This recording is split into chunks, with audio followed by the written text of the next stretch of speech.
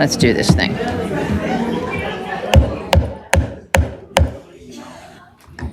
The hour of 6:30 having arrived, I will call to order the Common Council meeting of Tuesday, July 16th, 2024, and ask the clerk to please call the roll.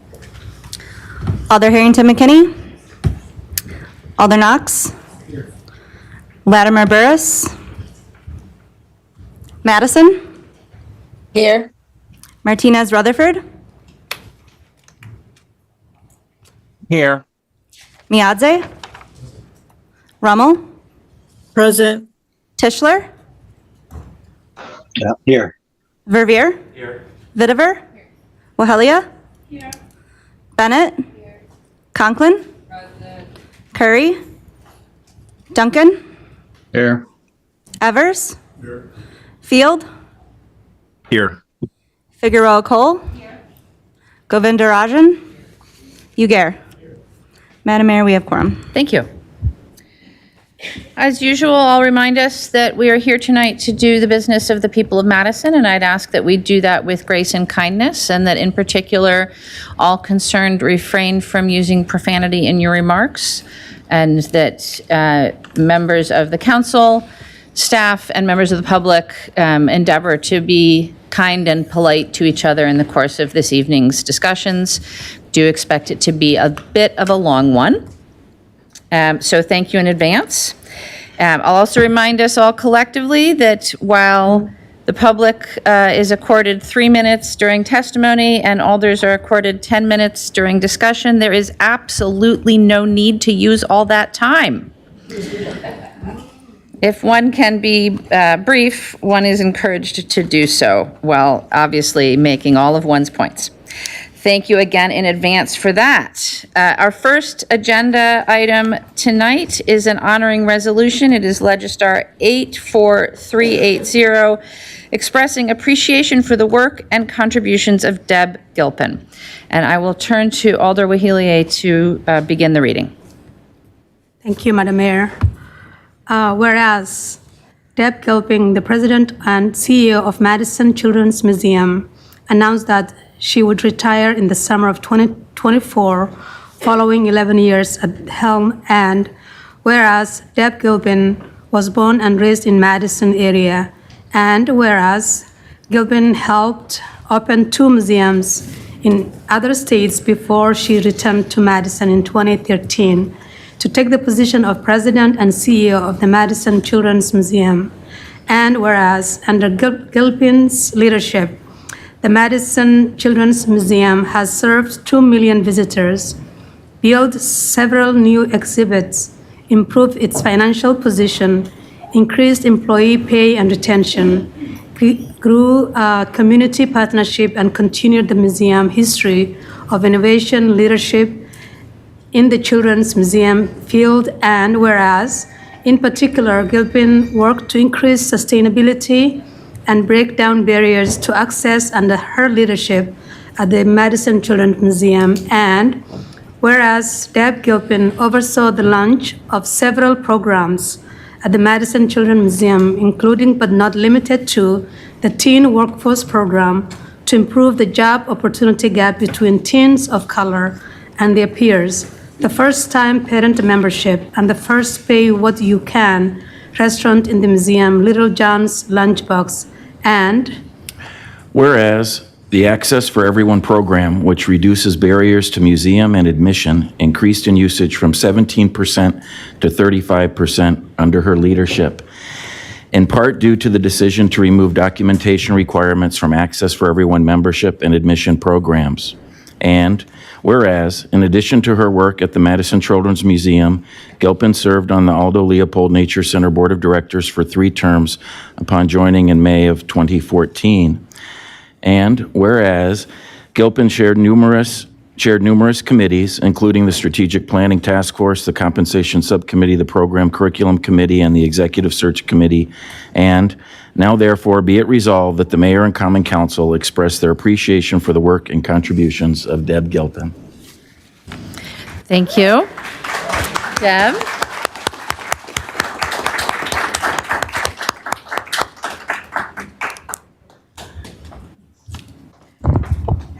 Mayor Rhodes Conway and Alders Revere and Wahaley and council members, thank you so much for this honor. For me, it's been an incredible opportunity to come back to my hometown and be able to lead an organization that is already so cherished and then bring it forward through some really challenging times that we all had together and to get it to where it's at now. So I couldn't be more proud, and I just wish everyone all the best with continuing your support for these organizations. Thank you. Thank you. Stick around, Deb. We've got a parchment for you.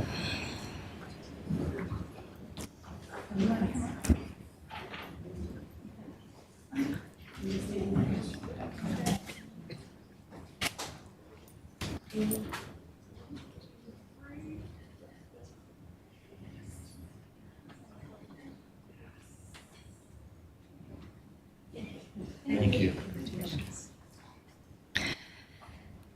Congratulations and thank you, Deb, for all of your service to our community, and we really appreciate it.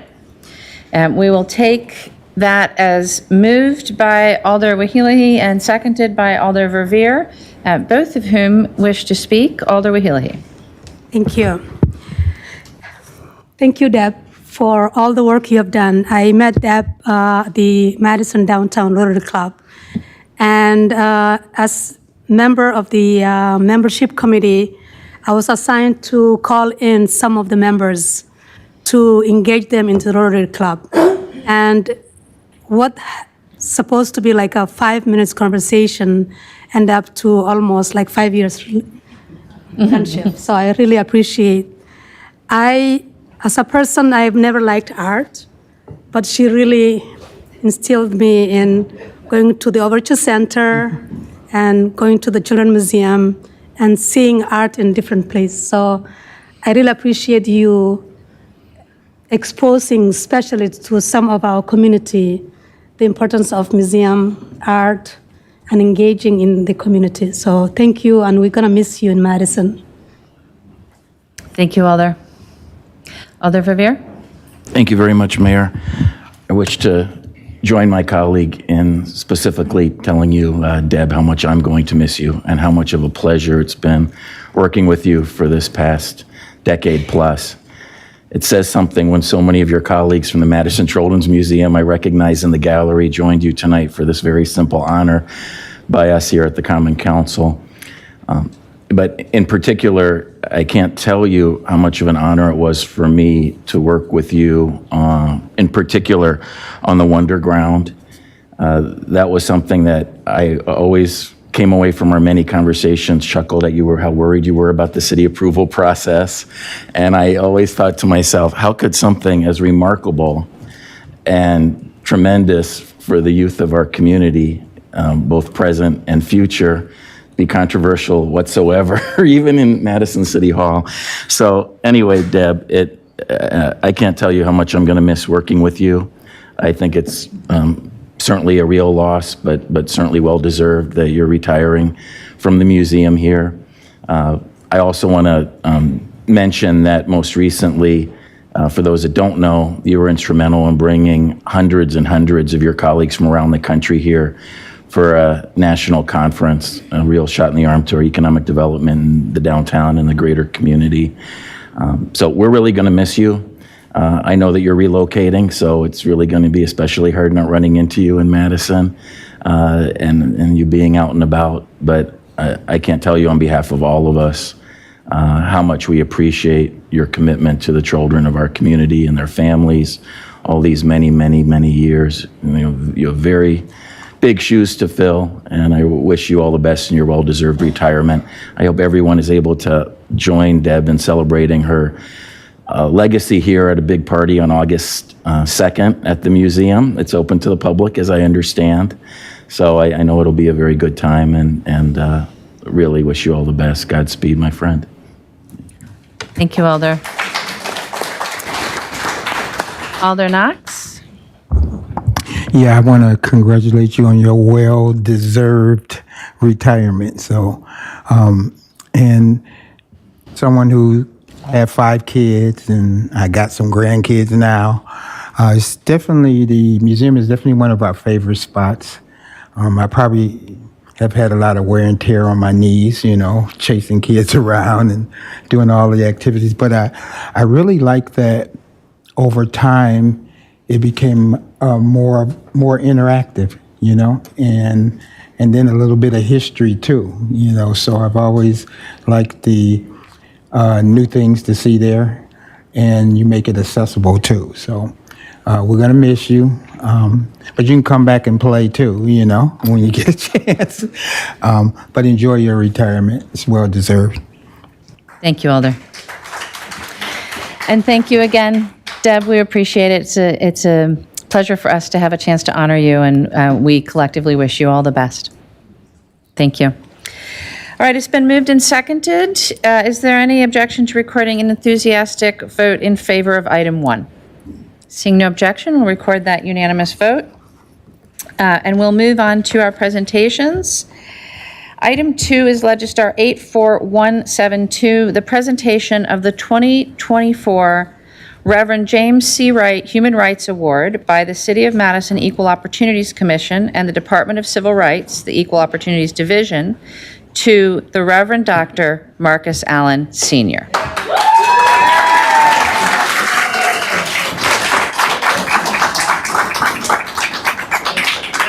And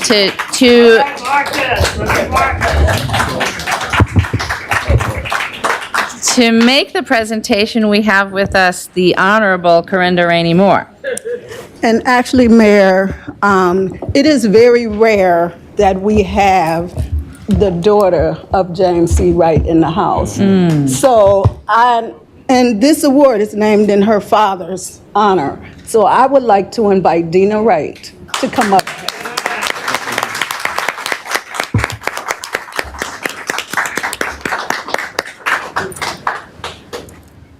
And then, thank you.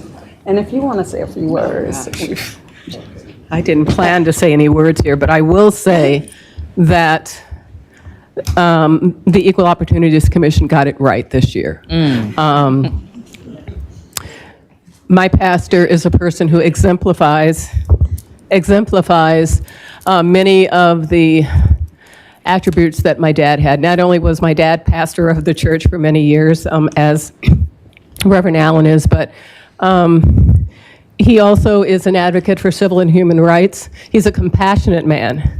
He cares about people, and I'm talking about all populations, all demographics of people, and even down to his personality. My dad was a jokester, and my dad also tried to sing in the pulpit. I will say, though, that's kind of a toss-up. But no, I'm very pleased to be here and very honored. It's hard. You know, I lost my dad in 1995, but it's still, many of you know, if you've lost parents, it's still very hard. But I am just pleased and very honored that this has continued year after year in terms of naming someone honoring someone in my dad's name with the Reverend James C. Wright Human Rights Award. And congratulations to my pastor, Dr. Reverend Marcus Allen.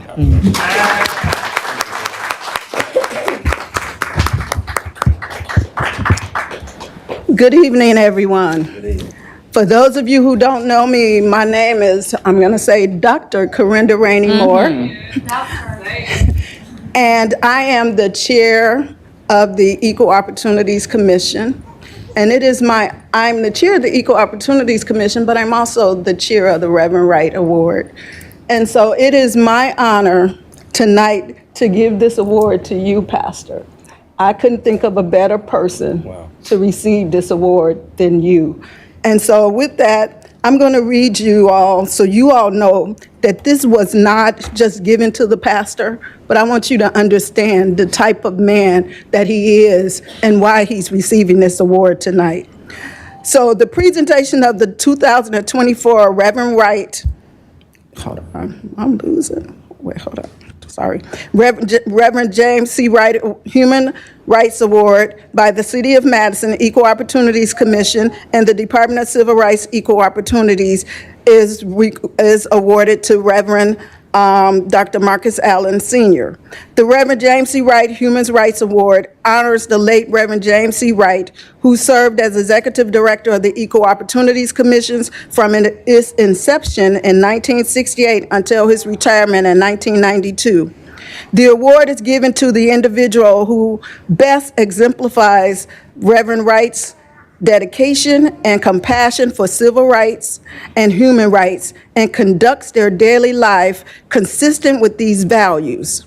The Equal Opportunities Commission has selected Reverend Dr. Marcus Allen as the recipient of the 2024 award. Reverend Allen tirelessly efforts in various initiatives have had a profound impact on the lives of many individuals, especially the youth. One of Reverend Wright's notable achievements is the creation of the Tri Academy, Teaching and Reaching Our Youth summer program, tailored for youth ages 12 to 17 who have been involved in the juvenile justice system. The program, born out of necessity, provides essential classes on leadership, finance, apprenticeship, certification, meditation, self-regulation, and more. What sets this program apart is not only its educational aspect, but also the community engagement opportunities it offers, such as visits to local businesses, libraries, and participation in young and volunteer activities. Furthermore, Reverend Allen's leadership extends beyond youth programs. He has played a pivotal role in organizing marches for justice, fostering open dialogues within the faith community, and establishing partnerships with organizations in Dane County, to mentoring teens aging out of foster care. Additionally, under his guidance, Mount Zion Baptist Church now boasts its successful behavioral health clinic, providing crucial mental health services to the community. And we all know that there's not enough organizations that are providing mental health treatment these days. Reverend Marcus Allen's community involvement is vast and impactful, ranging from collaboration with various initiatives like the Collaboration Project to participating in town halls addressing community policing. His efforts have not gone unnoticed, as evidenced by his leadership roles in organizations like an African American Council of Churches and the Black Leadership Council. In conclusion, Reverend Allen's unwavering dedication, leadership, and impactful contributions to the community make him a deserving candidate of the Reverend James C. Wright Award. With this award, and for keeping in the tradition of what Reverend Wright stood for in our community, the Equals Opportunity Commission and the Department of Civil Rights Equal Opportunities Division would like to honor Reverend Dr. Marcus Allen Sr. and thank you for your service, not only to Mount Zion, but to our community in Madison. Congratulations, Pastor. Thank you so much. This is what you were talking about?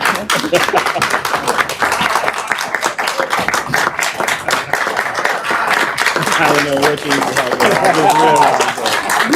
I just realized that. Well, good evening, everyone, to the mayor and all the alders, everyone that is here. Thank you all so very much for this very special occasion.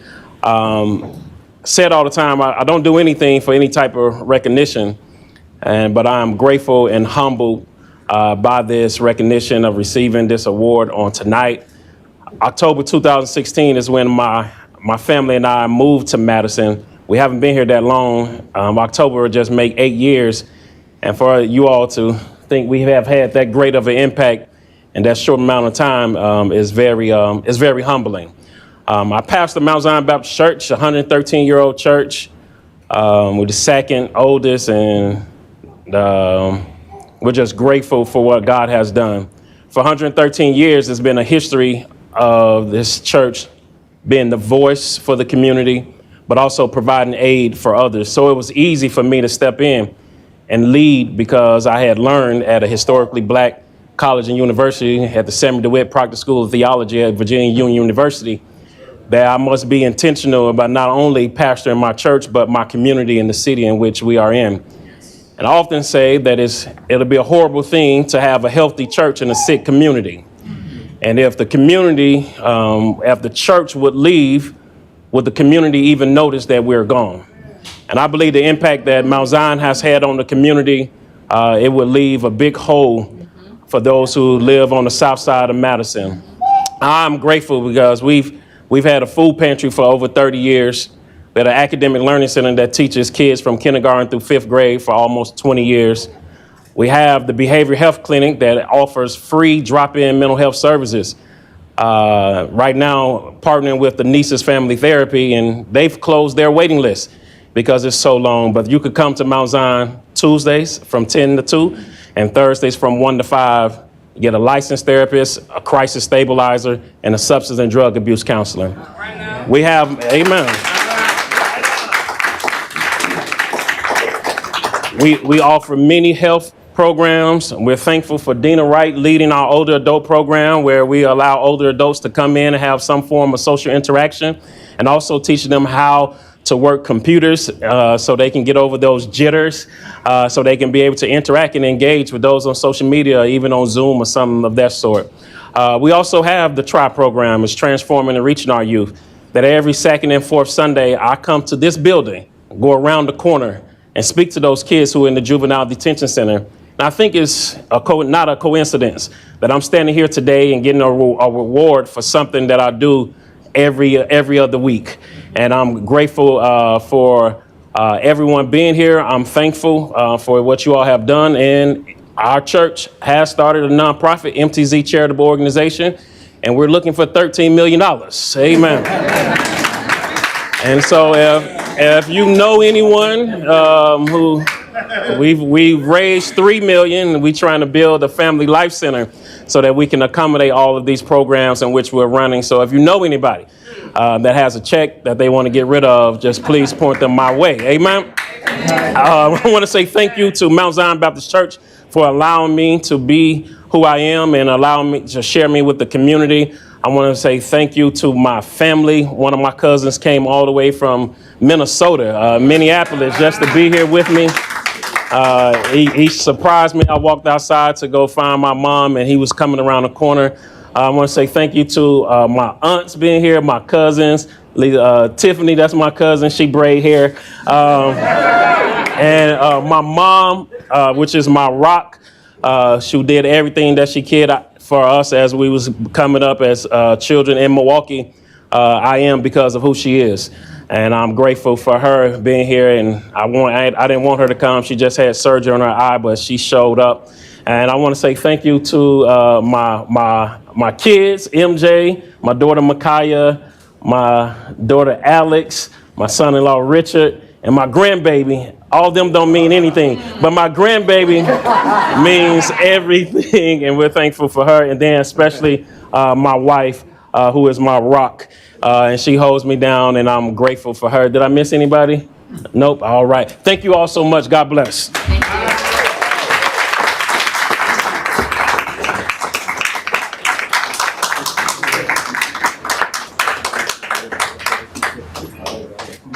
All right. Not every council meeting we get to go to church. I believe President Figueroa Cole motion would be in order to adopt. Move to adopt. Is there a second? Second. Moved and seconded to adopt. Alder Harrison Kinney. I'm hoping that you're able to hear me. Is that a thumbs up? Yes. Okay. I am not personally there. I have out of town guests, but I absolutely want to applaud the selection of Dr. Marcus Allen for this award. He is just phenomenal in creating spaces for people where sometimes there is no space. And he knocks on doors and he opens doors and he gives so much encouragement throughout not just his church, but throughout the city. And so I wanted to say to him, thank you so very much for what he's done, not only for Mount Zion, but also for the city. I mean, he has reached far beyond Mount Zion Church and into my life personally. And so for someone like that, that can create a space where sometimes there is no space, I just wanted to make sure I wish I was there to shake his hand, but absolutely that was an excellent selection. And so I applaud the selection and I applaud the work that he will continue to do for opening Madison and making Madison a place where everyone can thrive. Thank you. I'm complete. Thank you, Alder. Alder Knox. Yeah, I get the pleasure to congratulate Reverend Allen, who's my pastor, so that's great. He's got a lot of work cut out for him, though, you know. But anyway, having been someone who knew Reverend Wright all my life, actually, he knew me before I came because he was very close friends to my parents and to my family. So Reverend Wright means quite a bit to our community in South Madison. But I know Pastor Allen, since he's been here, he's well deserving of this award, and particularly serving our community, the Southside community. He stands up for members in our community, and in particular the youth. So I've had an opportunity to know about his work at visiting those young people in the detention center. And I've actually had a chance to see him coaching with the Southside Raiders too. So really have had some positive experiences with him. He doesn't pass up an opportunity to remind me about the Community Life Center, so I got it, you know. He keeps reminding me of that. And so I just wanted to say that it's happy that he's receiving this award, and I'm gonna be a little selfish, and I just have to say that he's bringing the award home where it belongs at Mount Zion. So thank you. Thank you, Alder. Alder Conklin. Thank you, Mayor. I'm going to make this quick. I just want to say congratulations, Pastor. Even though you are not my pastor, you are a pastor to half of my family. So on behalf of the Conklin family, I want to congratulate you for all that you do for Madison and the South Side of Madison. So thank you so much. Thank you, Alder. Alder Miadze. Yeah, Pastor, I just wanted to say there was a burden on my heart that I wanted to share. As we as alders, we get a chance to reach out to our city staff and lay the burden upon them to help us with a lot of our convoluted issues. But for a pastor to take on the burden to pray until fruition, till you see God's work being done, I just wanted to say that thank you so much, and I pray that God restores you every single time with that strength back to you. Thank you, Alder. I have no other alders in the queue, so is there any objections recording a unanimous and enthusiastic vote in favor? Seeing no objection, we'll record that vote. Congratulations again, Dr. Allen. It's an honor.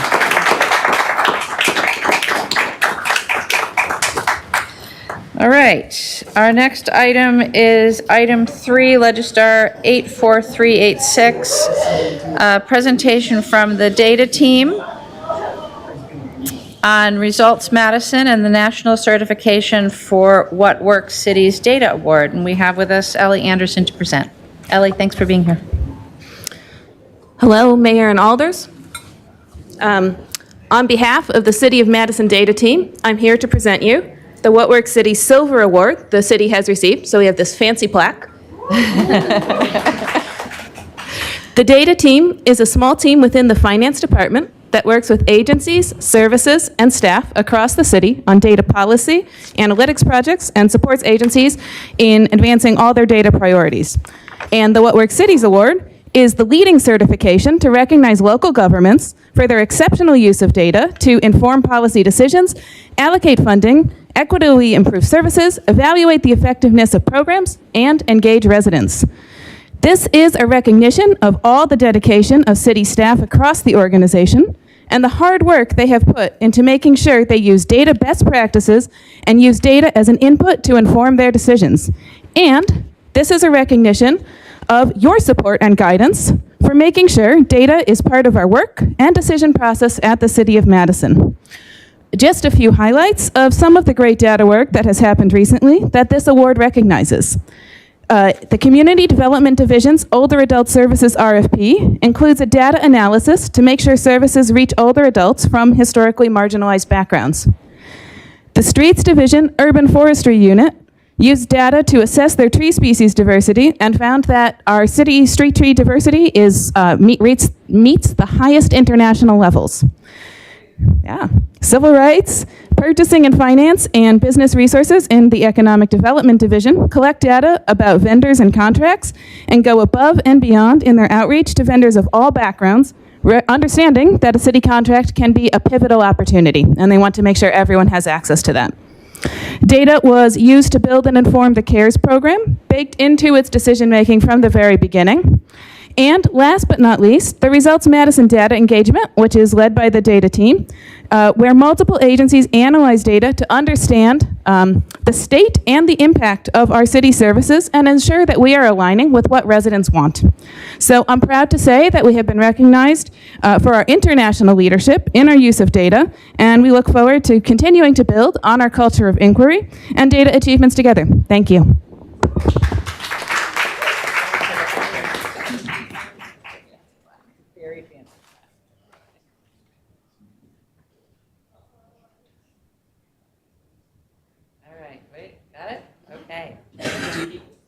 Not really. Why don't you take it? Thank you, Emily.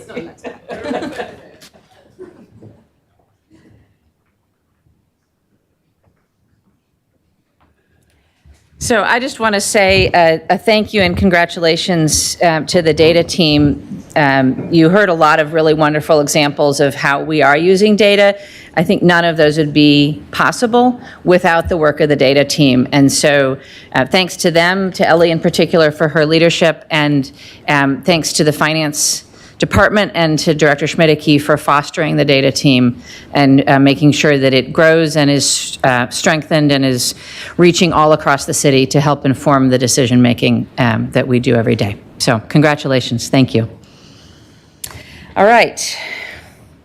That will bring us to disclosures and recusals. Are there any disclosures or recusals on items on tonight's agenda? Alder Vitever. Legislative file 84389 is on to be added tonight. I'm an employee of the Wisconsin Department of Health Services, and it will not affect my vote in any way. Thank you, Alder. Alder Field. Thank you, Mayor. Item 14 on the agenda tonight, I'm an employee of UW-Madison, and that will not affect my vote on this item. Thank you, Alder. Are there any other? Alder Tischler. Yes, I'm also a UW-Madison employee, and this will not affect my vote. And on that note, I have to work at 7:30 tomorrow morning, so hopefully at the UW. So hopefully they're taking your message, Mayor, to keep things moving tonight. Thank you. Thank you, Alder. Are there any other disclosures or recusals on tonight's agenda? All right, seeing none, that will take us to the presentation of the consent agenda. President Figueroa Cole. Thank you, Mayor. A consent agenda is moved with the recommended action listed for each item on the agenda, including public hearings, except 1, items which have registrants wishing to speak, or 2, items which alders have separated out for discussion or debate purposes. This document lists supermajority items, agenda items with recommendations different from the agenda, items for exclusion, items introduced from the floor, and agenda items with corrections. Agenda items that are supermajority items. Supermajority vote items will be recorded as unanimous votes unless a roll call or exclusion is requested. Legistar 83-528, approving a certified survey map of property owned by H&E Development located at 2221 Mustang Way and 5026 Riff Court on District 16. 14 votes required. Legistar 84-372, reapproving a certified survey map of property owned by the Islamic Center of East Madison Corporation located at 4002 Leon Road on District 17, 14 votes required.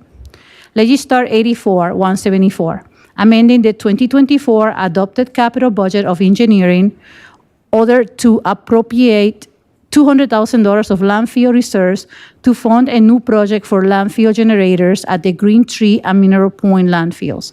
District 19 and District 20, 15 votes required. Legistar item 84-277, amending the 2024 adopted capital budget for traffic safety infrastructure to accept $177,584 grant from the Wisconsin Department of Transportation and authorizing the mayor and city clerk to execute the updated agreement for Safe Routes to School Plan project. 15 votes required.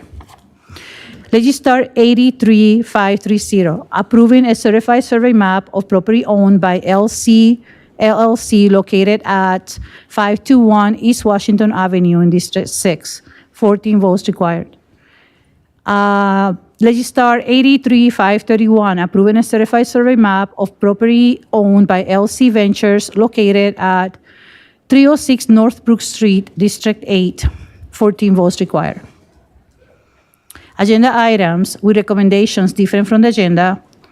Legistar 84-234 is a public hearing for a new license for Shahram Retails LLC, also known as Regent Street Mini Market, at 1401 Regent Street. Class B combination liquor and beer license, 30% alcohol, 60% food, and 10% for other things. On District 13, this is a request for a referral to the alcohol review for 821. Coming back on September 10 to the Common Council, the request was made by Alder Evers.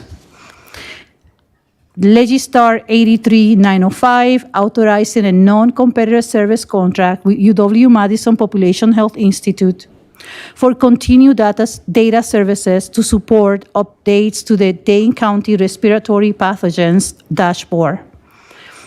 Alder Figueroa Co. recommended to council to adopt.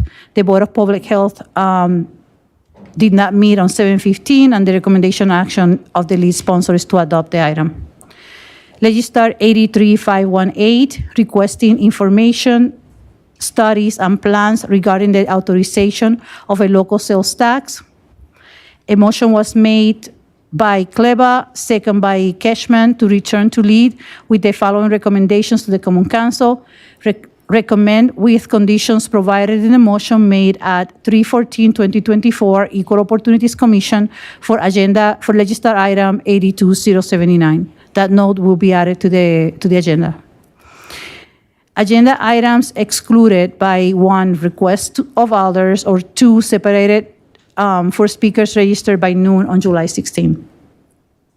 Legistar 84-123, appeal of the Plan Commission action of the conditional use request for 6610-6706 Old Sac Road. Legistar number 82-972, District 19, speakers registered. Legistar 83-971, confirming the Madison Common Council meetings formats through December 10, 2024. Alder Latimer Burris requested separation. Legistar 83-632 is a substitute for section 10.18 and 1.0838 and creating section 27.052DD of the Madison General Ordinance to update the city's large item collection and electronic waste recycling ordinances and to update the bond schedule accordingly. Alder Vervier requested the separation. Legistar 83-634, approving the large item collection and electronic waste recycling policy, also requested by Alder Vervier to be excluded. Legistar 83-518, requesting information, studies, and plans regarding the authorization of a local sales tax. This is a, if I'm not mistaken, this is a new file for Legistar 8358, a new revision from Alder Govindarajan. Legistar 84-167, establishing rules and procedures for Common Council deliberations on the City of Madison's 2024 capital and operating budgets. requested by Alder Latimore Burris for separation, and Legistar item 83A20, authorizing the mayor to sign a memorandum of understanding with the president and fellows of Harvard College, acting through the Bloomberg Harvard City Leadership Initiative at the John F. Kennedy School of Government for the placement of a Bloomberg Harvard City Hall Fellow in the mayor's office. Alder Latimer Perez requested the separation.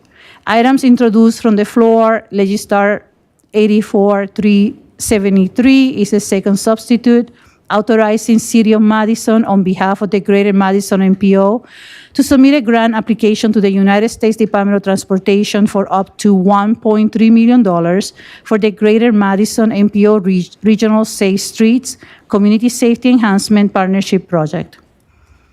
And that was introduction from the floor without debate by Alder Field.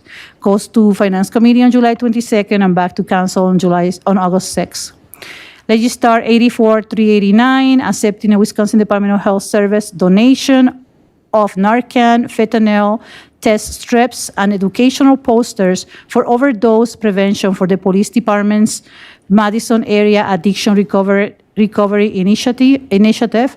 Alder Field is sponsoring this one, and it goes back to the Public Safety Review Committee on August 14, the Finance Committee in August 26, and back to the Common Council on September 10. Legistar 84431, by title only, amending the list of community-based organizations designated to submit nominations for members of the Police Civilian Oversight Board from Alder Figueroa Cole, and that it will go back to the Police Oversight Board on July 25th and back to Common Council on August 6th. Legistar 84443, authorizing the scheduling of a referendum relating to exceeding the municipal property tax limits in the City of Madison. Sponsor Mayor Rose Conway, will go to Finance Committee on July 22nd, back to Common Council for public comment on August 6th, and it will be on the Common Council on August 20th for discussion and a vote. There were no agendas with items to be corrected. Thank you, President Figueroa Cole. Are there any additional items that alders would like to have separated from the consent agenda at this time? Seeing none, then I'll review. The following are supermajority. Alder Harrington McKinney? Yes, is this the appropriate time to add a referral to one of the legislative files? For one that's up for introduction, Alder? Yes. Yes. Okay, so that is number 71, file number 84373. I'd like to add the Transportation Commission on that as a referral. Do you have a date, Alder? I will supply a date. Thank you.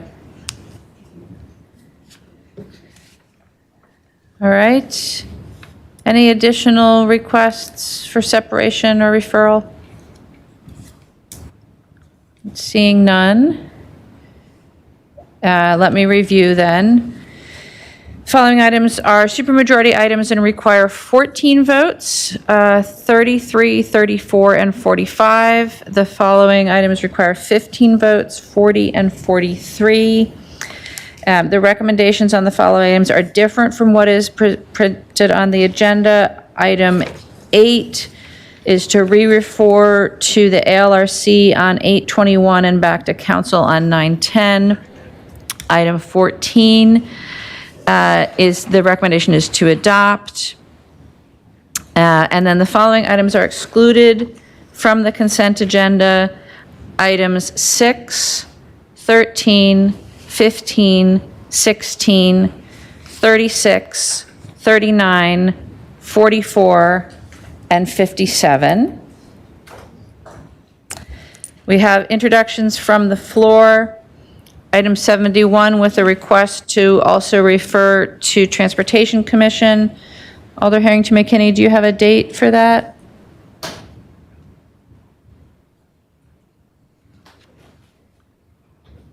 Not yet? Karen?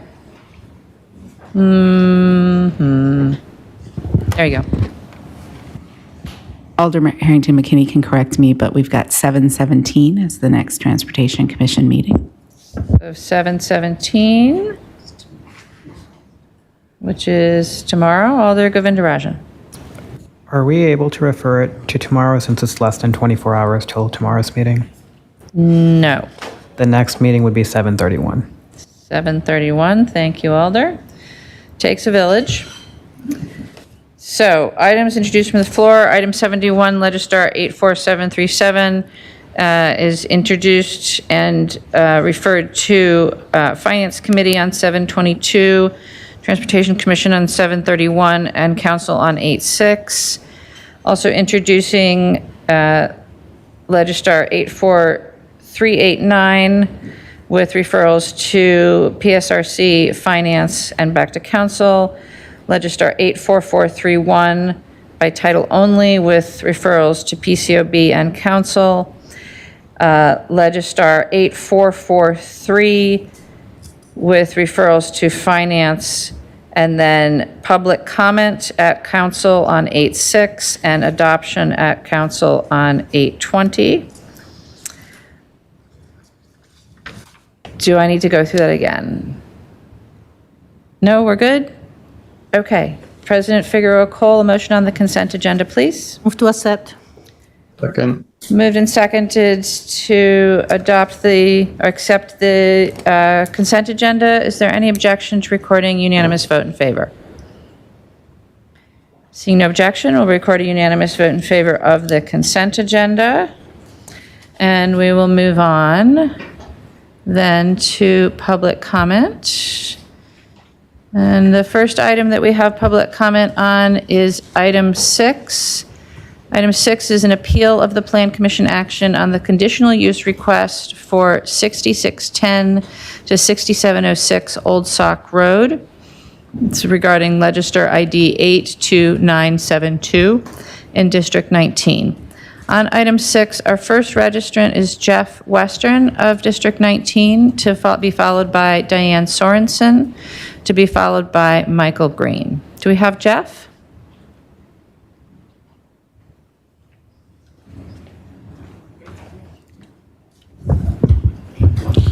Hi, Mayor, President Cole, and Alders. My name is Jeff Western, and I support this appeal.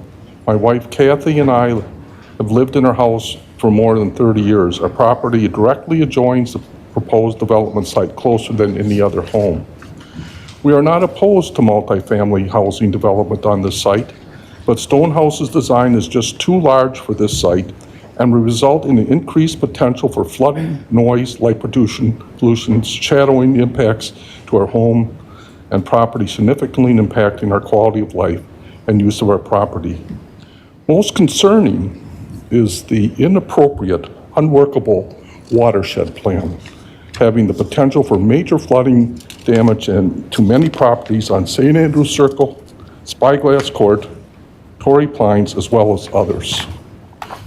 With many rains we have been having these past 2 weeks, underground sump pumps have been running often, including today. Our yard is properly drained, so surface water drains directly to St. Charles or St. Andrews Circle. What we are experiencing is water flowing underground, hydrostatic pressure, coming from the proposed development site. Significant water collected on the Peustor property during the storm flows underground to our property into our under drain system, resulting in our sump pumps running for hours following a rainstorm, as it has these last couple weeks. The proposed watershed underground tanks approximately 20 feet from our property would infiltrate water, push down water into the soil, right by my home, pushing water down in my soil, approximately 5 feet above the level of my backyard. which is over 10 feet from my sump pump level. There is no question this watershed plan will result in additional water flowing underground to our property. In addition, surface water will also increase due to elimination of grassy surfaces and to the water from melting snow piles that our property will be bearing. At the June 18th Common Council meeting, You have about 30 seconds. son? You have about 30 seconds. Okay. At the June 18th Common Council meeting, Stonehouse and Weiser engineers were asked if they could guarantee there were no flooding of our homes and property. Not a single one of them would answer that question. The city attorney went as far as to instruct the Common Council to ignore a dismissed watershed in their vote for this project. An engineering review dated May 24th, Chuck Nan and Professor John. Thank you. That's your time. Thank you. Thank you. Our next registrant is Diane Sorensen of District 19, to be followed by Michael A. Green, to be followed by Gregory Keller. Diane? Hello, can everyone hear me? Yes. Yes, thank you very much.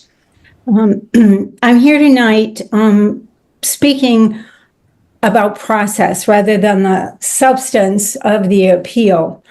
When we first learned about this project in October of 2023, the 4-story, 180-unit shocked us. We went and sought an attorney's counsel, and the attorney said the city wants housing, it wants high density, particularly in infill. You can't fight this. We didn't accept that answer, and we started studying the city process.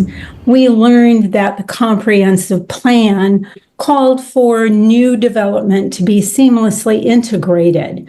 The general future land use plan provided that the property could be escalated in density only upon a finding of complete neighborhood. Conditional use permits could only be granted after consideration of health and welfare and services, utilities, loss of use and enjoyment, and aesthetics. And we learned the city wanted to see the development of missing middle, and above all, that there was a strong interest in resident input. We sprang into action. We filed petitions. We wrote letters. We gathered data. We photographed and provided photographic evidence. And probably most important, we provided scientific reports and opinions and inputs, primarily through the Western's engineer. And of course, we appeared and we spoke whenever possible. The next phase of this work was discouraging. We learned that none of this mattered. No one referenced it. No one asked any questions of us. Nobody referred to any of the materials we submitted. The closest we came to some consideration was when Plan Commissioner Solheim said, "I've read everything and I disagree." The attorney's advice apparently was spot on. There was no way to be heard or to register or to be considered seriously. We have So about I'm speaking 30 tonight- seconds left. Thank you. I'm speaking tonight because the conditional use permit is an adjudicative decision. And I am calling on you to act as the judge and jury, as the adjudicator must, to start from a neutral position, to consider all of the evidence, to weigh that evidence against all of the standards. Thank you. That's your time. And to arrive at. Thank you. Our next registrant is Michael A. Green of District 19, to be followed by Gregory Keller, to be followed by Paul and Mary Umbeck. Michael? Oh, I'm waiting for the slide to come up. Oh, there we go. Greetings. This is a brief overview of the 7 conditional standards addressed in the staff report. Number 1 involves stormwater, and number 8 considers aesthetics and seamless integration, both of which are particularly discussed tonight. Next slide, please. These judgment criteria are from the staff report that require findings based on substantial evidence, sustained aesthetic desirability compatible with the existing character of the area, and seamlessly integrated with surrounding development. Next slide, please. This is a summary scorecard of the standards, how they were viewed, and the reasoning for these views. Next slide, please. Turning to conditional use number 8, the best comparable is the Settlers Woods apartments next door. The top panel shows height comparison and the bottom panel length. Comparing the proposed building to Settlers Woods, it is 4 times longer, has only 40% of the curb setback, is higher, and has an apparent angular added height that is 2 to 3 times greater. The proposed building substantially exceeds the comparable. Next slide, please. On Old Sauk Road, the nearest houses are ranch, modified ranch, or 2-story. This is the comparison of a 2-story that is 2 blocks away. Does the new structure meet the criteria of aesthetic desirability and seamless integration? Not by reasonable comparison. And conditional use number 8 was not even in the Plan Commission minutes. Next slide, please. This is a citizen's perspective on the approval process. For months, the Plan Division staff worked with the developers. Mutual agreements were established. At the Plan Commission review, pre-approval and predetermination of points were evident. Aside from public comments, there was no disapproval and only scant discussion, except for time-extending queries to the developer. There were no queries to the public. As to voting, the default is unanimous approval except by a show of hands, of which there were none. At the Common Council meeting, land use was escalated despite not all select conditions being satisfied. Proactive or preemptive upzoning was enacted. There's a pervasive mentality of outcomes that are pre-approved, predetermined, and preordained, and that the end justifies the means. Next slide, please. About 30 seconds. Where are we going? Does densification have an endpoint, or does it continue ad infinitum? What will Madison look like? Is that the Madison we want? There are a number of questions that you can ask. It's in sequence. At what level should these be decided? Neighborhood, sub-area, district, area, or citywide? For bottom-up oriented folks, neighborhoods are to cities what families are to community, which is to say policy Thank you. decisions. That's your time. Thank you. Our next registrant is Gregory Keller of District 19, to be followed by Paul and Mary Umbeck, to be followed by Gary Foster. Gregory? Thank you. I should say we live in Parkwood Hills, and we have for about the past 35 years. I live approximately a block away from the proposed development, and I just want to make a point that I'm definitely opposed to this project. And despite what our alder says about the type of people or whatever, that's not the case at all. This is a very welcoming area. I have never seen that point brought up except by our alder. I was extremely disappointed by his article that he sent out to the district, 19 people about mucking out the barn. I just want to say, even in his comments that he put out, he said that this property is a stormwater challenge for any form of development. That's his words, not mine. And I just want to point out that as neighbors, I feel very sorry for the people who live to the north, east, and west of that proposed development, because in 2018, that was literally underwater. And I'm very leery about this proposed stormwater retention plan. And that's really all I have to say. But thank you for the opportunity to speak, and I hope common sense will prevail. Thank you. Our next registrants are Paul and then Mary Umbeck of District 19, to be followed by Gary Foster, to be followed by Barb Foster. Do we have Paul and/or Mary?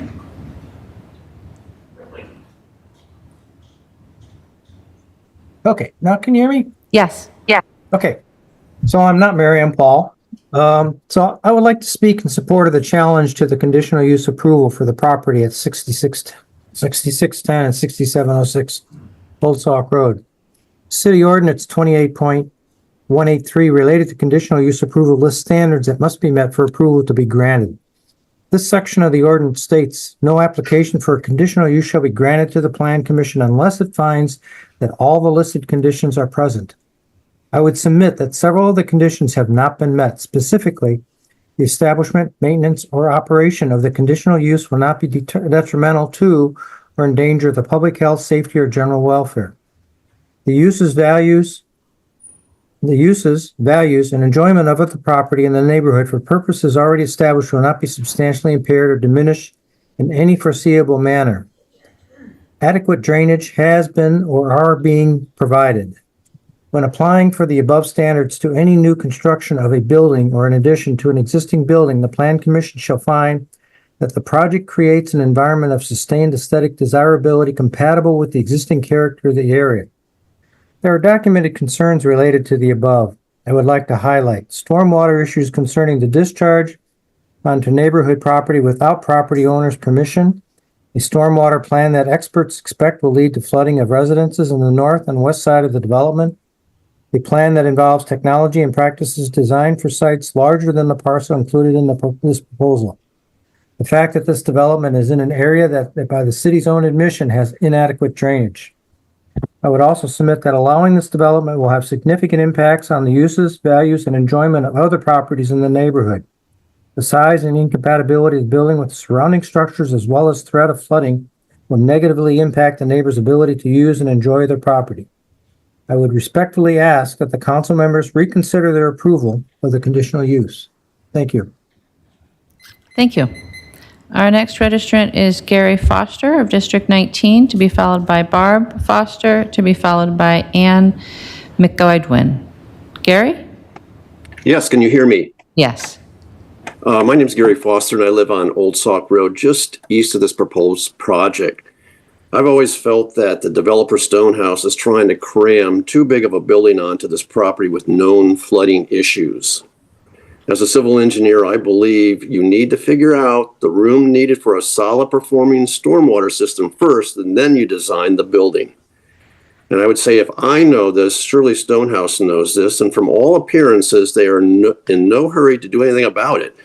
They've been involved in this project for almost a year, and they still do not have an approved stormwater plan. They are in no hurry.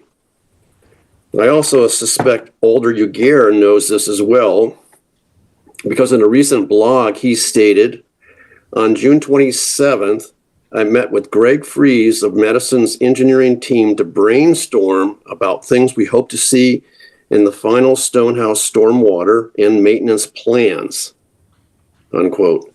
Assuming this is ethical, why would they be doing this?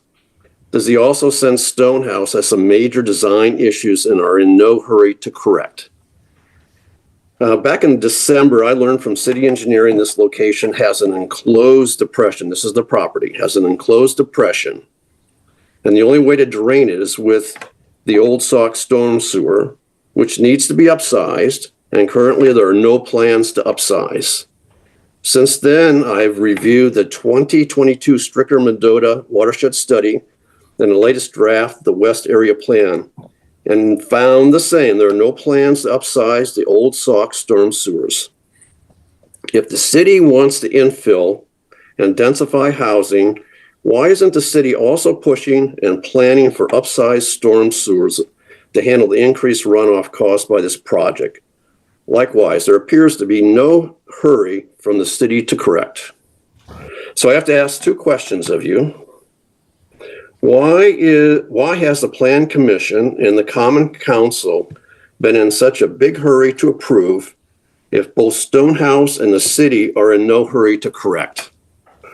And maybe a better question, if you deferred approval, wouldn't that put the pressure on Stonehouse to get on with making necessary corrections, which could result in getting more housing for Madison sooner? For all these things I mentioned here, I ask that you reverse your decision as appealed and defer approval of the Stonehouse Old Sauk Road proposal. Thank you. Thank you. Our next registrant is Barb Foster of District 19, to be followed by Ann McGuidwin, to be followed by Rebecca Green. Barb? Hi. I've always wanted to believe, and I've taught my children and my students, that government on any level was not a top-down situation and it was not a one-way decision-making process. And I've always wanted to believe that government put regulations in place to protect its citizens, and those regulations in the form of zoning would protect neighborhoods and our greatest assets that we own, which would be our homes. Those two beliefs are not being applied in this project. It feels like someone in government or a group in government has a vision, and that vision involves pushing a 3-story apartment building in a neighborhood where it does not fit for many previously stated reasons. Overwhelmingly, the neighbors who live in this neighborhood and on Old Sauk do not see the fit of a multi-story apartment building, and unfortunately, our government seems hell-bent on making this happen regardless of the various opinions and reasons of the opponents. I'm not opposed to apartments. I understand the need for them. This neighborhood location just does not seem to be a fit. I support this appeal because the City Council seemed to already have its mind made up on June 18th, moving forward with this project and holding Stonehouse's hand through this entire process. When this project was introduced at the council meeting weeks ago, two things of great suspicion happened. When Tim Parks introduced this project, he took many talking points of the opposition, which he discounted to the city council. And he would say things like, you're going to hear this, but that's why these points aren't effective. All before the opponents had the chance to speak. And many of the opponents speaking were experts in their field. The council asked no questions, they had no discussion, but yet they passed the project to approve to go forward with the next steps. In closing, I'd like to say that I had the opportunity to visit a lovely long-term home of a family due north of the opposed apartment project yesterday. Their backyard was lovingly landscaped and enjoyed over their many years of homeownership. If this project goes through, the old oak trees at and beyond their lot line would be cut. Their windows in their yard, through their windows, through their yard would be the towering apartment building with all the noise and all the implications that go with it. You have about 30 seconds left. Plea. I'm not talking about all the science reasons, but I guess I'm saying, what does this mean to you? What does this mean to people's livelihoods? What does this mean to the protection of zoning and our greatest asset? Is this really worth putting people in these positions? And aren't there better fits for apartments such as this? Thanks for the opportunity. Thank you. Our next registrant is Ann McGuidwin of District 19, to be followed by Rebecca Green, to be followed by Lynn Green. Ann?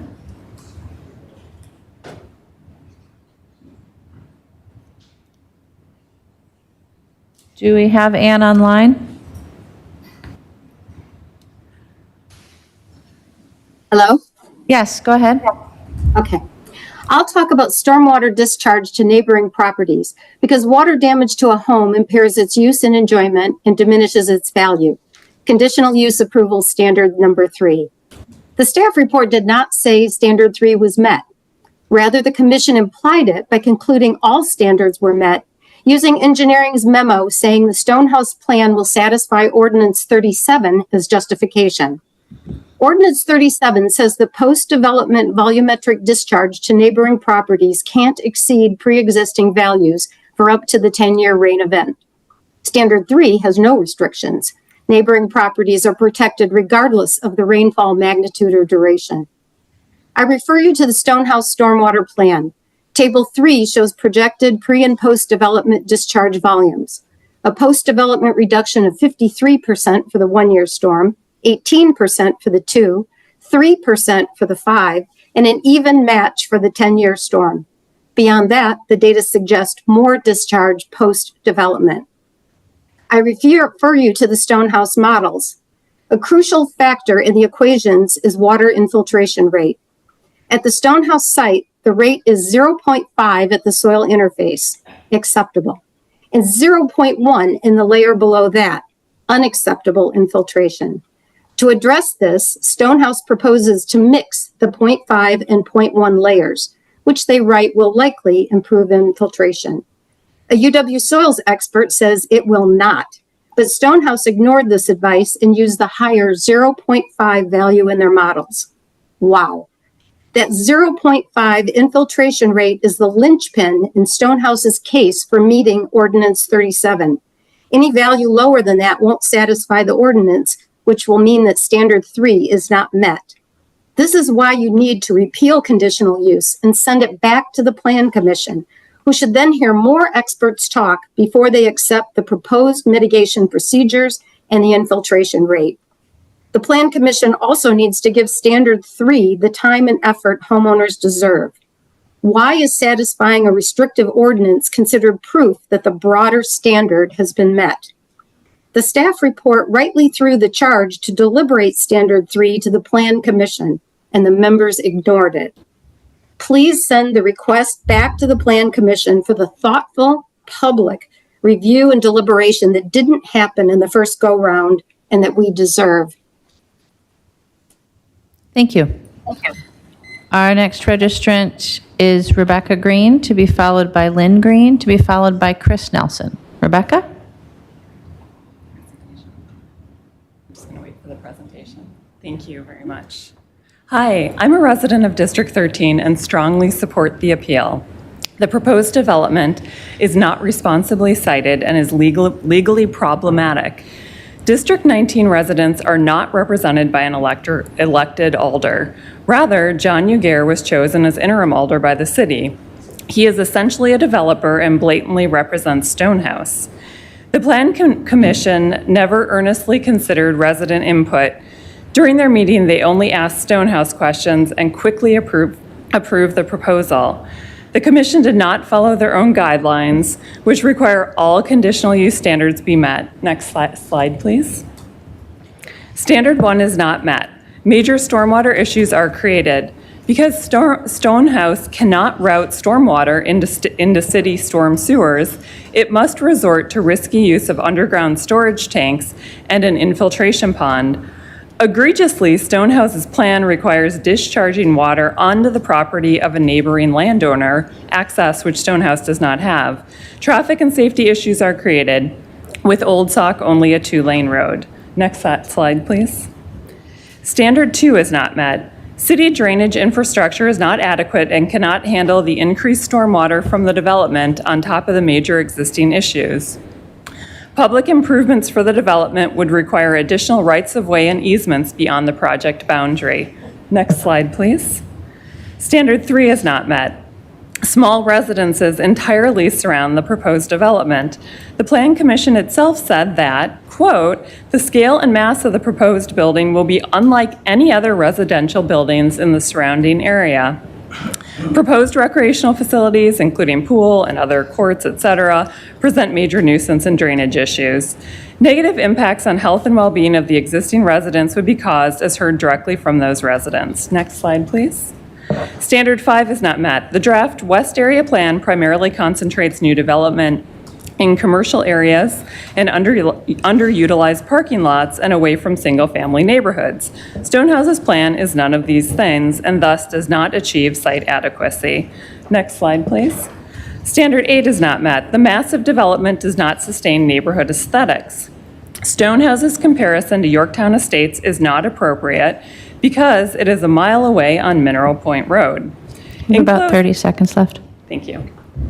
In closing, democracy requires that the common resident has a voice at the table.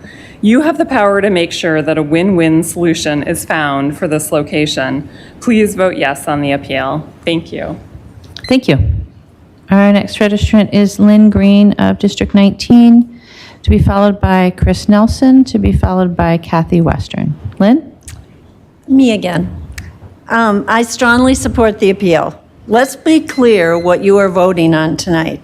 This is not about whether you support high-density housing or the rezoning of the Piersdorf properties. This is solely about whether there is substantial evidence for you to believe beyond a reasonable doubt that the Stonehouse proposal meets all the criteria to grant a conditional use permit. Your criteria for conditional use approval are clear. Written comments submitted and the testimony being presented tonight are also clear that the criteria are definitely not substantially met as required. To be approved, all the criteria of the conditional use need to be met, not just some of them. While several of them are not, I will focus only on standards 3 and 8, which are described on the slide. This criteria is unequivocally not met. The proposed structure is massive. It is longer than a football field and taller than any other structures in the vicinity. Its unit density is much higher than any other buildings in the area. You have seen data to prove this. The Plan Commission report even stated, quote, "It represents a significant different building form compared to what currently exists on the subject property and surrounding properties," unquote. The neighborhood is largely zoned single-family residential, a clear statement of purpose for the zoning area. It is family-oriented. It is a close-knit neighborhood that has a community pool and social events. There is nothing about this proposal that integrates with the family orientation of the neighborhood. It is in direct conflict with the draft West Area Plan that you will be voting on soon. That plan notes that most of the West Area new development will be concentrated in commercial areas and underutilized parking lots and away from single-family neighborhoods. This is the way it should be. This is totally not what this location is. Lastly, the Plan Commission may require the applicant to submit plans to the Urban Design Commission for review. In their haste to fast-track this proposal, they did not do that. So unfortunately, we do not have the benefit of that commission's expertise or input in this regard. Obviously, standards 3 and 8 are not met. That alone negates the approval of the conditional use. You have no choice. You have about 15 seconds left. Thank you. You have no choice. You are morally and legally required to uphold the criteria that you have put in place and to support this appeal. Thank you for listening. It means a lot. Thank you. Our next registrant is Chris Nelson of District 4, representing Jeff and Kathy Western and Paul and Mary Umbeck, to be followed by Kathy Western, to be followed by Alex Saludos. Chris? Thank you. And thank you for the opportunity to address the council this evening. I've had the opportunity to hear the comments that have been provided by the people in support of this appeal. And one of those comments is that the proposal, Stonehouse's proposal, is simply too big for the site. And that's not just the neighbor's opinion, that's also the city of Madison's opinion. If you look at the city's comprehensive plan, this lot is designated for low and medium residential development. There's no doubt, based on the rezoning that was granted and the size of the Stonehouse proposal, that this is a high density residential development with 138 proposed units.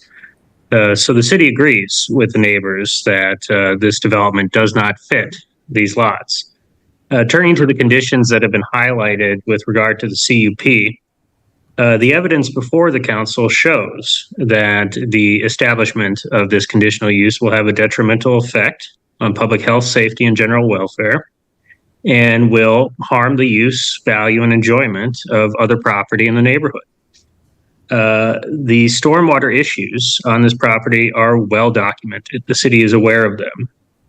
And analyzing how those the already problematic situation with regard to stormwater is enhanced by this development. Chuck Nahn has submitted documentation showing the exacerbated harm that this development will cause in the area. John Norman, a professor with the University of Wisconsin-Madison Soil Sciences Department, has submitted information to the council showing how this project, Stonehouse's development, will exacerbate the known stormwater issues on the property. And Stonehouse's own design indicates that it's going to exacerbate these concerns. If you talk about the stormwater retention pond on the western side of the property, this stormwater retention pond is designed to overflow into Paul and Mary Umbuck's yard. They do not have consent to dump stormwater onto their property, and it's frankly inviting a nuisance. In addition, you've heard You from... have about 30 seconds left. Thank you. In addition, the council's heard from Jeff Western, who's talked about all the problems with these underground storage tanks. Chuck Nahn and Mr. Norman have said that these tanks are likely to fail. That will cause the Western's property to flood. So the conditional use requirements are not satisfied, and we ask the council to grant this appeal. Thank you. Thank you. Our next registrant is Kathy Western of District 19, to be followed by Alex Saludos. Kathy?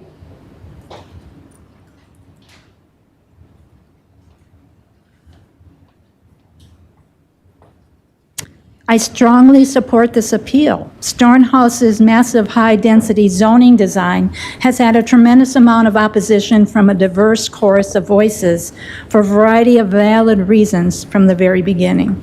Facts and accounts of negative consequences have been largely ignored, denied, or quickly dismissed. Opponents have unjustly been subjected to prejudicial group characterization, ridicule, and labeled with false motives to intimidate and silence those brave enough to speak truth to the detrimental consequences of too big a design for the size of property that sadly even our own replacement alder, a 50-year-old developer himself, is guilty of committing. Abraham Lincoln's government of the people, for the people, by the people, describing our democracy with a voice for all people, did not include in spite of the people, for good reason. The city's approval process has done everything possible to discourage and dismiss the many people most affected and has favored the developers and investors in spite of all the detrimental facts and common sense reasons why this build is too big and too dense for this size property, only exacerbated by the urban high-density zoning change. Who benefits? Who is burdened? Who does not have a voice at the table? How can policymakers mitigate unintended consequences? These questions are on the city's webpage, meant to be guiding principles. Madison's clear-thinking forefathers would surely be embarrassed and saddened to find that it is the common resident who doesn't have a voice at the table and is burdened by the actions of the city for the benefit of other players. Are negative consequences such as increased flood risk considered unintended consequences if they have been pointed out over and over and yet largely ignored? Today, the dismissal of the forefathers' thoughtful guiding principles are perfect material for a comedic parody on Saturday Night Live. If it wasn't so sad, it would be funny. We are so close that the high-density rezoning change would force us into living into a noisy, 100% urban high-density area, surrounded by constant noise, lights, and with the elimination of 100% of the trees. About 30 seconds left. A total lack of privacy, nothing anyone who values being surrounded by nature would want. As my grandmother, born in the 1800s, would say, you can't make a silk purse out of a sow's ear. This property is a sow's ear. Thank you very much. Thank you. Our last registrant wishing to speak is Alex Saludos of District 5. Testing. We can hear you. Thank you. Approval of a project like this in a single-family residential neighborhood on a parcel meant for missing middle housing highlights why our system is broke. Madison's aggressive use of CUPs has rendered zoning unpredictable and disorderly, undermining a fundamental goal of zoning. Discussion of financial feasibility and land costs are not part of the standards.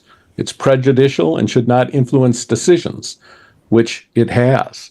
Approving these projects teaches landowners to ask for more than the land is worth and for developers to push for the highest possible use, driving up land prices and eliminating opportunities for missing middle housing. I consistently see a bias to approve housing projects without thorough due diligence on all of the standards. How many times have you heard, "We have a housing crisis," from applicants and city officials during hearings to push for approval? This rhetoric is prejudicial and not relevant to the standards. Our zoning code and plans are too complex. It's a lot of work to thoroughly perform the due diligence on each project, which the law requires you to do tonight. Voting to deny the appeal based on staff's recommendations or the Plan Commission's previous approval is voting your will, not your judgment. Personally, I think a checklist for all of the standards would help enhance transparency and integrity for everyone. Rezoning this property from a suburban to an urban district was highly unusual. What changed to now classify this parcel as urban? If it is truly urban, shouldn't the surrounding residential areas be rezoned urban as well? Or was the zoning code manipulated to facilitate the project?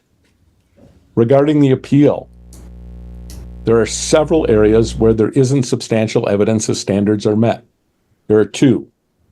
Staff has acknowledged they don't have a compliant stormwater management plan yet. Delegating decisions, judicial decisions like this, to staff denies the public due process. At some point, citizens will hold the Plan Commission accountable for improperly delegating this judicial authority. Many characteristics of the project, including the design, density, size, scale, mass, parking, and use, are significantly out of character with the area, contrary to Standard 8, which the Plan Commission did not consider. The staff report acknowledged that the scale and mass Sorry, you have of the about proposed 15 seconds left. will be unlike any other residential building in the surrounding area.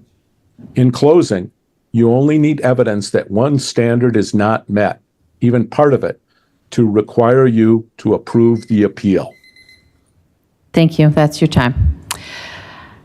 We have no other registrants wishing to speak. Are there questions for any of the registrants on this item, on item 6? Alder Ugair. Don't stop. There you go. Don't push it again. Thank you. There you go. Thank you, Mayor. I thought that Mr. Western had a particularly well-organized presentation, and if he knows where he stopped, I would very much appreciate hearing the rest of his presentation. Mr. Western?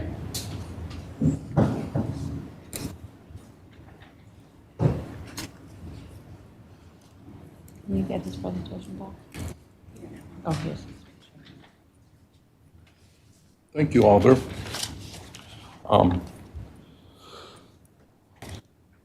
I'll start with the part right where I left off here. At the June 18th Common Council meeting, Stonehouse and Weiser engineers were asked if they could guarantee there would be no flooding of our homes or property.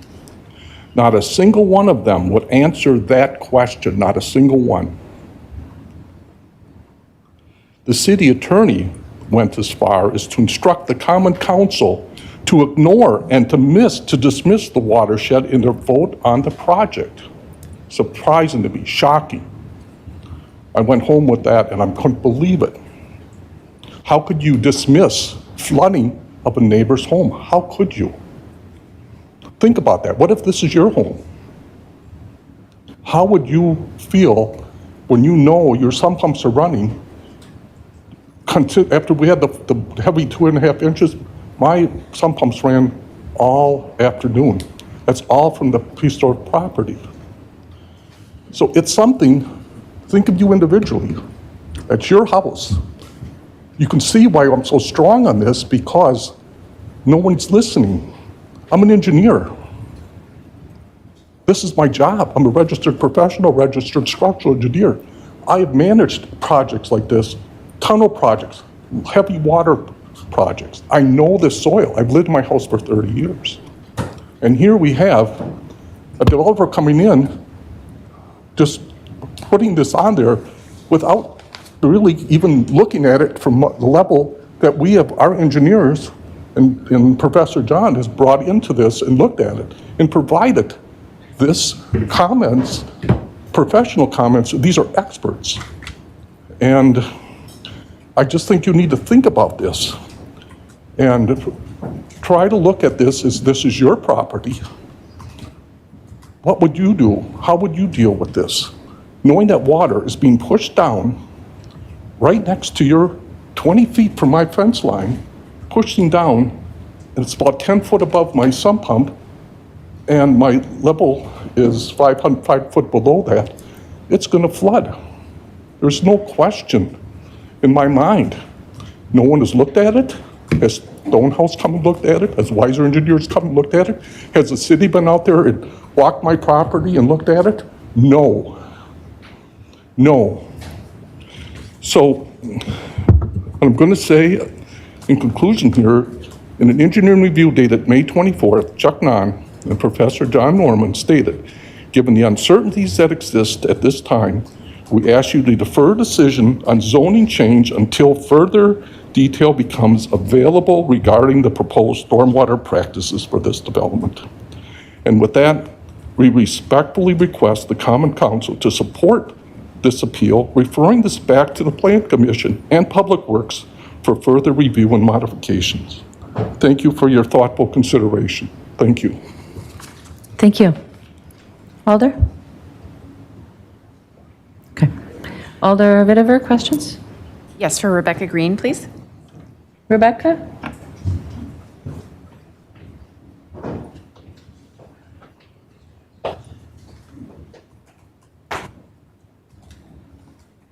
Hi, Rebecca. You mentioned in your comments, sorry, I'm right here. Oh, I'm sorry. That's okay. I know, it feels like this disembodied voice. You mentioned in your comments that you were hoping for a win-win solution. Yeah. So I'd like to hear from you what you think that is. Yeah, absolutely. So I will just remind you that I'm from District 13, but I did grow up on the property across from the Piersdorf farm and spent a lot of time at the farm as a child. So I'm very fond of the land and know all of the neighbors around it. And of course, my parents have lived there their whole lives. These residents around the property have thought a lot about the type of housing that they're interested in, that they think makes sense for these properties. They've thought a lot about missing middle housing. They know the numbers about how 60% of properties in Madison are currently rental properties. A lot of those properties are, they have for rent signs. We've read articles in the paper about how these spaces downtown have openings and are trying to get people to come to them. They're higher end properties. The Stonehouse proposal is not affordable housing. This is higher end housing, so we're not meeting affordable housing needs in the city. There are a lot of missing middle concepts that I know these folks are interested in, from townhouses to duplexes to triplexes, smaller apartment buildings. I'm perhaps not the best person to represent their interests. You could ask my mother as well, Lynn Green.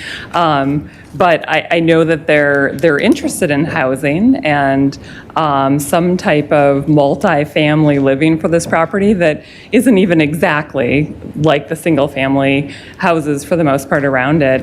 It's just that the Stonehouse property is so huge by comparison.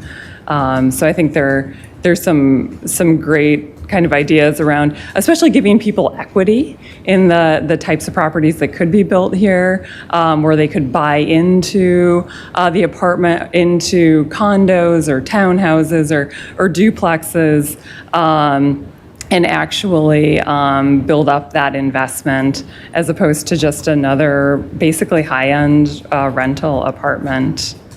I'm wondering if you heard in the last session when we considered this, I actually asked the developer directly about missing middle, and the developer said it is just not economically feasible. So what are we supposed to do when there's a desire of the neighborhood to have one thing, but the people who have the capacity to actually build can't do it based on the economics? Yeah, so Again, I'm like not the best person to answer this, but I believe that there are laws in place and the like that incentivize building apartments over the missing middle. Changes could be made in that regard.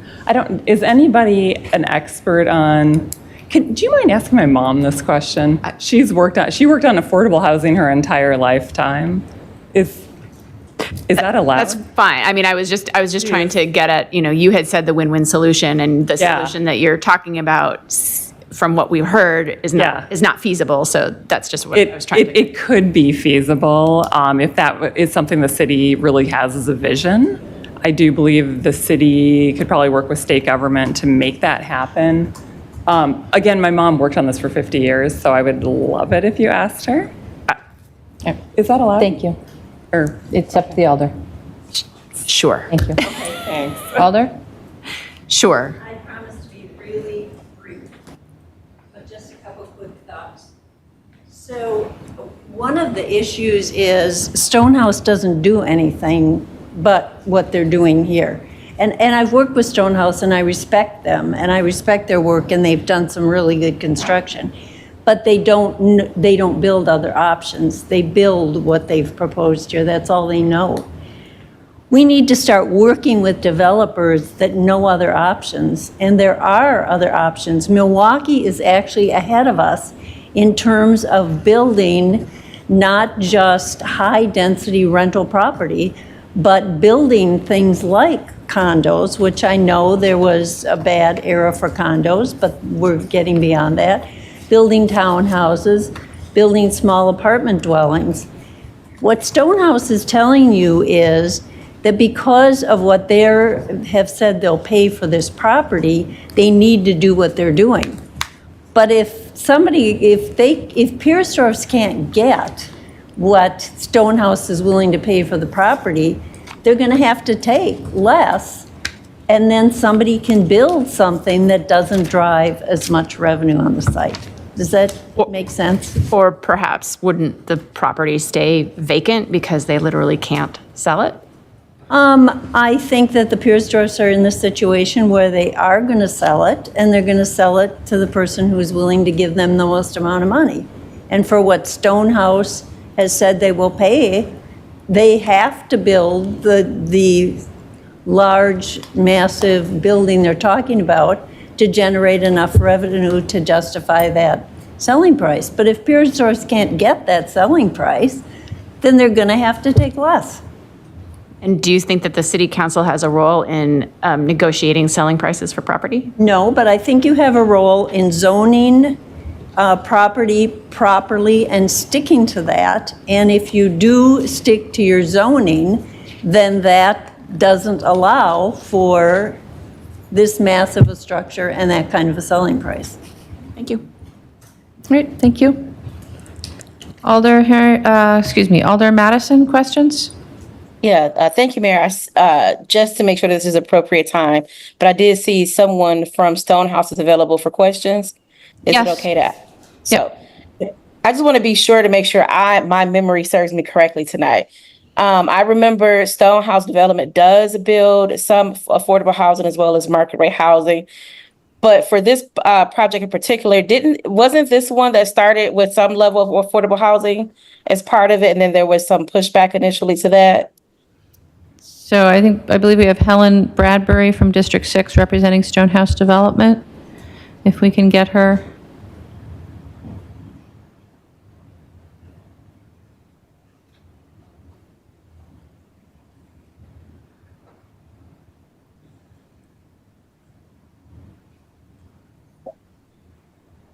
Do we have Helen?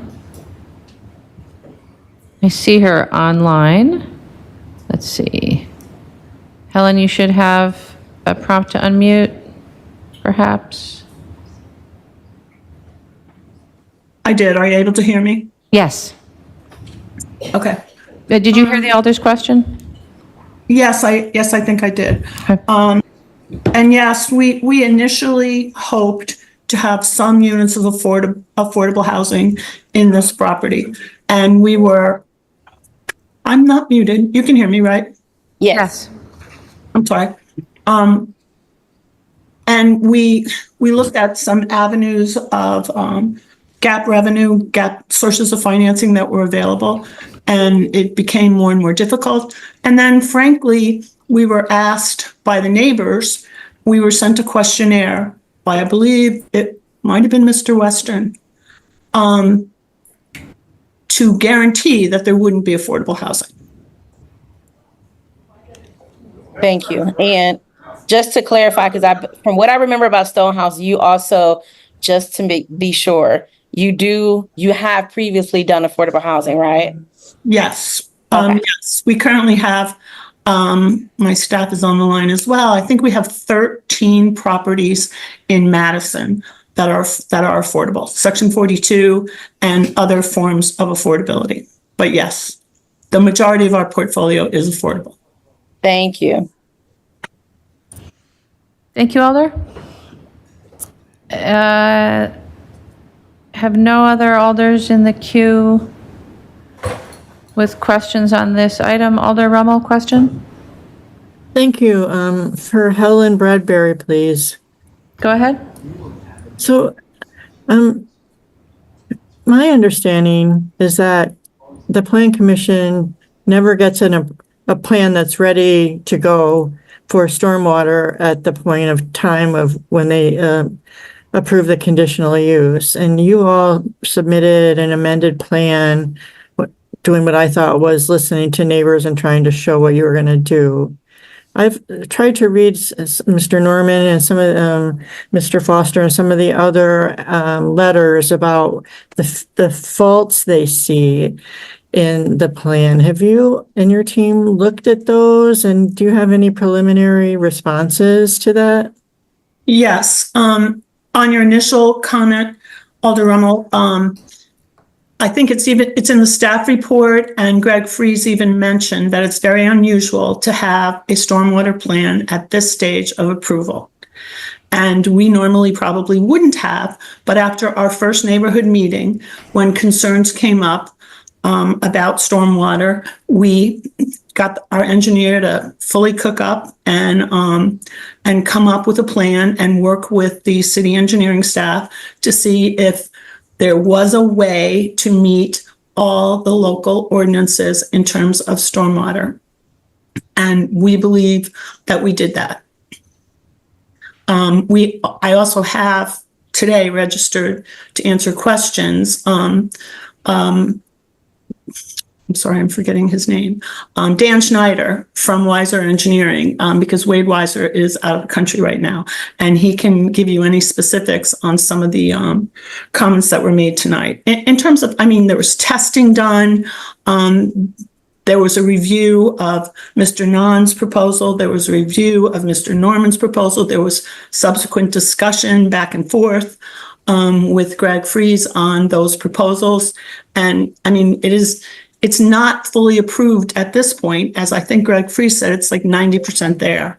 And we will not get a building permit until we have a stormwater plan that meets local ordinances.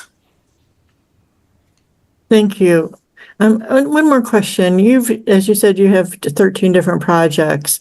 And I assume when you look at the city infrastructure surrounding, it's in various stages of capacity.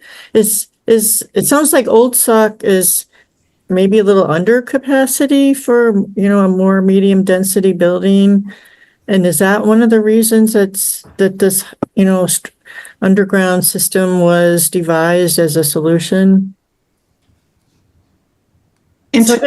Points. One is your general experience with like the levels of capacity of stormwater and how you address them, and then I don't remember the second part, but go for it.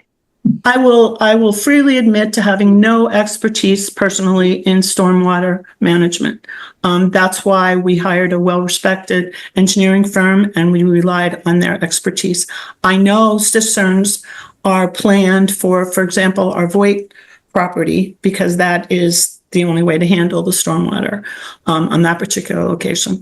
And I guess that's all I can say. I know that there isn't anyone that will guarantee that something isn't going to happen because that's not in the realm of possibility. But the system that's designed is not novel, and it has been used before, and we're fully comfortable that it will work. We don't want to flood our neighbors. We want to be a good neighbor.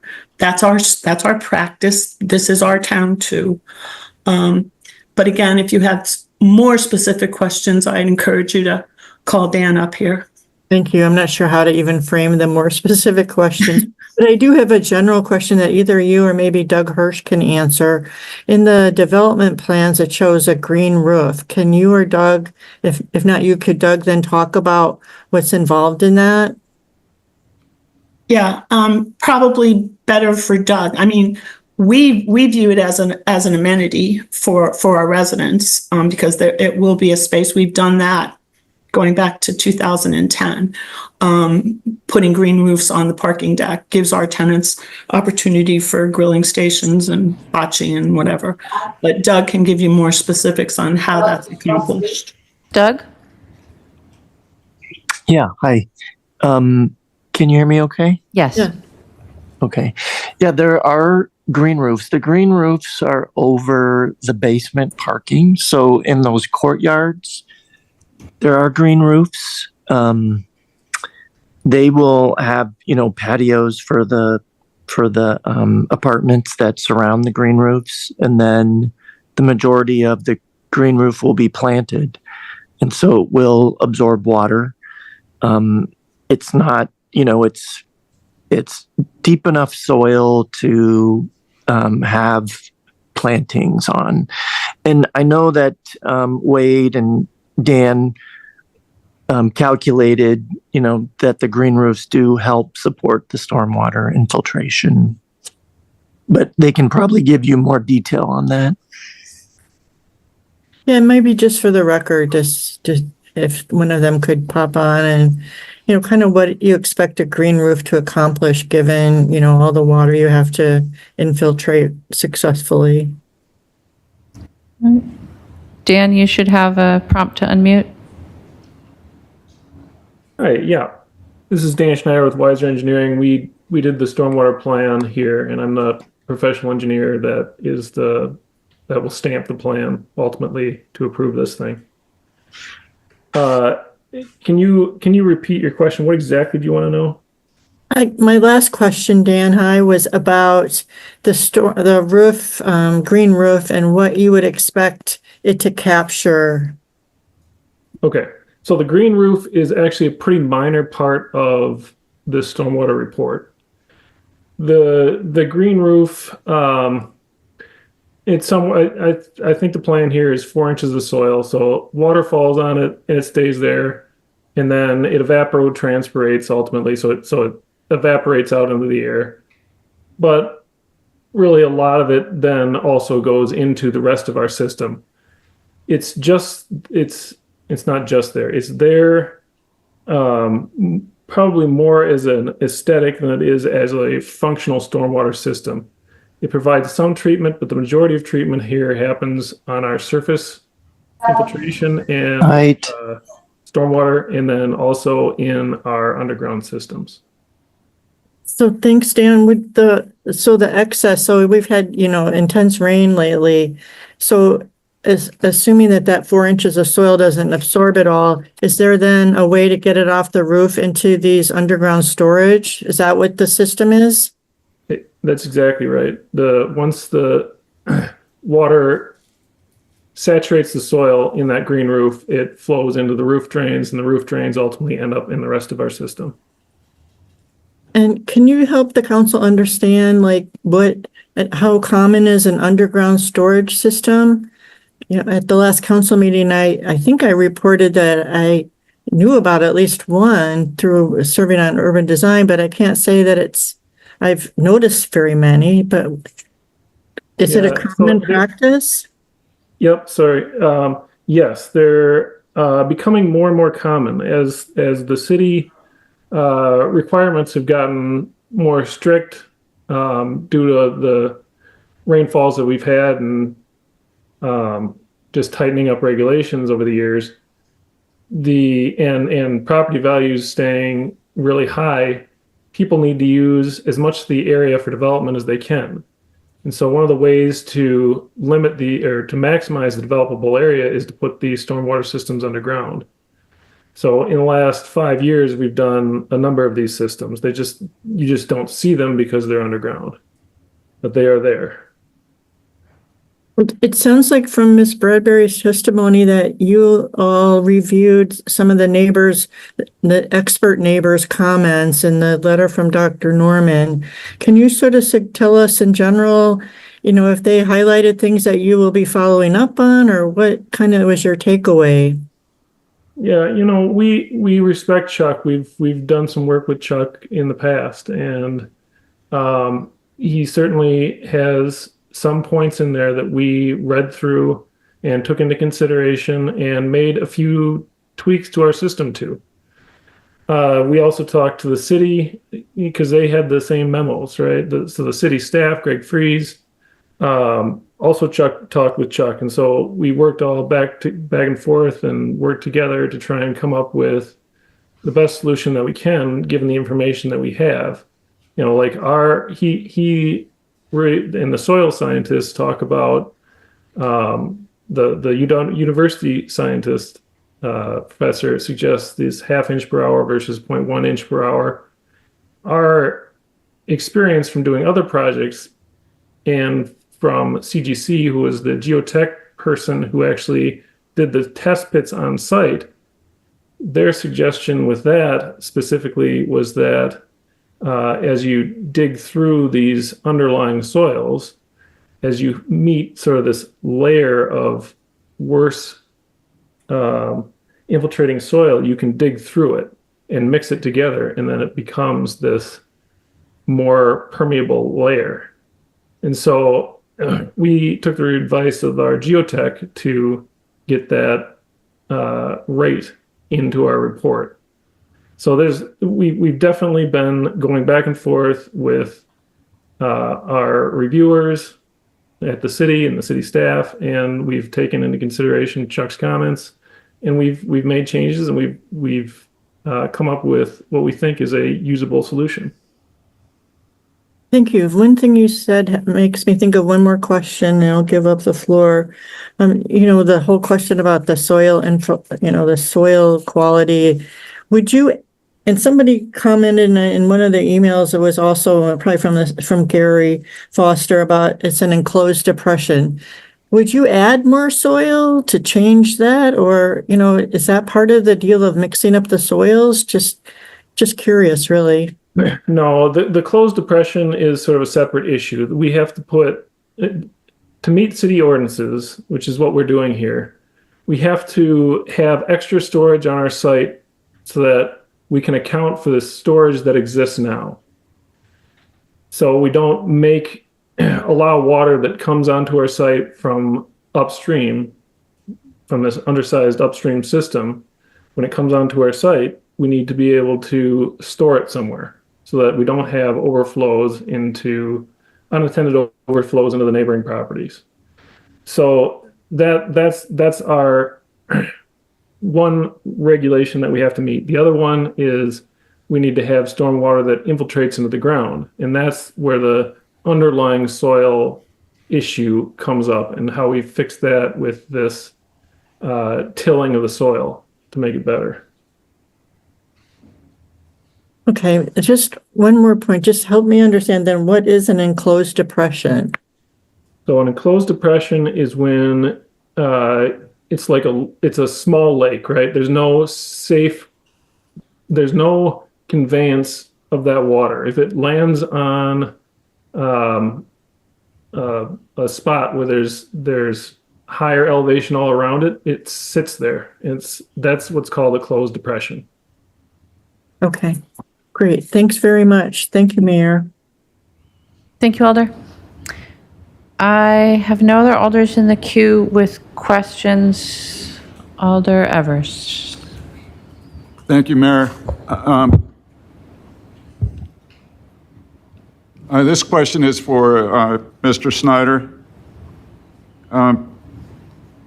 Ms. Bradbury said that the Stonehouse was not prepared to offer guarantees reassuring the neighbors that the pre-development status would be maintained post-development and that there wouldn't be incidents in which neighbors would be harmed, that it was not reasonable that guarantees could be offered. Can you offer substantial evidence, though, that you have sufficiently refuted the concerns expressed by the soil scientist emeritus professor and this other soil engineer? Because that indeed is the state standard. The applicant has to show substantial evidence that the standards are met.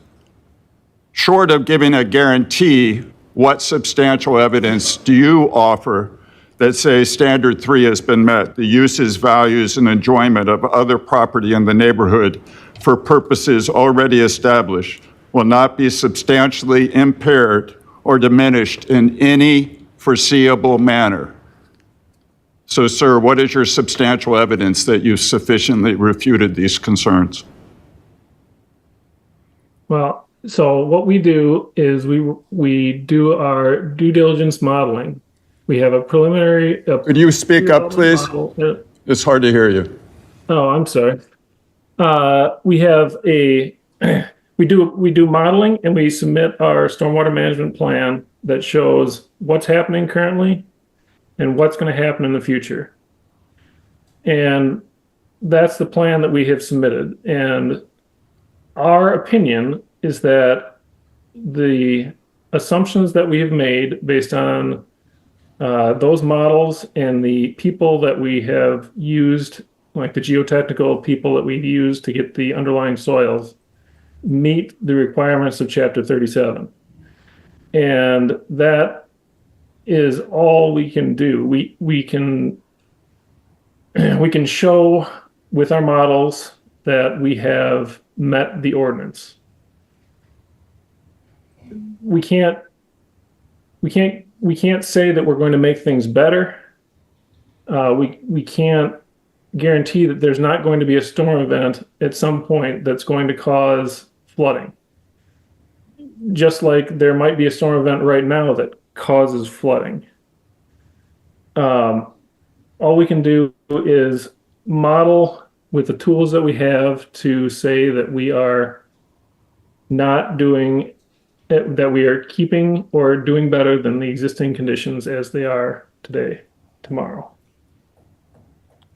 So you're saying, if I may translate this, is that you're practicing a do no harm kind of philosophy, that you would expect in the future that the improvements that you would be making would not result in harm compared to the status quo today. Is that correct? Yes. Thank you. Thank you, Alder. Now I have no other alders in the queue wishing to ask questions on item 6. So we'll go on to item 15, which is substitute amending sections of the Madison General Ordinances to update the city's large item collection and electronic waste recycling ordinances and update the bond schedule accordingly. We have one registrant wishing to speak, Alan Ferguson of District 20, representing the Lexington Condominium Association. Do we have Alan? Please. Good evening. I'm the president of the Lexington Condo Association on Madison's West Side, Gammon Road and Park Ridge. And I'm calling on you to vote no on this proposed elimination of the multi-unit properties from the city's large item pickup program. The proposed change inflicts negative economic impacts at a time when properties are challenged to meet the impact of rising costs across the board. While I understand that the green and brown receptacle street containers is not viable in many cases, the large item curbside program has worked well. And as it's worked well for condominium associations, as it has for all city taxpayer customers who are designated customers. This proposal suggests that entities that pay for their own refuse and recycling would now have to also pay for their large item removal as opposed to being able to participate in the stamp and pickup collection by the city. The cost of large item removal is not a cost that can simply be absorbed by multi-unit properties. Condominium associations are not for-profit entities. They're not rental for-profit entities. They are a nonprofit group of volunteers seeking to manage community life and property values at their property. The impact of these changes is that already taxpaying residents will be charged either directly or through higher condominium fees for a service that's available to City of Madison residents. Individuals should not be penalized because they live in a larger multi-unit complex. The large item pickup system and the regular refuse and recycling are separate and distinct programs and should not be conflated. About 4 years ago or so. You have about 30 seconds left. Pardon? You have about 30 seconds. Okay. We partitioned the city to allow us to do curbside pickup because of congestion. The city said no, yet there are two entities, condo entities on the same street that have that. This would further exacerbate the difference in terms of now we, because of our location on that same street, would have to pay for large item pickup. That's your time. Yep. Thank you very much. Are there any questions for this registrant on this item? Alder Harrington McKinney? Thank you, Madam Mayor. I would like for Alan to complete his statement. I think that at the end, I lost some clarity there. So if you could come and complete your statement. My statement was, I think at the end, I was explaining how on Park Ridge, there are two other condo associations, Windsor and Park Ridge, that are a driveway removed from us, who have the green and brown receptacle on the curb city pickup. We asked for that a few years ago, and it wasn't granted. We understand. But ours is we pay for the refuse and the recycling. What I'm suggesting is that it's kind of arbitrary for the same entity, the type of entity, the condominium associations, just by virtue of where you're placed on the street to have this burden, which will be a financial burden in terms of increased dues and fees for residents in a nonprofit association. Does that help clarify? Are you complete with your presentation to council? Yes, I am. Okay, thank you. Sure. Thank you, Alder. No other Alders with questions? Thank you, sir. All right. Oh, Alder Latimer Burris, did you have a question? Yeah, sorry about that. So I just want to summarize what Mr. Alex was saying is that some condos get charged and have to pay for their own recycling and trash, and then some don't. It's just arbitrary. Is that what he's saying?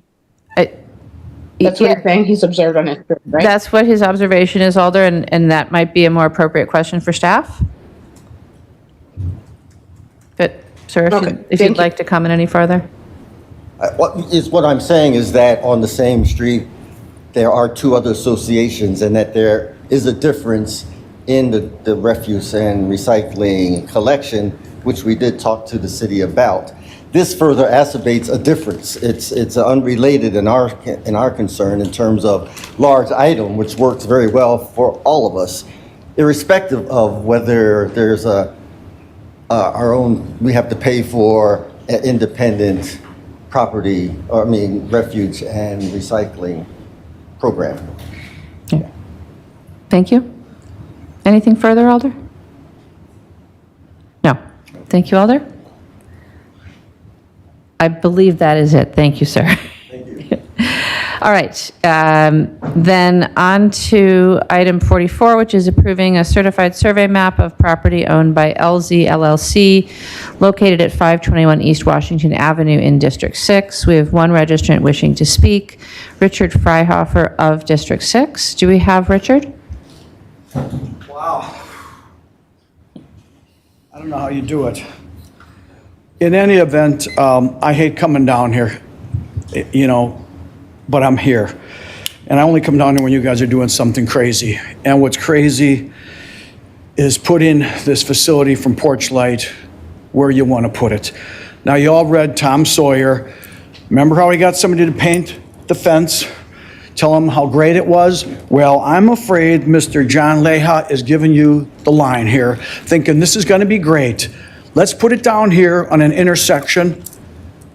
What is it, 50 to 100 people who are compromised, a lot of problems. You're putting us next to the Beacon. It's an open-air drug market. I go by it every day, all the way from the Beacon down to Festival Foods. People are down there partying, drinking, raising hell, destroying the food store that we fought 10 years to get in our neighborhood. We can't take it all. And these people crying over here, Ms. Green from Social Services, I fought her for years. We didn't want it in our neighborhood. Now she doesn't want a little low-income housing in her neighborhood. She's got some nerve, that's all I gotta say. The police reports, we got 300 police reports between the Salvation Army, the YWCA, the Beacon, in about a 3-month period, and you want to give us more of this stuff? I mean, come on. This just is not fair.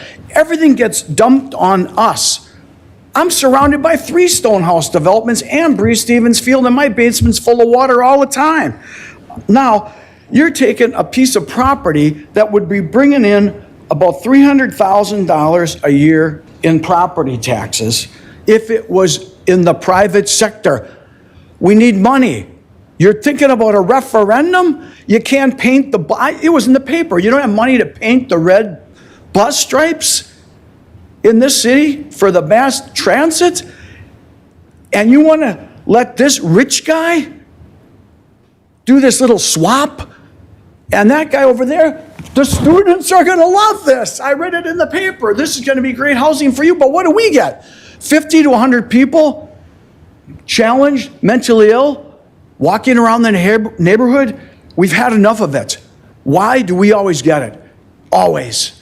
And then you put it right between 2 neighborhoods, so it's not really in anybody's neighborhood. This effect on the isthmus. You have about 30 seconds left. This effect on the isthmus is going to be one more dead zone. Look at the housing first things. Dead zones. Millions of dollars wasted on Tree Lane. Dead zones. My bank just moved off of the square. Starion Bank says we would never move downtown. I want them to move down. No way. Why would you want to put up with that crap? Put this someplace else. Stop busing people around the city.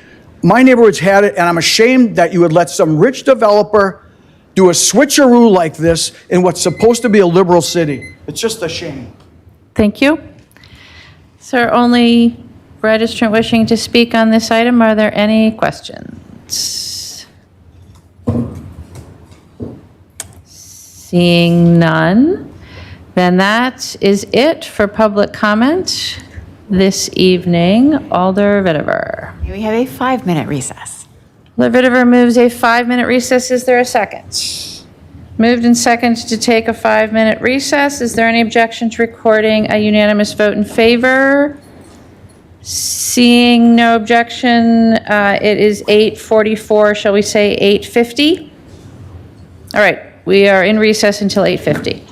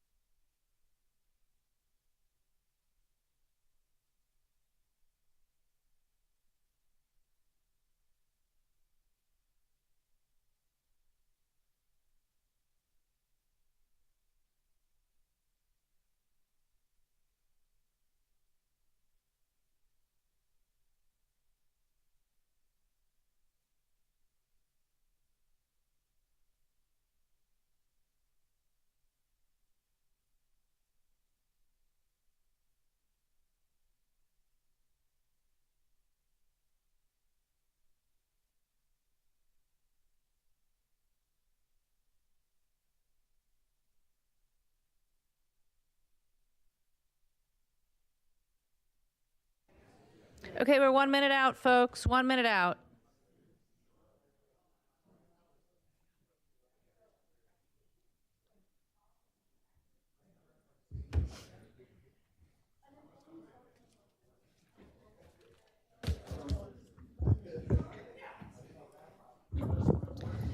If I can have the alders on Zoom come back and turn your cameras on so we know you're there. And the alders in the room, please take your seats. We are at 8:50.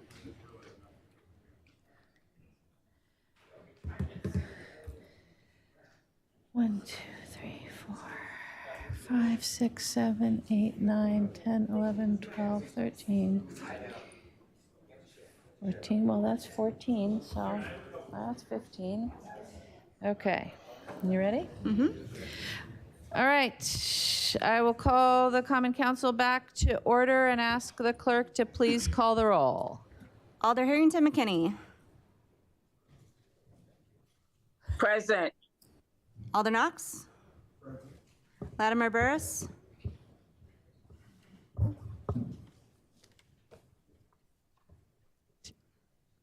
I see her there. She's muted. All right. I'm here, sorry. Wonderful. Madison. Here. Martinez Rutherford. Present. Miadze. Rommel. Present. Tischler. Yep, I'm still here. Revere. Here. Vitiver. Ohelia. Here. Bennett. Conklin. Present. Curry. Duncan. Present. Evers. Here. Field. Here. Figueroa Cole. Govindarajan. Ugair. Madam Mayor, we have quorum. Thank you. All right. Our next item is a presentation on the 2025 and long-range budget plan. Dave and I are going to be tag teaming here, so I'll give Dave a minute to get the presentation up. Thank you, Dave. I just want to start with the big picture, and then we'll do a little bit of background and dive into the new material tonight. And the first piece of the big picture is one version of what I think it is our job to do as a city government. I think it is our job as a city government to create the infrastructure for successful economic growth and a high quality of life. That's essentially what we're doing with all of our services. It sounds simplistic to say it, but that costs money. It means that we need to hire people to carry out those services, and we need to pay their salaries and their benefits.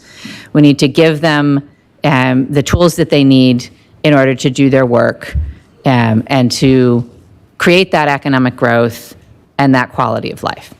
And it is, I think, by all measures, working. Not only do we have a strong economy and a growing population in Madison, the population growth and the economic growth of the city of Madison are driving the population growth and the economic growth of the state of Wisconsin. Now, one would think that that would mean that the state of Wisconsin would invest back into the city of Madison to support its own population growth and economic growth. Unfortunately, as I think everyone in this room knows, that has not been the case. If I can have the next slide, please, Dave. And so, as you know, we currently face a serious structural deficit and have faced some sort of structural deficit for years. I'll talk about some of the solutions to that in a minute, but I think the thing that I would like to point out here is the direct cause. And I should say, this is entirely on purpose, right? The direct cause of our structural deficit is the levy limit imposed by the state of Wisconsin on our budget. And For years, the levy limit was 3% plus a formula that compensates for increases in equalized value of property. That's what we generally call net new construction. So we would have 3% plus 1 or 2% growth in our levy. And if you think about it, that's relatively fair. Inflation over the very long term, certainly not looking at the last several years, but over the very long term is in the 3%, maybe 4% range. And then you would have a little bit more, so maybe you would have 4 or 5% growth in the levy that would allow for a growing city which needs additional services and the people to carry them out. Under former Governor Scott Walker, however, the levy limit changed to 0% plus net new construction. So since then, every year, our levy limit has been going up between 1% and 2% a year. That is less than the consumer price index, right? That is less than inflation, right? So every year, we have a gap, just accounting for inflation, we have a gap between what we have to pay out and what we are allowed to take in. This is not about overspending. This is not about irresponsible budgeting. This is not about Pontiac or Cadillac services, whatever car you want to use. This is about a fundamental structural problem created by the state legislature. So, next slide, please. If that wasn't enough, in addition to the severe limits on our levy, we here in the city of Madison, each and every one of us, we pay sales tax, most of us pay income tax, and that money is sent to the state. The state returns to us about 18 cents on the dollar of the money that we send. And that's not 18 cents on the dollar back to the city government. That's 18 cents on the dollar back to the city and the county and the school district, to our community. So that's, I don't know, I'm going to call it unfair. And it's certainly part of the problem. Now, the state could choose to do any number of things to help us solve this problem. To date, they have not. They could change the levy limit. Even if we just went back to the 3% plus net new construction, that would help tremendously, right? They could choose to do that. They could choose to increase shared revenue, as we saw recently. We tried that. We got the short end of the stick. They could allow us to have a local option sales tax. That would help, no question. They could allow us to have a regional transportation authority to help us pay not only for a growing system, but to shift some of the costs from the city's budget to that transportation authority. They could even just pay the full cost of the municipal services payment that they owe us for state-owned land in the city of Madison. They currently pay 40% of that cost. All of those things would help. All of those are things that we've asked for and will continue to ask for. And in fact, going forward, we'll increasingly ask for your help in asking for. But right now, we have none of those things. And we continue to have a structural problem. Next slide, please. Many folks have asked, okay, this has been a problem. Why haven't we known about it? What have you done about it? How have you solved it over year after year since Governor Walker came into office and the state legislature chose to, I'm going to say, punish the city of Madison? I'm not going to read this whole slide to you. You have seen this slide before. It is just a reminder to you that every single year under 3 mayoral administrations, the city has had to find a variety of ways to fill the gap between our cost to continue and what's allowed on the levy limit. And we have used new revenues. For example, the urban forestry special charge. We have raised ambulance fees. You could go down the list, right? We have made cuts. We have constrained our staffing levels, so we have not grown staff to match population growth. We are right now about 10% behind on a per capita basis what we were when all this started. So our staff have not grown as fast as our population, which is a sort of backwards way of saying we're saving money. And in many years, we have used one-time sources of revenue to fill the gap. So we have used fund balance, we have used closing TIF districts, et cetera, et cetera. It has been a mix of things, and frankly, going forward, it will continue to be a mix of things that solves our problem. Next slide, please. However, using one-time revenue is not a long-term solution. And so this is a little bit of I wish I had a mobile mic. I would walk around and point at the slide to orient you a little bit. But this is a little bit of an illustration of why one-time funds versus ongoing funds is not an actual solution to our current problem. So if you look at the one-time funds section of the graph, what we're showing here is year over year, the projected difference between our cost to continue and what we're allowed to put on the levy limit, absent any changes, right? And so you've seen a version of this slide before as well, right? We project, right now we have a $22 million program. We project that it's between $6 and $10 million every year going out that you would add on to that, right? So if we were, for example, to use $22 million in the next budget to close the gap, if we took that from the rainy day fund, right? We would use the $22 million, it would be gone, and then we would need $22 million again in the next budget. And the budget after that, and the budget after that, and the budget after that. And not only would we need that $22 million again every year, because we used one-time revenue, we would have additional gaps that continue to pile up thanks to the ongoing structural problem imposed by the state. In contrast, if we fill that gap with a continued source of revenue, for example, by going to referendum, that solves the problem every year because it's an ongoing source of revenue. It's the same if we were to do a new special charge, that's an ongoing source of revenue.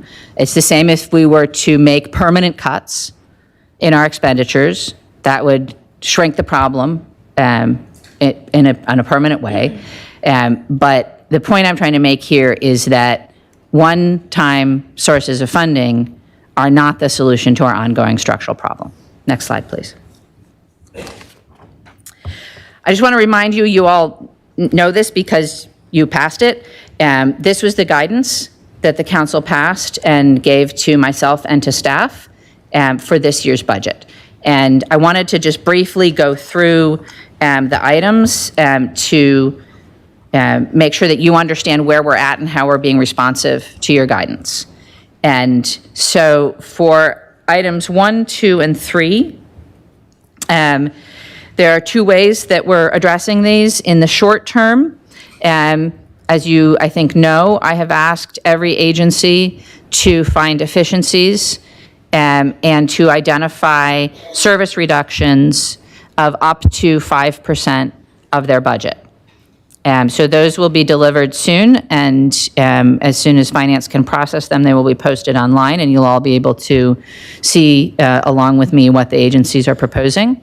But that will address, certainly, I am absolutely positive that it will have impacts on service levels. So that is speaking to point 1. It may also have additional efficiencies in our operations that they're proposing. And one would hope, although it is difficult, that it would find ways to save money without compromising services. That's the short term, right? So we'll see those in the agency budget proposals shortly. In the long term, we haven't talked in a while about Results Madison, but that is really our long-term effort to identify in our budget every single service that we provide, the staffing associated with it, the cost associated with it, and to have more information about that, both in the budget and then separate from the budget, because each service will have associated metrics and data points, so that we collectively can look at the services, we can look at the metrics associated with them, we can evaluate how effective those services are, whether changes in service level would be appropriate, whether perhaps discontinuing that service would be acceptable. It will give us more information in the long term about our service levels and how to best manage them. Results Madison is a multi-year ongoing project. Dave can tell you in much more detail, I'm sure, if you're interested in asking questions about it. But I think the bottom line is it will be useful for us in future budget years and give us more information to evaluate services. Number 4, you saw tonight that was introduced, so that is now available to you to examine, and we will be discussing at the next Finance Committee meeting. I hope you'll all come, and then take public comment at the first August council meeting, and potentially vote at we will vote at the second August council meeting. Number 5, special charges. This is something that staff are actively working on. You'll hear a little bit about it tonight, not in a whole lot of detail, but we're working on more detail. And I'm very mindful that this conversation has come up multiple times. We have prioritized working on one special charge, an infrastructure special charge, but know that we need to do the research to see if there is a basis for additional special charges on additional services that the city provides. Number 6 is what I'm about to present to you. Number 7, I hope will be addressed through the capital budget. In my instructions to agencies for the capital budget, I did not allow new projects and asked them to carefully evaluate what was realistic in any given capital budget year so that we could constrain borrowing to the greatest extent possible.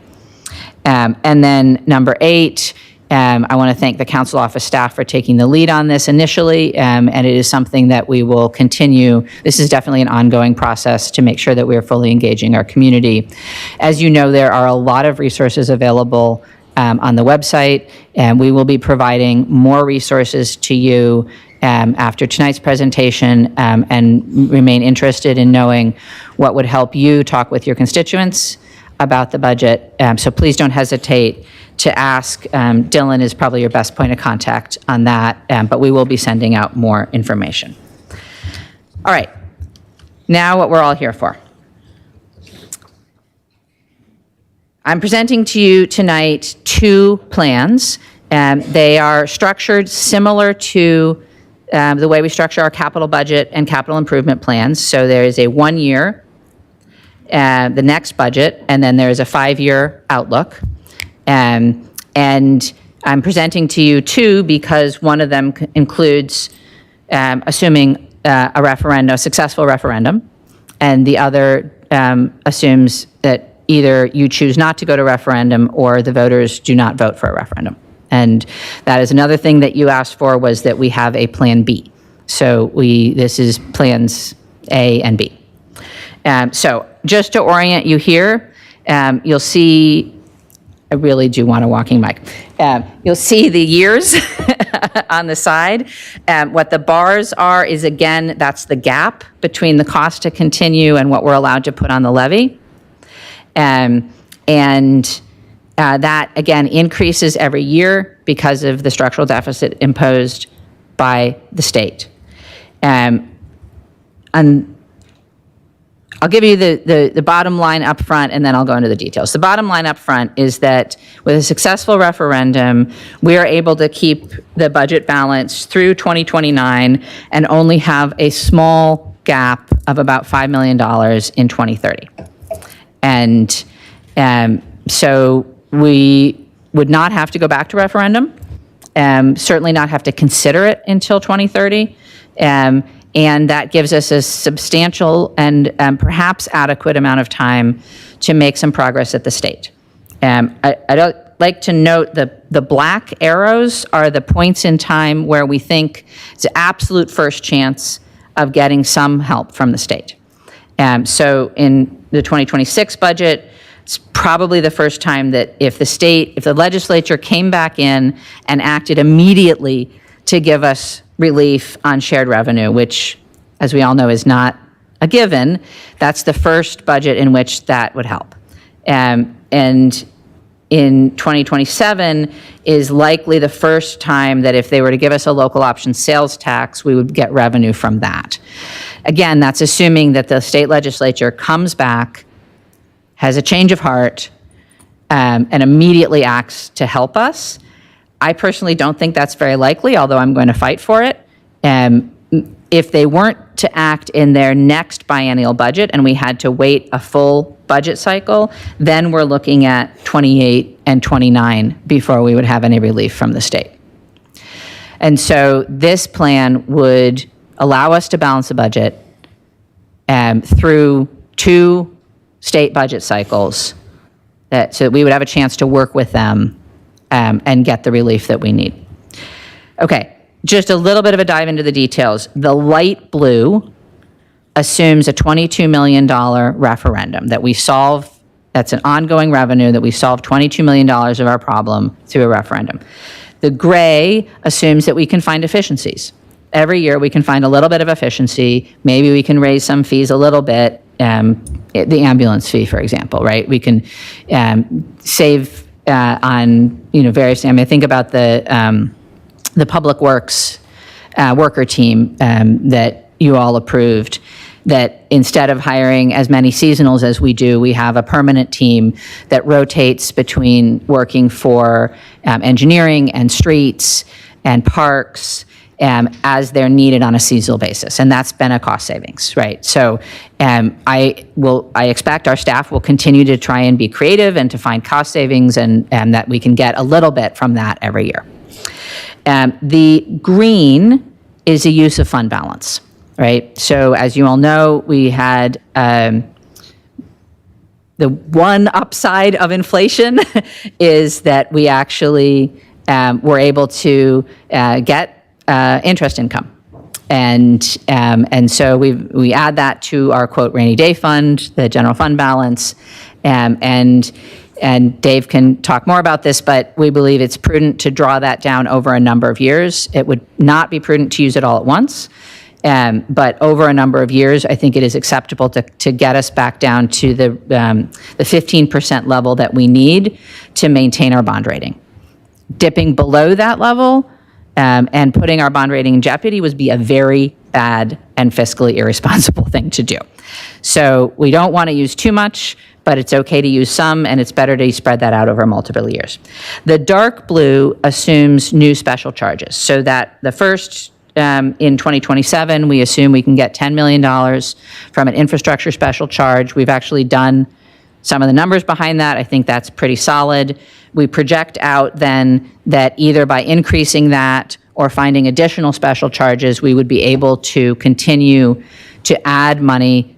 Now, this is on the municipal bill through special charges and balance the budgets that way if that was what we needed to do. And we'll talk a little bit more about special charges in a minute. This assumes a referendum. If we do not choose to go to referendum, or if the community does not choose to support a referendum, then we have a bigger problem. We would project that in 2025 and then again in 2027, we would have to make fairly significant cuts because we would not be able to compensate for we would not be able to raise the amount of revenue that a referendum would raise. The colors are the same. The blue is new special charge. The gray is savings. The green is use of fund balance. The orange is cuts. So we are projecting that we would need to make about $6 million of cuts in 2025, which equates to about 60 positions, which equates to some fairly significant service reductions. Now, I don't know what those would be. Again, we've asked the agencies to identify what they would propose to cut, and we would work off of that. And that would be a conversation that we all would have to have. But as you can see, not only would we have to make cuts in 2025, but then likely again in 2027 and every year following, increasingly steep cuts would need to be made. And that would be a significant, in the end of the day, a significant number of staff if we did not get some sort of relief from the state. So what we're doing, if we choose to go to referendum and if the community will support it, we're essentially buying ourselves the time so we don't have to lay anybody off and we can continue to work with the state to find the relief that we need. I'm hopeful that that would be possible. I'm more hopeful that that would be possible in multiple election cycles, but I am hopeful that that would be possible in a 5 or 6 year time frame. So that's my portion of it, and I will turn it over to Dave for the rest of the slides.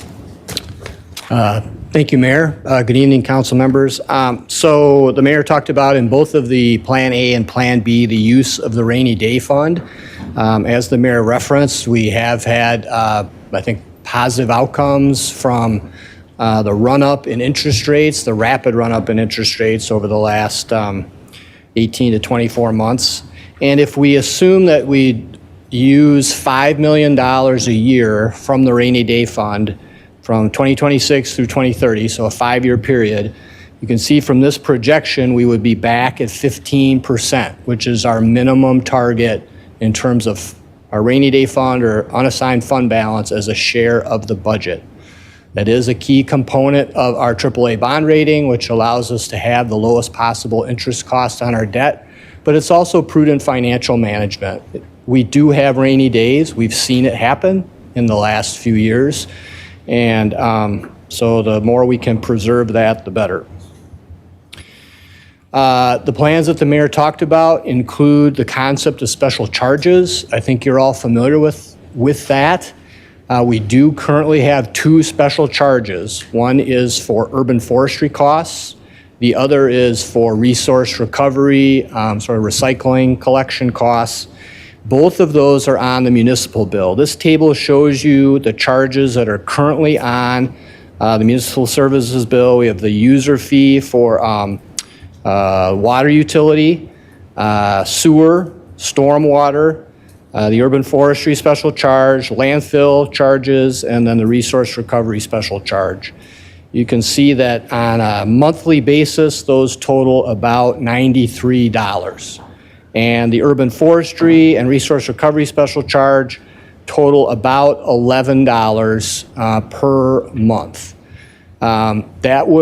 Those 2 charges together raise about $10 million, which is what you saw in the plan in terms of what would be added under a possible infrastructure special charge. So that gives you kind of a sense roughly. Now the allocations will be different, how we allocate that charge, but it does give you kind of a sense of the monthly cost on payers of these bills, property owners. So that idea of an infrastructure special charge, what we've spent a lot of time on is using that to pay for traffic engineering costs, as well as the street repair budget that's in the streets division budget. So staff in the streets division go out and basically fill potholes around the city. And we spend about $2 million each year on that. And then the traffic engineering budget is roughly $8 to $9 million of general fund each year. Now, we are looking at ways to allocate that cost, including options like trip generation. As we've spent a lot of time on that, that's a very difficult approach. So we've looked instead at the amount of parking, so parking stalls, looked at the type of land uses and how that might be tied to intermittent use or peak demand use and how to allocate the special charge that way, and then how to allocate it between various land uses such as residential, commercial, multi-family, and so on. So that's a little bit of background on the infrastructure special charge in terms of its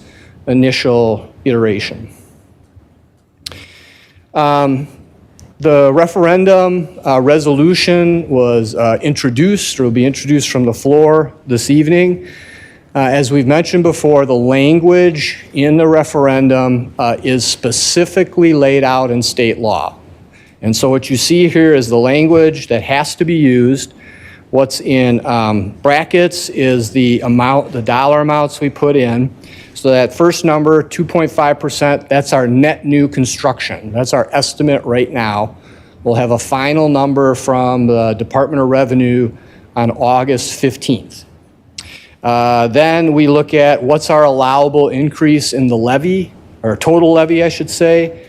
That is also an estimate right now based on the net new construction, as well as how much debt service we'll have based on the borrowing that will occur. We've moved up the timetable to that, for that to next month. So you see that total. And then it goes on to say, increase the levy for our fiscal year, our budget year of 2025, and then to put in a purpose.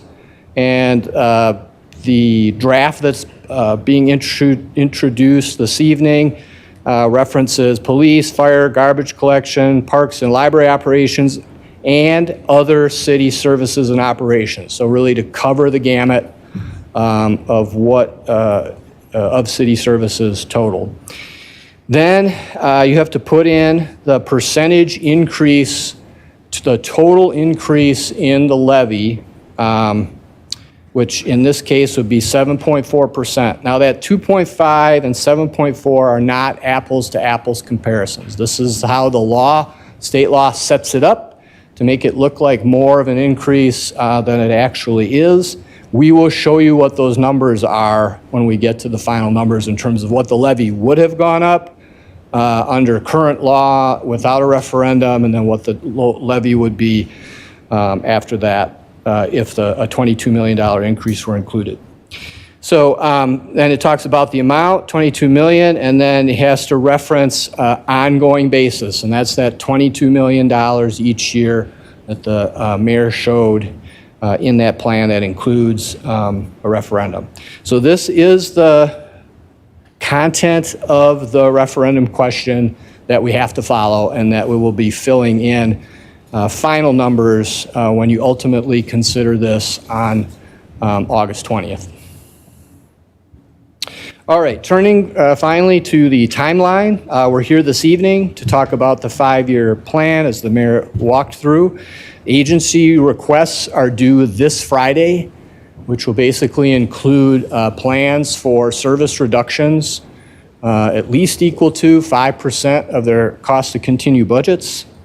The 5-year plan that you've heard this evening, as well as the referendum resolution, will be before the Finance Committee on Monday. Then the referendum resolution moves to the council meeting on August 6th for public comment. The mayor has briefings with agencies, hears from the agencies about effectively their reduction plans the second week of August.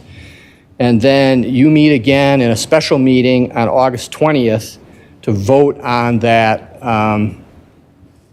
putting that referendum question on the ballot. The executive budget from the mayor will be introduced October 8th. And then the Finance Committee will have a briefing from agencies on October 14th and 15th. Your Finance Committee amendments occur October 28th, consideration, adoption of those. The full council can develop amendments to the budget in basically the first week of November, and then you meet as a body, a full council, to adopt the budget November 12th with, if you decide to proceed to a referendum question, that referendum would be on the November 5th ballot. So that is, I think, the full presentation, and I'm happy to answer any questions. Thank you, Dave. Alder Conklin. Thank you, Mayor, and thank you, Director Schmidtke, for that wonderful presentation. I do have a couple questions. Can you say right now, how much money do we have in the rainy day fund? So we finished 2023, so December 21st or December 31st of 2023, our unassigned fund balance, which we also call the rainy day fund, is about $82 million. Okay. And then when we were looking at the question, I don't know if you can bring the question back up that we could possibly pose for the referendum. Because I had a little bit of concern about the question. I think he's trying to bring it back up.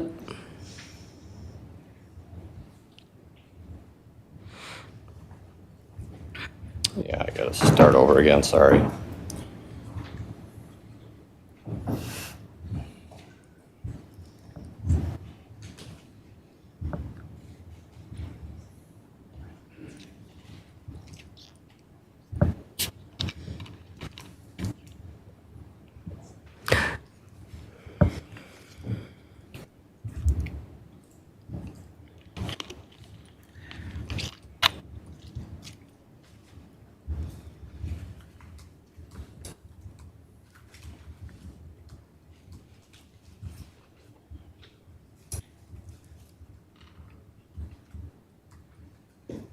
Okay, perfect. Thank you. So when we're talking about like the increase in the levy of the city of Madison, like are we going to be able to explain that or have like, I mean, because people don't know what the levy is in the city. So how are we going to be able to explain this or even break it down in plain language for people to understand? Well, this is the question that has to be on the ballot. There will be other materials in addition to that, explaining, and we've had that in all the presentations we've talked about, what's on the tax bill, what that means to the average value home, and we'll be showing all of that information as we move through the process. This was just meant to show you this is what the question looks like. This is already set. This is what has to be on the ballot. Okay, so this is already set. Besides, you said the numbers may change a little bit, but this is exactly Form of this is the form that has to be on the ballot. Okay.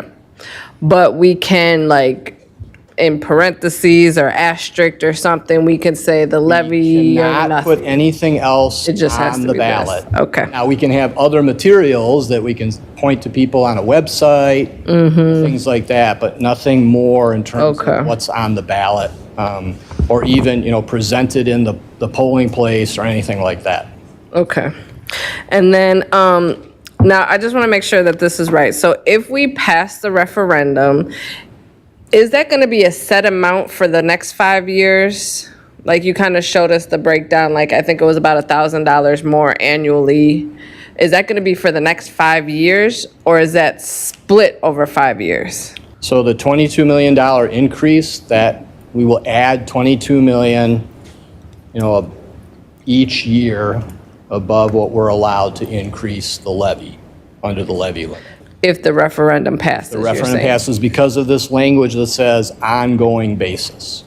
So, but is the amount going to be the same every year? Amount will be the That's same every year. We for 5 years. That's permanently. Permanently.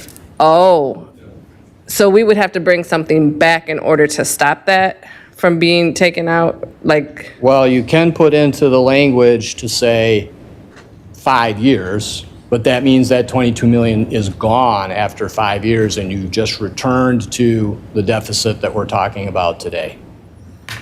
okay, thank you for clearing that up. So if we pass this referendum and the voters, this will be the set amount ongoing forever now. Creates a new sort of additional amount every year, But the same amount. the same amount. Yep. Okay. Yep. Thank you. That makes it better. Okay, thank you so much.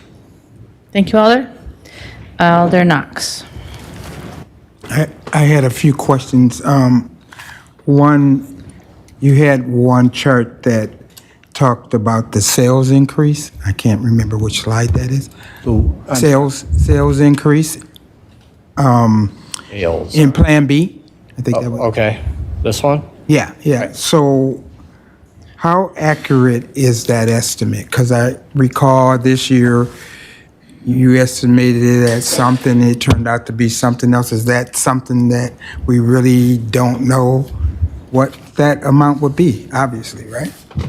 Well, these are all projections. I think we have to start with that. Okay. The best numbers we know right now are in 2025. So you use 2025. So, and then we grew those numbers based on assumptions of what cost growth, roughly 3% for pay and things like that.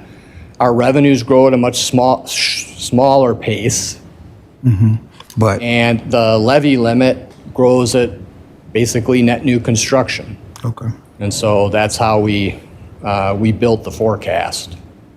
Okay, and where you talked about the special charges, The table on special charges? Yep. This one? Or the next one? well, I think you were just having a discussion, not, yeah. So my question really was, are special charges based on the actual cost or use, or do we arbitrarily come up with? No, they're based on the actual cost. Extra cost. We're not allowed, so just, it's a good reminder, Alder, that we're not allowed to increase our fees or our special charges over the actual cost to provide that service. Good, good. And so then that got to the infrastructure charge, which, when I looked at the predictors there, I mean, what trip generation, explain each of those things, because it almost seems sort of like, I don't want to use the wrong word, ghost charge, but you explain it. So these are the sort of approaches that we've had a team looking at this for a number of months.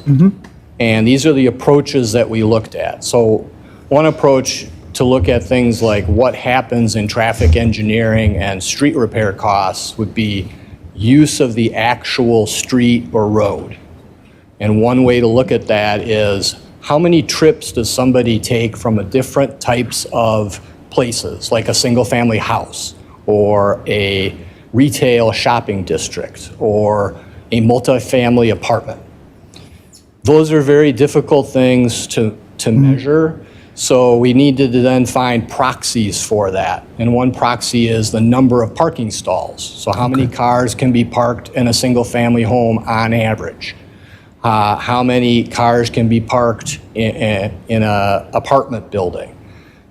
Different commercial places, how many vehicles can be parked there? And so that's the basis for which we would allocate the costs. Similar to, we have an allocation methodology for the resource recovery special charge, which is who uses our service for recycling pickup. And we know that number and we can allocate that out to those. So that's what this predictors and street uses to say. We have to connect the activity associated with the charge that's Do happening. you do anything like, I mean, what about wear and tear on roads?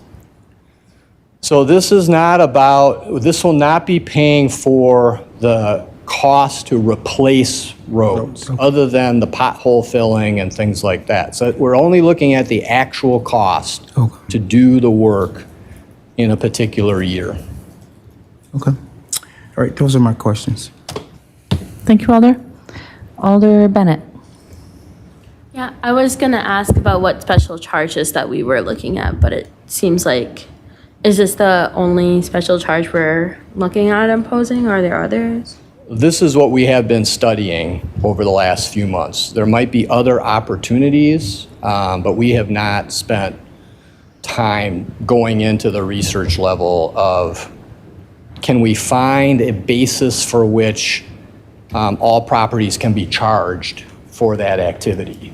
Okay. And then looking at, if that's the case, then how would we allocate that cost? But we have spent that time in these two areas. Okay. And then, I mean, we have, we're going to be talking about this later on today, but maybe this is a question for you or for the mayor. I'm wondering, I know that there is some plan to connect with the state legislature from between now and the next 5 years. I'm wondering if we have kind of an outline of what that action plan is and how the mayor's office intends to connect with the council to execute on that plan. Yeah, absolutely. So we actually were talking about this today, and we'll continue to refine, but given where we are in the election cycle, it seemed perhaps prudent to wait until after the August primary. So once we have a better sense of who it might be representing us, at least here in Madison and Dane County, we would start setting up meetings with them and reach out to like the relevant council members for those districts, and see if we can start having at least preliminary conversations so that our representatives at the state level can understand the contours of the problem, and we can talk about potential solutions. One of the things, assuming that, pending the conversation on the resolution tonight, one of the items that it calls for is for us to meet with the folks from the city of Milwaukee. I'll say I have already talked with Mayor Johnson at some length about this, and our staff have talked as well, but we would absolutely be happy to meet with them again and go into more detail to learn about what their process was. I'd also expect, we do, as you know, contract with a state lobbyist, so we would be meeting with him and with the League of Municipalities, with other cities. I think that there is a not insignificant importance in really being strategic. It's one thing to meet with our delegation. It's another thing to think about how we approach the entire state legislature. And given their treatment of Madison in the past, that might be better to go in with friends. So that is all something that we would be working on, certainly starting in August, September, and then ongoing. Obviously, then in November, again, we'll know much more about the composition of the state legislature and who we're dealing with. Sure. I'm also curious to know how we could be of service as well to this plan, especially if you're going into meetings with people that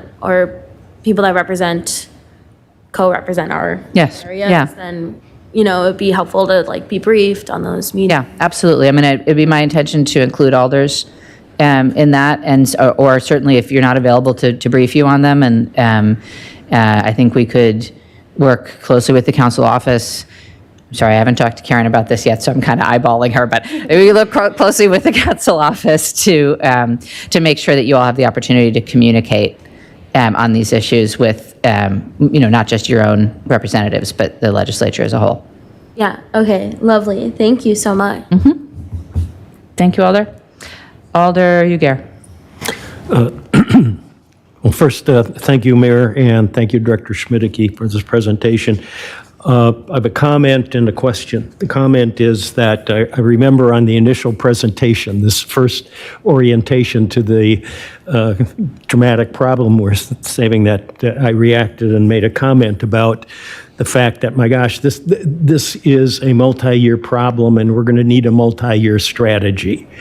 And I just want to say that just looking at these graphs, these bar charts for the two possible strategies, that this is what I had hoped for. This is something that I can sit down with my constituents and have a way to explain what this is and why we have to look at it as a multi-year problem, and we can't condemn ourselves to one-year fix. The question is, there was a number, and Mayor, I think you may have had this in your verbal remarks, but I think it's very important. I want to have that for any meetings that I'll be hosting on this. But you pointed out that if we take that ratio of staffing to population over time, that we've actually seen a decrease in that ratio. In other words, fewer people are somehow providing that. And I think that's important in our messaging,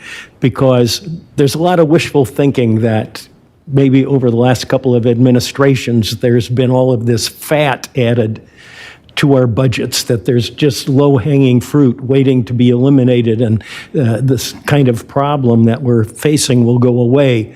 And that's really a statistic that shows the effort that's been continuous and has already been happening. So just like to say that I'd like to have those numbers. I think it'd be useful to all of us to be able to look at that trend in staffing versus population. Absolutely. And thank you, Alder, for saying that. So two things. One, it's about 10% less staff per capita. And two, I think Dylan may have given you, do you all have this piece of paper? So the second number, the 217, is we would have 217 additional full-time city employees if our workforce had kept pace with our population. Thank So you. it's sort of two ways of expressing that idea. Thank you. Thank you, Alder. Alder Evers. Thank you, Mayor. And thank you, David. Appreciate the presentation. I may have been spacing out when you were talking and didn't quite hear what the cost of the referendum would be, say, on a daily basis, monthly basis for the average household. Maybe start by saying what the value of the average household, so we have the benchmark. But for that average household, are we talking about $1 a day, $2 a day, $5, 50 cents? What do you anticipate that 22 million would be for the average household? So the average value home in the city for 2024 is, from the city assessor's office, is $457,000. And then a $22 million increase in property taxes translates into about $20 per month, which I think you did that math, if you divide it out over Yeah, about 65 cents a day, roughly. 66 cents per day. 65, 60 cents. Yep. 66, yeah. So way less than a cup of coffee. Even at The McDonald's. coffee you might drink, yeah. We're not talking Starbucks. Thank you, Alder. Alder Vitever. Okay, I have a couple of questions on our graph, the first one. So the first question is, so if we, that's that one. If we do the rainy day fund over time, does that continue to earn interest? And so will that like continue to grow, or how does that work?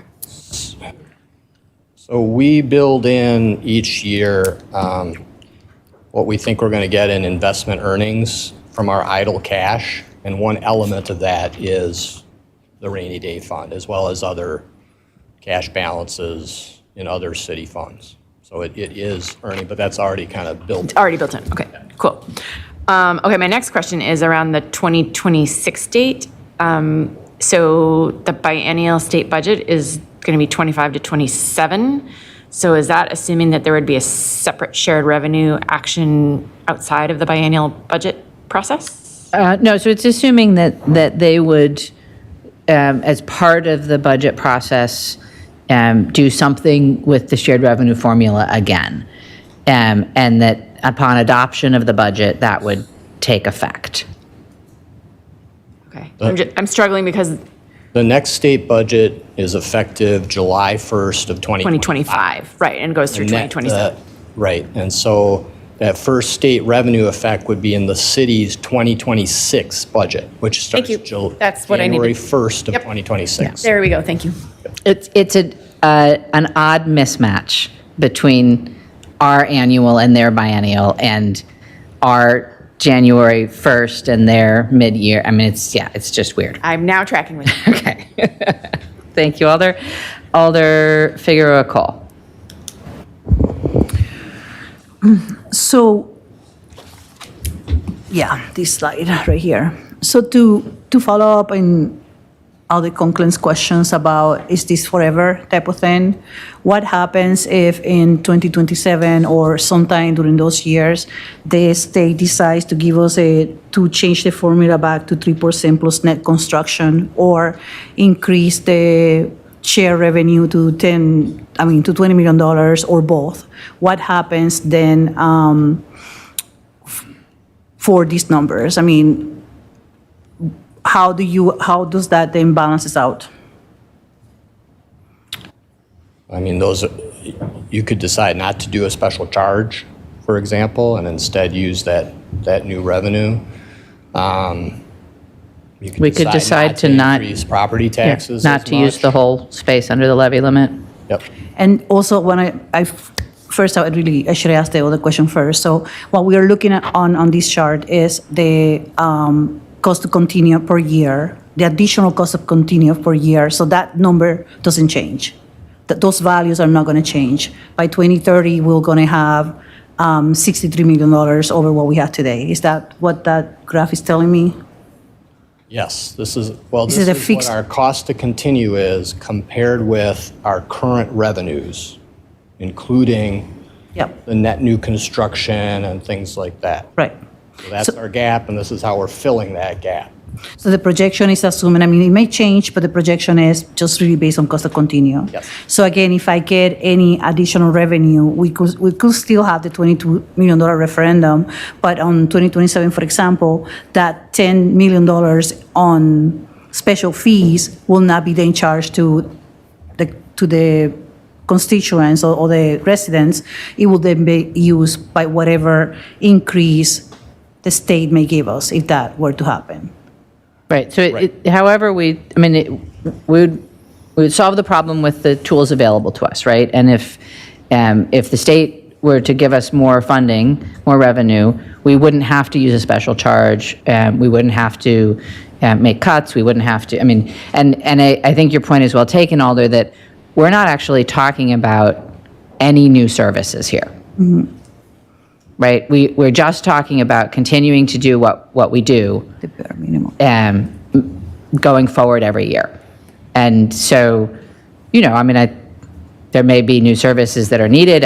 We're a growing city. We need to continue to pick up the trash and build water pipes. And, so there is some need to expand, even in just the services that we currently offer.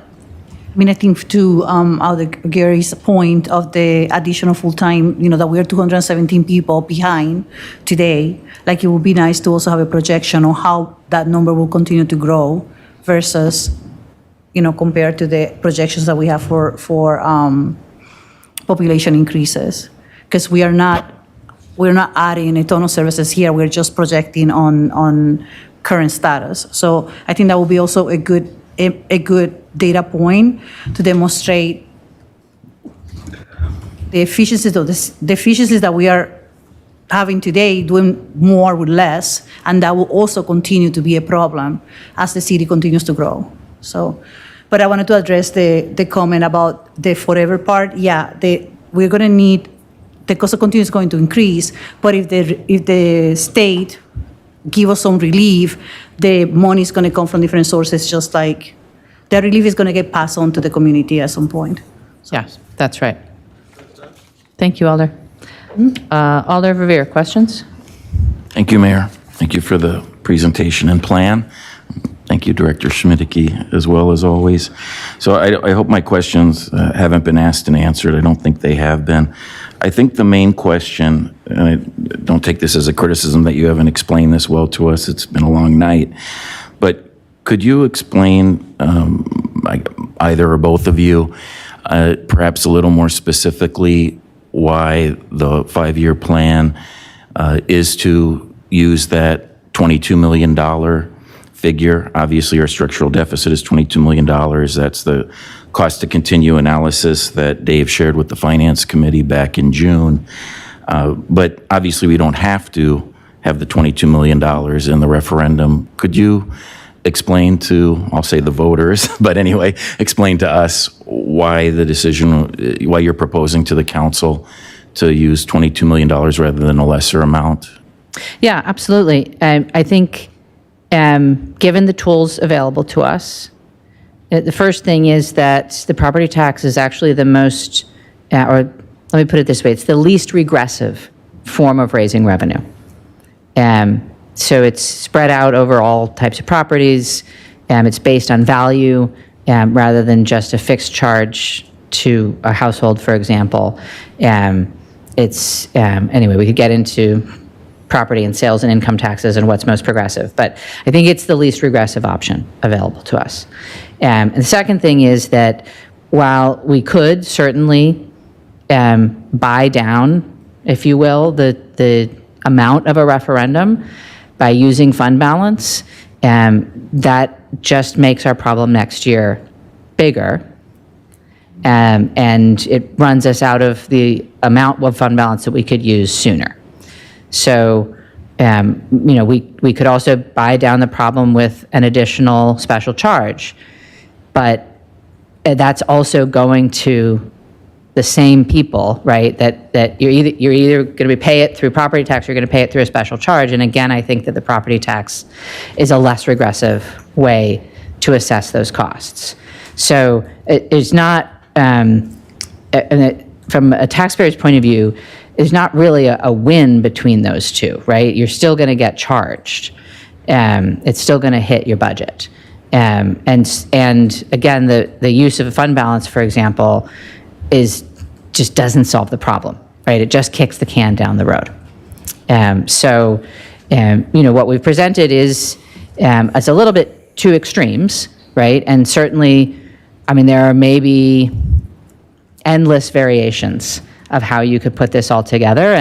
And we certainly, we will discuss this at Finance Committee. And if it's the will of the council to move in a different direction on either one of these scenarios, I'm open to the conversation. But I think, given the options in front of us, I think the most prudent thing to do is to, particularly given the amount of impact of a $22 million referendum, $20 a month, right? Less than $1 a day, that it'd be prudent to try and go for that entire amount and solve as much of the problem as possible, so that in subsequent years, we don't have to look to other more regressive ways to solve the problem or to go to cuts. Thank you, Mayor. You anticipated some of my follow-up questions there. So to just be a little more specific in terms of follow-ups, and I don't mean to sound like I'm only thinking of our successful strategies at the ballot box in November here when I ask these, but I vividly remember that headline in the State Journal back in May, top line even, not just the headline, the top line on the front page, about how Madison finances came out a whopping $30 million plus to the better last year, and that we have this unprecedented fund balance, or rainy day fund as people would call it. So if I understand, and the correct slide is right there on the screen in front of us, could you explain, again, one or both of you, what the idea is behind, and I totally understand the long-range plan to use, as you just said, Mayor, spread out the use of that unprecedented fund balance over many years, over the next 5 years of your plan. Obviously, I've been here, privileged to be here a very long time, and we've used fund balance year in and year out, every operating budget probably that I've been here, three decades going on. Am I understanding correctly that under this plan, we wouldn't use any fund balance in 2025? Yeah, that's correct. And if you could please explain that again, because I think our constituents, they saw that media coverage in May. I had some constituents say to me, well, so you don't need to go to referendum now, do you, with all that money? So, and right. If you can follow up on that. I'll ask David in a minute to go into more of the details, but I think the first thing to understand that is that it's not like we got $30 million to put in the bank. It's a number less than that, and Dave can go into the details. And then the big change, right, is that we got more interest income than we were expecting. That is not something that's going to happen every year. And so it's really one-time money that we put into our fund balance, and we're proposing to take out of our fund balance again, and to use that prudently over multiple years so that we're not creating a big problem in any one year. So, is it possible to use fund balance to solve the entire problem in next year's budget? Yes, that is technically possible. I believe, and Dave can share his thoughts, that that would be fiscally irresponsible, because then if we did that in the 2025 budget, then in the 26 budget, we'd have to find another $22 million out of fund balance, and we would not have it. Or if we did take it, we'd be below the 15% level that we need to maintain in order to maintain our AAA bond rating, which really would be fiscally irresponsible, because it would mean that we would lose sort of our preferred borrower status and have to pay higher interest rates on our debt going forward, which would be a significant financial impact for our community. So one way to think of it is that if we used one-time money, so if we use the fund balance to solve the entire problem in the 2025 budget, we're just kicking the can down the road, and we're only kicking it 1 year, right? And then for the 2026 budget, we'd have to find another way to solve not just that $22 million, but another $6 to $10 million that's part of that built-in structural deficit that grows every single year. And so, can we kick the can? Yes, we could.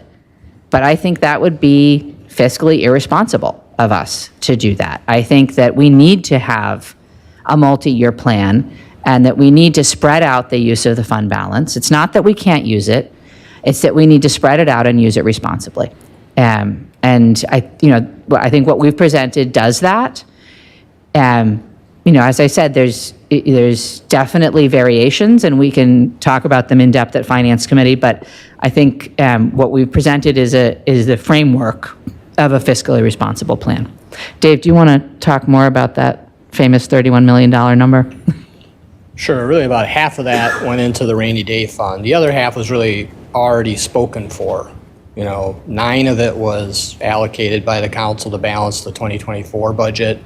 There was $2 million of funding that the council had appropriated in the 2023 budget for setting up an endowment fund to help fund the operations of homeless shelters. That was not spent, so that was set aside. And then we had a lot of volatility in what's called our mark-to-market. And I presented that both to the council and to the Finance Committee, and we set aside $5 million to sort of offset future volatility so it doesn't hit the rainy day fund in a dramatic way. So that's roughly half of that actually went into the rainy day fund. Yes, thank you for reminding us of that, Dave. And Mayor, I certainly agree with your analysis and the Finance Director's analysis. I wasn't suggesting that we use an extensive amount of the fund balance, certainly, to close our deficit for next year. But let me ask you, as a follow-up, you covered the general question that came out in May, especially of, you don't need a referendum at all. Very well, thank you. The question that I have, though, is under your 5-year plan, you weren't proposing to use, if I understand it correctly, $1 of fund balance at all in 2025 operating budget. Yes, thanks for that slide, Dave. So could you just explain that a little for us as well, as to why the long-range plan is to wait till 26? For the third time, I believe that it is prudent, because the size of the referendum is not, in the grand scheme of things, that large. Again, it's $20 a month on the average home. It's less than $1 a day on the average home, that we should use the full value of that tool to reduce our ongoing problem as much as possible. And then we should turn to the other tools that we have in our toolbox. And so that means that we should go to the amount, we should use a referendum to solve the problem in 2025. And then each year out, we should use the other tools that would be available to us to solve the subsequent problems that are created by the ongoing structural deficit imposed by the state. And so then we would begin to use the fund balance, we would begin to use special charges, et cetera, going forward, until hopefully we get some relief from the state. Again, we collectively could choose a different approach. We could buy down the amount of a referendum So it would have a lesser impact, but that would mean that every subsequent year, we would have to struggle more to find what the solution to the gap was. And in my estimation, again, the referendum is the least regressive way to raise funds because the property tax is the least regressive of the tools available to us. And so if we were, for example, to have a $10 million referendum, we would have to have a $10 million special charge in the same year. And so you would not only get an increase in your property tax, you would also get an increase in your municipal bill. So I mean, those are options. And again, if the council wants to discuss a different version going forward, we can absolutely discuss that. But I think, again, the most fiscally prudent approach is to use the tools that we have to the extent that they are available to us. And that means solving the 2025 problem with a referendum and solving subsequent problems with the special charges, the rainy day fund, and continued always efficiencies wherever we can find them. Thank you. I understand your logic very well now. And then similarly, Mayor, then that's also the rationale for the new special charge being delayed if we're successful at a $22 million referendum this November. Yes. That's why your 5-year plan delays any consideration of a new special charge. But in the unfortunate event that a referendum is not adopted by the voters, we would be able to proceed to new special charge.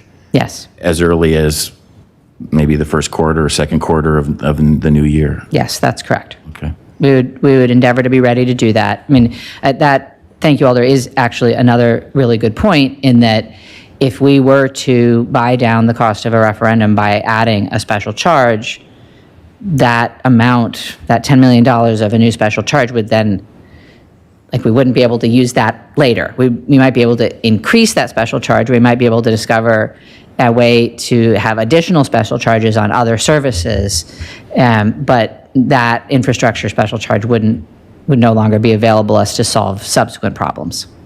Thank you. And I realize the hour's late, and I'll have that benefit. We all will Monday at Finance Committee, as you've mentioned a couple times, to discuss this all over again. But just a couple of closing questions, if I could here.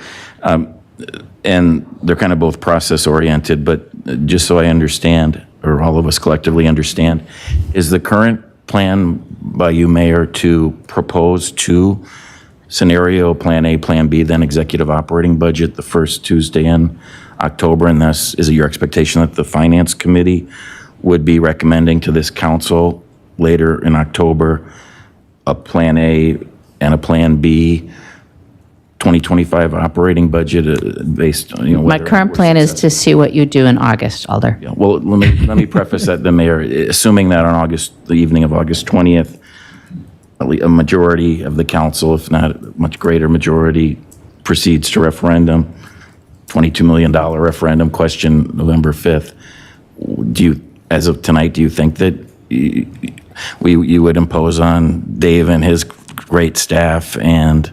Yes, we would have to have two paths be forward. So you likely will be proposing two operating budgets the first Tuesday in... So Dave can weigh in with his thoughts on process, but we will have to be prepared for whatever the voters choose to do in November. Absolutely. And we will do that. Do you wish to add anything, Dave? Is it your assumption you and your staff will be preparing two scenarios for an executive operating budget in October, and that you'd... There'll have to be two scenarios. I think the mayor has laid out two possible paths forward. One is $22 million and sort of cost to continue budget, and one has $6 million of cuts in it. And so both of those can kind of move forward.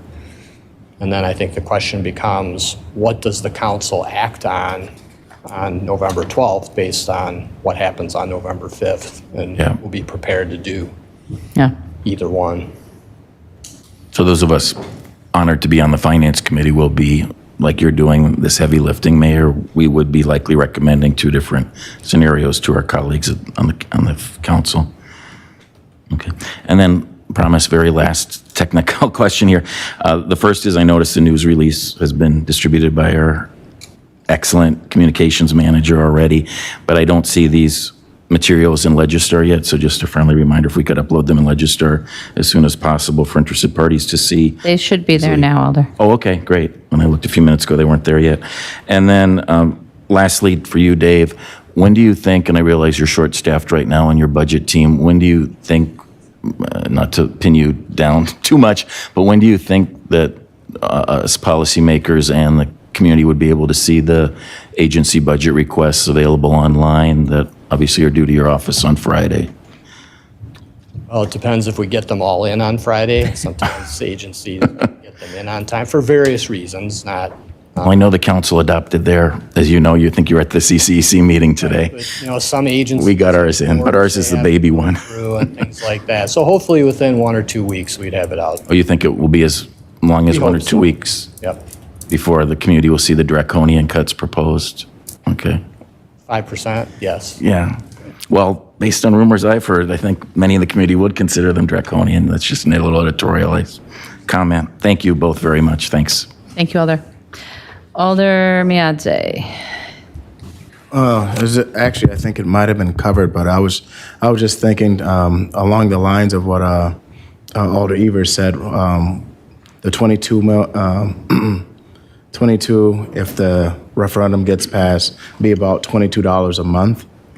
Want to be safe just to add $10 more if none of the sales tax or comes through, that 10 million, just to say 10 million. So therefore, it'd be $30 a month rather than $20, given that.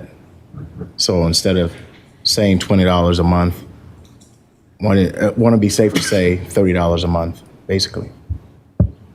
I'm sorry, Alder, I don't really. That's a policy choice. Yeah, that is a policy choice. You're right. And it is something that we could absolutely consider. The mechanics of doing so are slightly complicated. We are not allowed to levy for expenses that aren't represented in our budget. So we're not allowed to just levy for extra money. Right. But we could consider reducing other sources of revenue. We could, consider increases in our budget. I mean, I think we'd have to think about how that would be perceived by the community. But it is technically possible for us to think about ways to increase that number if that's something that the council desires to talk about. Yep.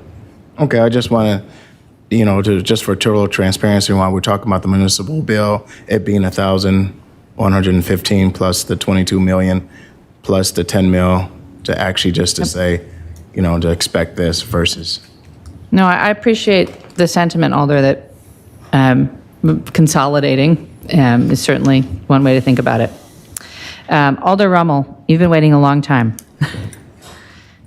Thank you. And adding my thanks for the presentation. I've been waiting for a while to see what this transportation special charge, or well, that's what I've been calling it. So I'm going to keep calling it that. So when I first heard about it, it seemed when we had $27 million gap, and I just want to give props to Charlie Romine, because he's the one who presented the idea to me. And I'm just wondering if there is a cap on how much that special charge could be based on what you're calling the circuit, the amount of parking.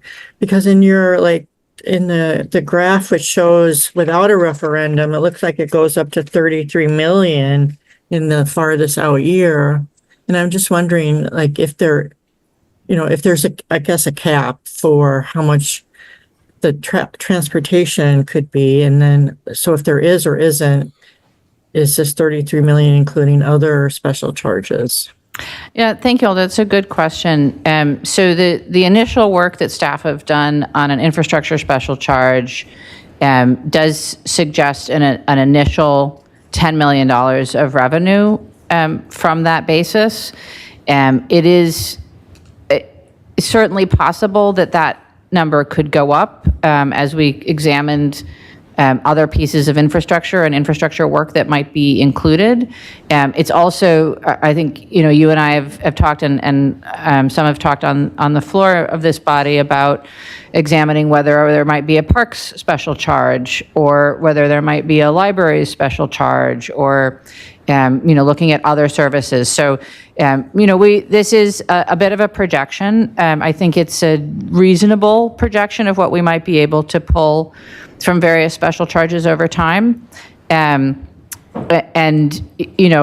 think the two constraints on the amount of revenue that we could get from a special charge in any given year going forward are, firstly, that, again, as you know, we can only charge the amount that it costs to provide the service. So there has to be a real basis that's related to the cost of the service. And it's actually a not insignificant amount of staff work to establish the basis for a new special charge. So we have to make sure that it would be legal to do, and then we have to figure out, and as Dave indicated on the slide, we have to figure out what is the appropriate basis to charge people for the work and for the service. And that is something that takes a little bit of time for staff. So, as I said to Alder Vivier earlier, we could be ready with an infrastructure special charge of about $10 million to start in the 2025 budget. We don't have any other special charges at this point that we would be ready to go with. But if it's the council's will, we can certainly start looking at the basis for other special charges. I just would caution that I think we'd probably be looking at them for the 26 budget rather than the 25 budget. Thank you. One thing I liked about the transportation charge is that it kind of gets to the root of like how we use land for transportation, and it seemed kind of, expensive but elegant. So it feels less elegant when you're charging for libraries. But anyway, my second question, I guess it's more in either of the two slides with the yes or no to referendum, those arrows. So I assume, and just clarify that for me, that those arrows are just there as an FYI, and no, nothing was adjusted to account for any potential change because of the state, right? Yes, that's correct. Okay. And my final question is, in your opening remarks, Mayor, you talked about, the 5% cost to continue, and then near the end of your remarks, you said, and no new capital projects, which I totally understand, but I want to know, do we have a definition? Is that something we never thought of before, or is it something we've done a little planning before, but haven't put in, quote, real money? And, how are we defining that? So, although you can go back and read my capital budget instructions for the details, but essentially, I was instructing agencies that they couldn't have new ideas. They couldn't propose new capital projects in the course of the SIP. That doesn't mean that they couldn't put things in the farthest out year that had been on plans, for example. But it is nothing new in the years that we had already budgeted for. You'll also recall, Alder, since you've been around for a while, that every year we have a sort of a history, or maybe even a tradition, of agencies asking for more in their capital budget submittals than have made it into my executive capital budgets. And that I expect will continue. But we really were trying to constrain the amount of borrowing that we're projecting out over the course of both this capital budget and the capital improvement plan, not because of its relationship to the levy limit, because as you know, there is none, but because of the impact of debt service on the taxpayers. And so if there'd been some amount of planning for a big project, or I don't know what else the cost would be, but they weren't the final construction, that counts as it's already in the pipeline. Is there a particular project you're interested in, Alder? I mean, there's several, like, for example, there is the men's shelter, there is the library at Rheindal, there is the Lake Monona waterfront proposal. I mean, there's a lot of things that have gotten initial, starts, but, we haven't gotten into that, like, okay, we're going out to bid and we're going to build the thing. All right, so the men's shelter is bid and underway. The Imagination Center is, I think, projected to go out to bid by the end of the year. And the Monona Waterfront is, there is some placeholders, mostly related to the John Nolan portion of that project, because the reconstruction of the bridges is already, we've already received a significant amount of federal money for that. But the subsequent phases, we're not showing funding for at this point in time. But Alder, let me point out to you that you can go and look at the agency capital submittals. Those are all available on the website if you're interested in whether or not agencies proposed particular items in those budgets. I know that. Thank you, Mayor. And that's all my questions. Thank you, Alder. Alder Duncan. Thank you, Mayor. Thank you both for doing this presentation. I just have one question. Do we have the total amount of investment interests that we've accrued and booked through the first 6 months of 2024?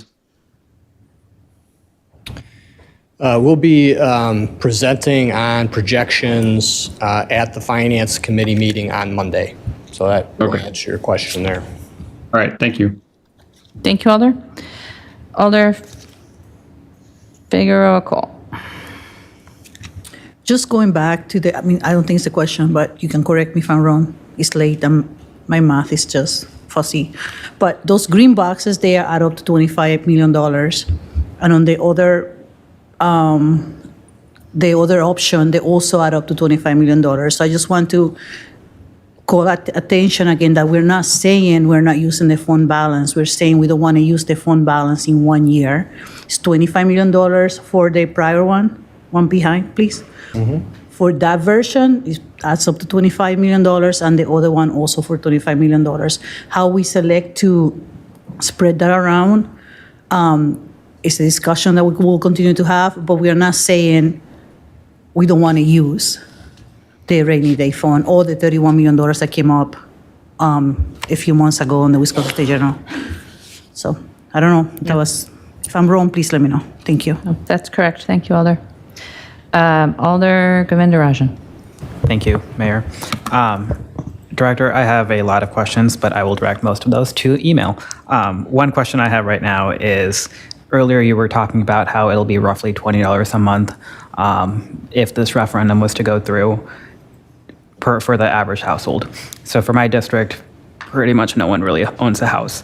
So can you talk about how that might impact like the average renter in a way? Do we have data on that? We probably have some, but it's not going to be straightforward. Okay. So we don't have that number. Whatever you have, do you think you can share that with me at some other point? We can work on that, but we don't have it right now. Cool. Thank you. Thank you, Alder. I have no other Alders in the queue with questions, so thank you, Director Schmidtke, very much appreciated. And our next item is item 6, which is Legistar 84123, an appeal of the Plan Commission action on the conditional use request for 6610 to 6706 Old Sauk Road, Legistar ID 82972 in District 19. Before we get a motion, I'd like to ask staff to just give us a little context on the project, the standards, and the proper form of dealing with this appeal. And I think we will start with our interim planning director, Bill Fruehling. Thank you very much. I will try to be brief. But I wanted to start by giving you a little overview of the status of the approvals that were required for this project. At its meeting on June 10th, the Plan Commission took the following 4 actions that were required. They approved a demolition permit and approved the conditional use permit. They recommended to the council the property be rezoned, and also they recommended approval of the certified survey map. And on June 18th, the council approved the rezoning, so that's already done. The property's been rezoned. And also, the council approved the certified survey map. So if I could share here.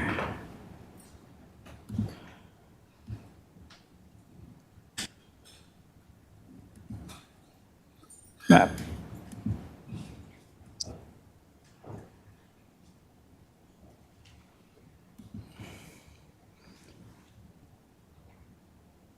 There we go. So the conditional use, which is before you tonight, was required on this project because in the TRU2 zoning district, it's the traditional residential urban 2 district, for a multifamily dwelling of greater than 60 units, a conditional use is required. There's also conditional use required for outdoor recreation area. In this case, the building will have an accessory outdoor pool. As a reminder, the building is a 3-story, 138-unit apartment project. Up. So I just wanted to touch on the conditional use standards. I think you heard in the public testimony tonight, a number of these were raised, but this is an excerpt from the zoning code that talks about the approval standards for conditional uses. And I will just leave it there for a second. I don't know that I need to read that to you, but probably the punchline on this is that conditional uses shall not be granted by the Plan Commission unless it finds that all of the following are present. So then we will just run through these conditional use standards very quickly. I was not going to read them all, but I probably should. So the establishment, maintenance, and operation of the conditional use will not be detrimental or endanger the public health, safety, or general welfare. The city is able to provide municipal services to the property where the conditional use is proposed, given due consideration of the cost of providing those services. The uses, values, and enjoyment of other property in the neighborhood for the purposes already established will not be substantially impaired or diminished in any foreseeable manner. The establishment of conditional use will not impede the normal and orderly development of the improvement of the surrounding property for the uses permitted in the district. Adequate utilities, access roads, drainage, internal circulation improvements for pedestrians, bicyclists, public transit, and vehicles, parking supply in cases with minimum parking requirements, and other necessary site improvements have been or are being provided. The conditional use conforms to applicable regulations of the district in which it is located. And finally, when applying the above standards to any conditional or to any new construction of a building or addition to an existing building, the Plan Commission shall find that the project creates an environment of sustained economic desirability compatible with the existing or intended character of the area and the statement of purpose for the zoning of the district. In order to find the standard is met, the Plan Commission may require the applicant to submit plans to the Urban Design Commission for comment and recommendation. So I thought it was important to read those because that is what is before you tonight. I should also note that there are additional standards, standard 7 and 9 through 16, those conditional use standards do not apply to this request. So I won't read this, but I will leave this up here for you to view. At the Plan Commission meeting, again, on June 10th, the Plan Commission took this action. They voted to approve the conditional use, and here is what they said for their findings. And so, as I said, I will just leave that up for you. In the Legistar, you will find links to the Plan Commission files, the application, including the staff report, and additional information, the public comment. You will also find a memo from me dated June 20th that basically confirms that this is a valid appeal before you in the proper form. There's also a memo from Assistant City Attorney Kate Smith regarding conditional use appeals, and she'll talk about that here more in a second. But before I turn it over to Kate, I wanted to note that Principal Planner Kevin Furco is also joining us by Zoom, as well as other staff from the Engineering Division, who can all help answer any questions that you may have. So I can stop sharing that, and probably Kate is next. Thank you. Attorney Smith? Thanks, Bill. Thanks, Madam Mayor. Can I get confirmation that someone can hear me? Yes, we can hear you. Great, thank you. Bill, and actually, if you want to keep up that last slide, I think it would be helpful to ground people in what we're asking them to do today by seeing the example of what the Plan Commission did. All right. There we go. So thank you. Okay, so now comes the time where I tell you that as a council, you're acting in a quasi-judicial capacity and asked to make findings of fact that support your decision. And I want you to take a look at the precision by which the Plan Commission made in their findings, because while, it's towards the end of, you've had a lot of information come at you that you've had to digest. So I wish that I could tell you that you didn't have to make findings of fact here and kind of put on this analytical hat.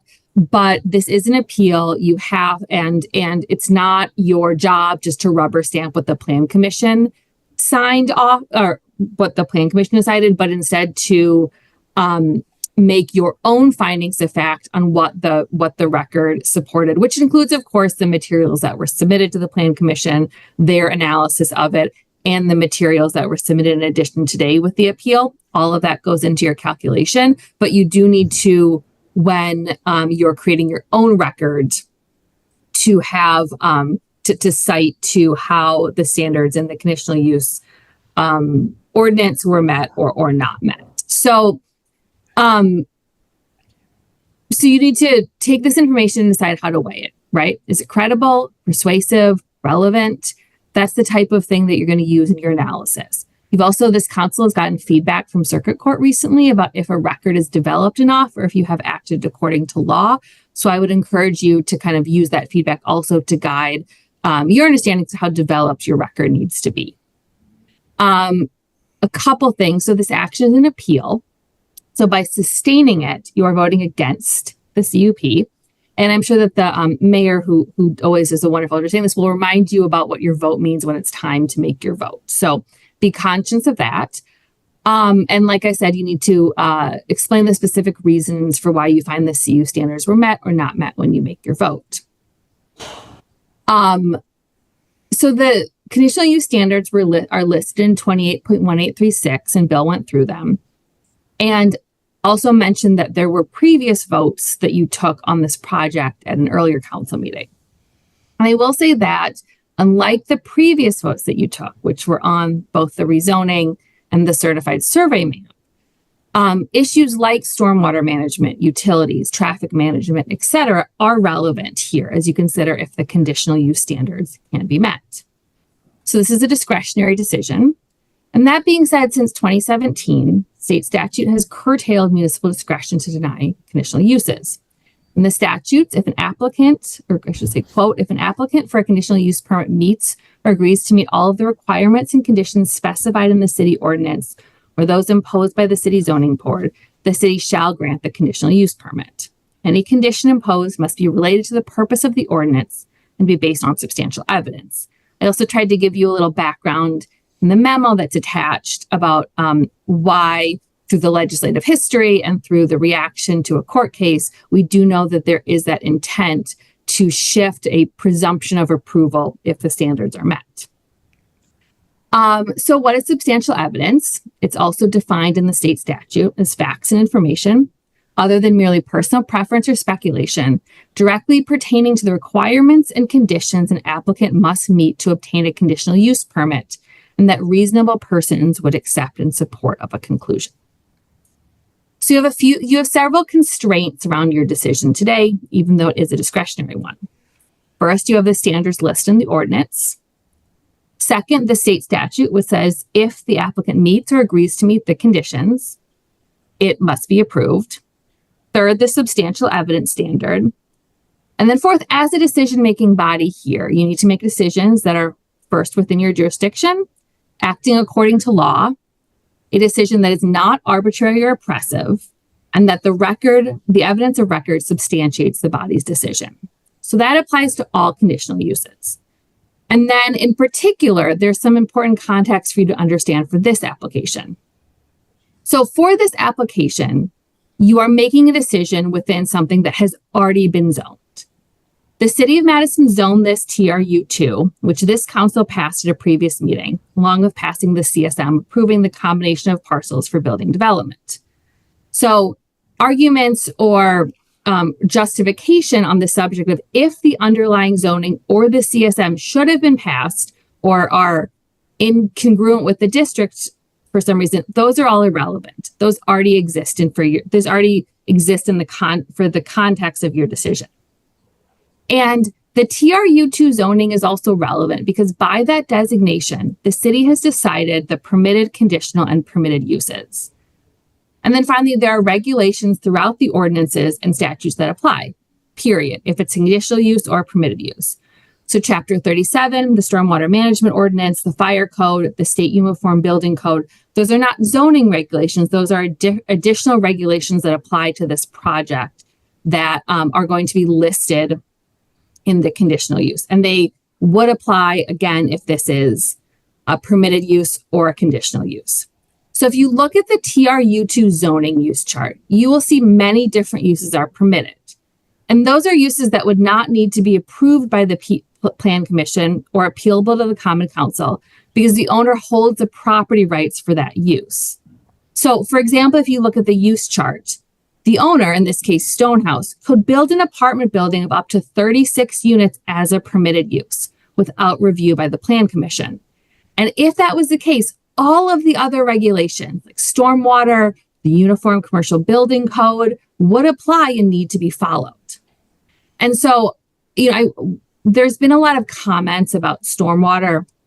And so that's one of the reasons that I'm reminding you that those regulations are going to exist regardless of it's permitted and conditional. Because one of the things that you might want to think about when you're making a decision or citing evidence to why the conditional use or that specific use for that you're reviewing for this property is what about the development from a permitted use, 36 units, to the application in front of you has substantial evidence in the record that the Chapter 37 requirements are inadequate. And this is the kind of specificity that you might want to think about when you're making your arguments. Because what is not in play is if this land can be developed at all. The owners have permitted uses that would require construction. And so it would be unlawful to deny the conditional use on the grounds that you believe any active construction or development would create unacceptable stormwater issues. Because any construction for permitted or conditional use will be subject to Chapter 37 regardless. And if it fails those requirements, open to prosecution under that chapter. But the City of Madison has already made the policy or the land use decision that this land can be developed for several permissible uses. And so even if the past zoning applied, which I want to stress it does not, the original zoning still had permitted development uses beyond the single family homes, right? So all of those permitted uses are going to work on the presumption that there would be some amount of ground disturbance or some amount of construction beyond what currently the status quo of not having any ground disturbance.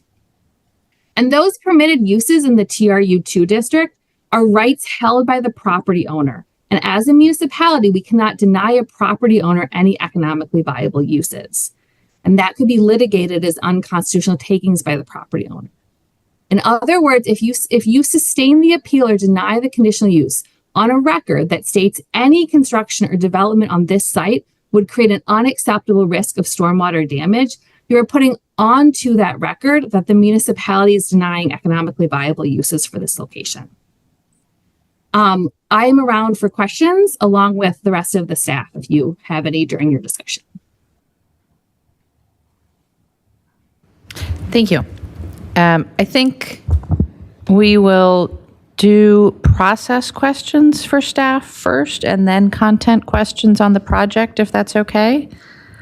So Alder Figueroa-Cole, is it a process question? Alder? I have a question about a condition, so. Yeah. Go ahead. That's a process question? Yeah. Okay. So, okay, well, yes. Okay, I asked a question and you tell me if this is a question, I don't know. So, when you talk about sustainable evidence, can you please define sustainable evidence versus substantial evidence? Thank you, Alder. Versus reasonable doubt. One of the people testifying mentioned that something about reasonable doubt. Can you please clarify that for the body?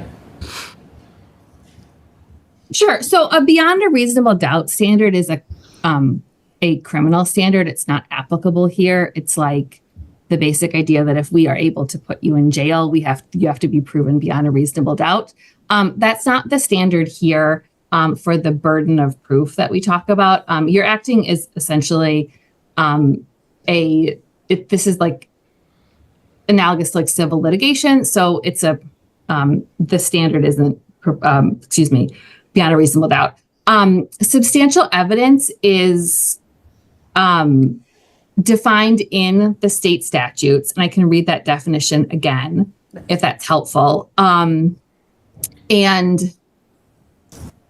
so it's defined by state statute as facts and information other than merely personal preferences or speculation, directly pertaining to the requirements and conditions an applicant must meet to obtain a conditional use permit and that reasonable persons would accept in support of a conclusion. So that doesn't mean that you can't listen to public testimony and get that information and use it to make your calculations or make your consideration here. What it does mean is that the public testimony, alongside the staff reports and all of the other materials that you're presented, need to have some amount of credibility so facts, information, to support the speculation. So it can't just be, I think this would happen. It would need to be, I think this would happen because I'm presenting you with X, Y, and Z reason that you then deem are credible. I mean, like you folks do this all the time in your normal life, right? Like we take an information, we make a calculation internally if we think it's credible or reliable, or if it seems less credible.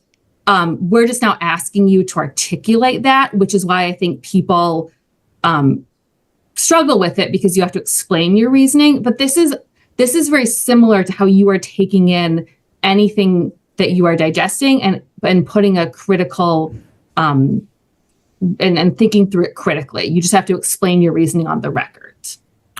Thank you. Standard 5 ends with the statement regarding plans or uses the word or being provided. So, I mean, correct me if I'm wrong, that means that, as stated earlier, the engineering has to approve the plans before a permit is given. So even if we approve this conditional use, this doesn't get approved until those plans are completed, but the condition allows us to to adopt or to grant the conditions, even if the plans are not completed yet for standard 5. I mean, absolutely. So what you need to decide is if this particular use is compatible with the district and with the site, and you're not going to have making that decision after a completed project, because if the project was completed, you would have already made the decision, right? So there is, and staff can talk about that a little bit in more detail about all of the site plan reviews that they're going to go through after the conditional use is approved, or denied. It could go either way, but if you were going to talk about a hypothetical where conditional use is approved. And then there are a number of internal, and they review all of these materials, and there are checks on that, right? So if a conditional use has continuing jurisdiction by the Plan Commission, right? So if an alder, for example, thinks that they are not meeting their conditional use, that was approved, they are violating the conditional use, that they can request that Plan Commission retains continuing jurisdiction over it, and it'll get reviewed per the ordinance. And then in addition to that, there are all sorts of other systems in place that happen for a conditional or a permitted use, right? Like once you start building the building or working on the site, you don't follow the building code or the fire code or the stormwater code, you can get municipal citations for it, right? Like I was a municipal prosecutor for 10 years. I can't even tell you how many stormwater runoff citations we prosecuted, right? Like there are other systems in place for if there is not compliance with our municipal code that are outside of the conditional use process that are all going to happen after the development starts. There isn't a way to approve a CU and then also ensure that the final building plan is going to have to be completed, because that just happens later in the process. Thank you. And then lastly, can we talk about conditions that are not covered in ordinances, like that soil infiltration? We don't have ordinances to manage or to regulate those kinds of problems. Can we impose that on an applicant? That's a great question. So you can impose additional conditions on the applicant than the Plan Commission made.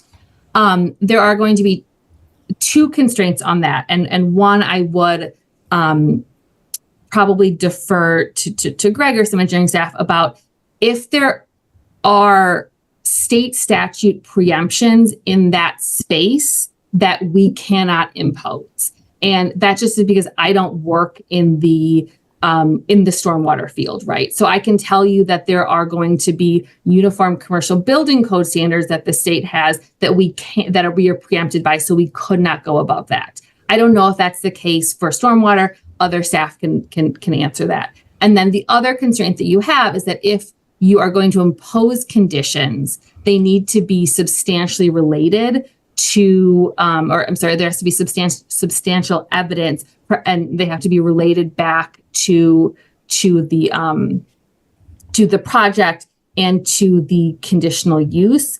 But for what it's worth, the types of information that you've gotten from public comment, like actual kind of prepared reports from engineers, that would typically be considered substantial evidence for that reasoning, for imposing additional conditions. That's kind of the type of materials that would support conditions based off of that. Thank you. Thank you, Alder Bennett. Okay, I'm just gonna ask questions and maybe they are or not. Right. Process, or are we still in process? No. Yes, and so, I mean, perhaps it's less clear, the distinction between the two of them than I thought. But my intent was for you to understand sort of the nature of the debate before you, and then I imagine that, and how that relates to the conditions. But then I imagine you might have questions, for example, planning, for stormwater folks about the actual site and the proposed development in relationship then to the conditions. So, Alder, is that? Yeah. Okay, go ahead, Alder. I was hoping that Attorney Smith could clarify the extent to which we can consider stormwater runoff in accepting the appeal.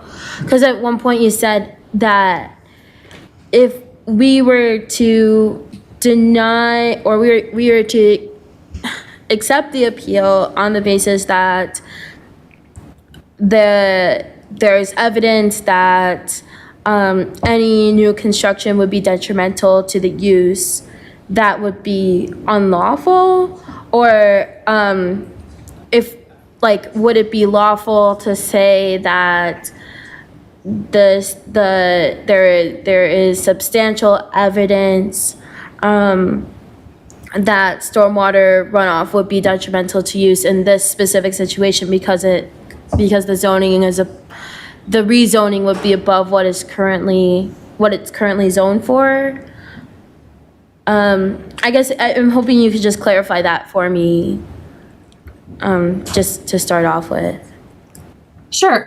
Thanks for asking that. So, first of all, stormwater drainage, all of anything kind of in that area is relevant to the conditional use in front of you. Okay. What is, and what you can make a finding about, is that whether or not you think that the proposed project with the stormwater plan that's in place, if it meets the conditional use standards in our ordinance, specific to this project. What would be the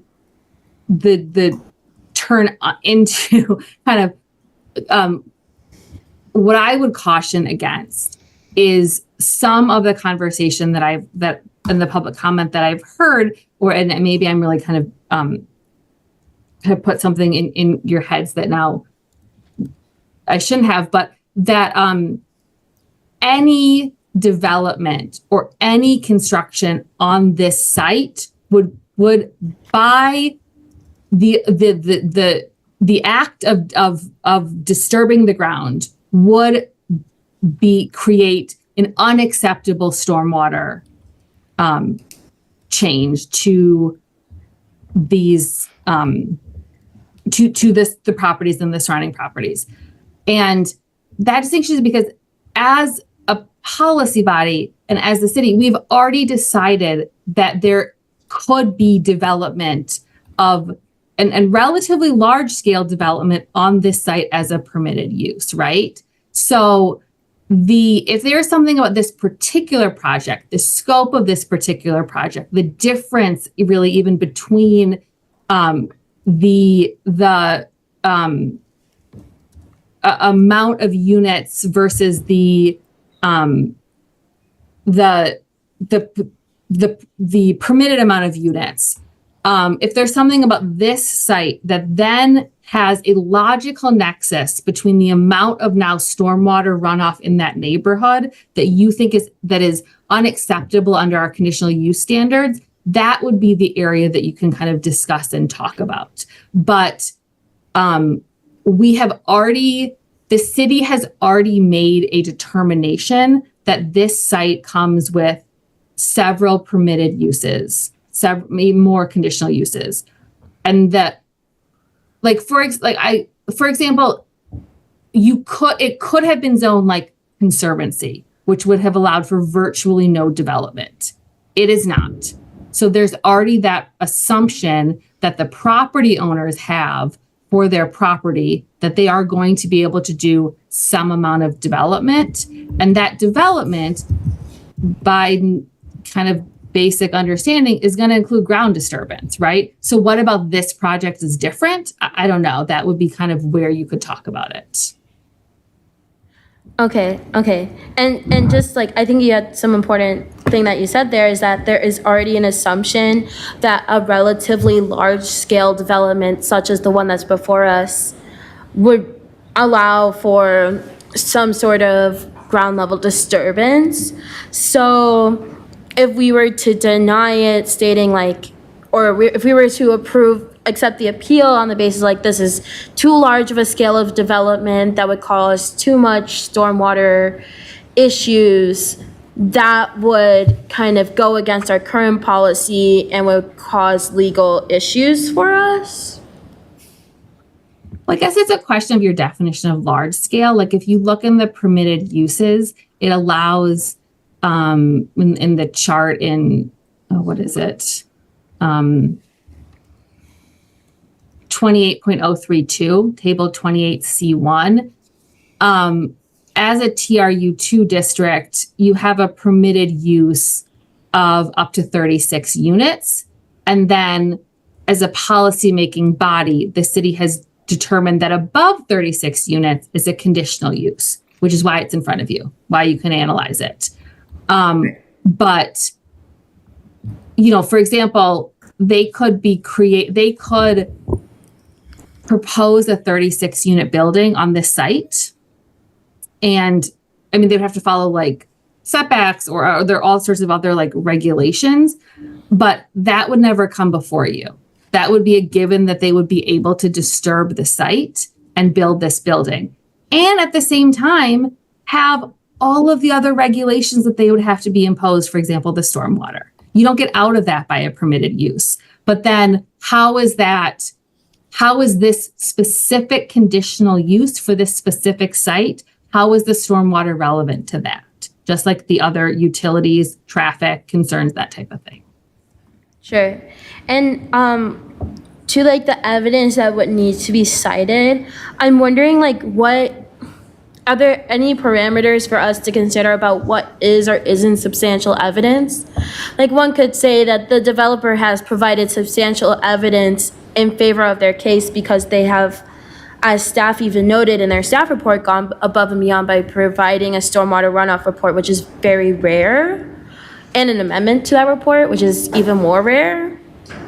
So I'm wondering like if we were to say that like, again, accept the appeal because of something related to stormwater runoff and say, well, there isn't a full plan, does that set a precedent now that if developers don't submit a full plan for this area or even surrounding areas that they're no longer, is that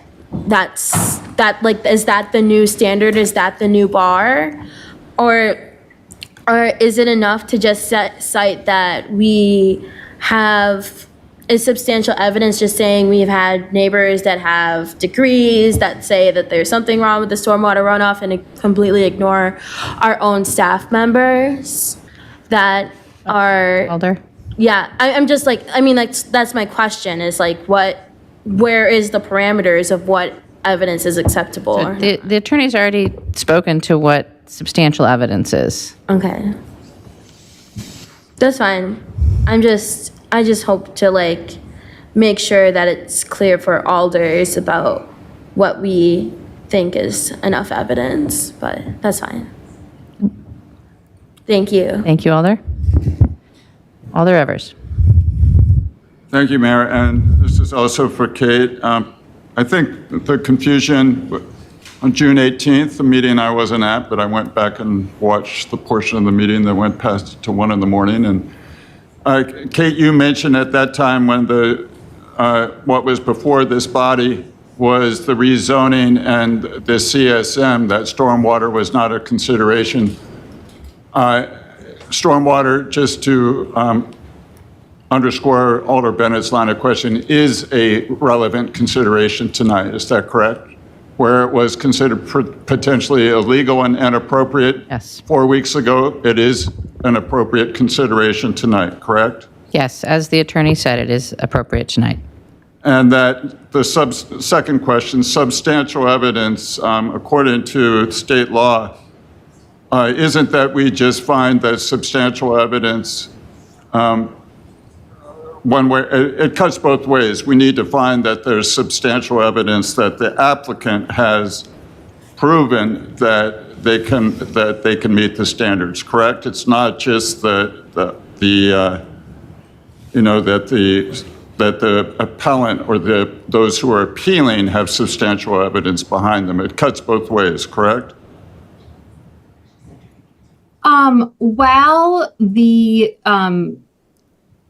While it does apply to both parties, it is quite clear from the state law, the legislative history that surrounded this change in 2017 and the subsequent cases, that there is a curtailing of municipal discretion in the conditional use space, with the emphasis on if an application meets or agrees to meet the conditional uses that we have decided, that there is a shift towards approving the conditional use, and that the discretion instead, the primary discretion for a municipality lies in designating a use as conditional or permitted before the application begins. I understand, but in state statute 6223, it says the applicant must demonstrate that the application and all requirements and conditions established by the city relating to the conditional use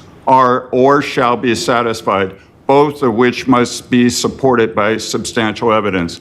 Isn't it true then substantial evidence cuts both ways? The applicant has to demonstrate substantial evidence that they're meeting the standards. Yes. And then lastly, when you define substantial evidence, it would not be appropriate for this body to rule on the appeal basis on their feelings about affordable housing or a housing crisis or the need for more housing, correct? That's not relevant to a discussion here on the appeal, correct? No, and I don't even think that this is an affordable housing. Well, let me rephrase this, please, Kate, that alders should steer away from, should they not steer away from saying, I deny this appeal because I think we need more housing in the city, that we have a housing crisis, correct? That's preference, that's not substantial evidence. Yes, I guess if you're going to phrase it that way. And then lastly, regarding process, what are our options here? Are they limited to either supporting the appeal or denying the appeal, or are there any referral options? Could we refer this back to Plan Commission or refer this even back to this body? You have to make a decision to approve, deny, or modify. So modify would be to change, add, or reduce the conditions that were imposed by the Plan Commission. So we either approve, or say that again, we affirm the appeal or we deny it. There is no opportunity to, let's say we don't find there's substantial evidence, but we want to provide both parties a chance to provide that evidence more clearly to us. Is that an option before us?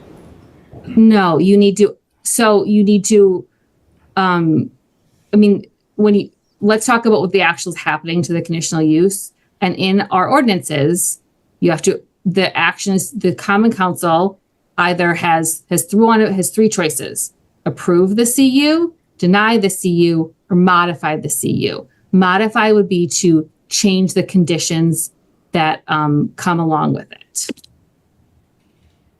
And then lastly, and real quickly, when regarding ground disturbance, one could determine that to support the appeal, not on the basis that nothing should be done, but that this project is too big and too much would be done, correct? Yeah. Excuse me. Thank you. Thank you, Alder. Alder Uguer? First, a question and a follow-up for Attorney Smith, and then I have a question for planning. This is all in process. Attorney Smith, first question, if we could just go back, you alluded to this, but I want to be sure we understand the implications of, I believe it's the Trempillo case, in which a commission approved a conditional use permit. The developer, as I understand it, acceded and agreed that they would meet all of those conditions. There was an appeal by area residents, quite a few with strong opinions about it, and that apparently swayed the council that reviewed it, and the council overturned it, but the appellate court or the Supreme Court said that that wasn't appropriate. Could you just give us a little more detail on why that sustained appeal was rejected by the higher court?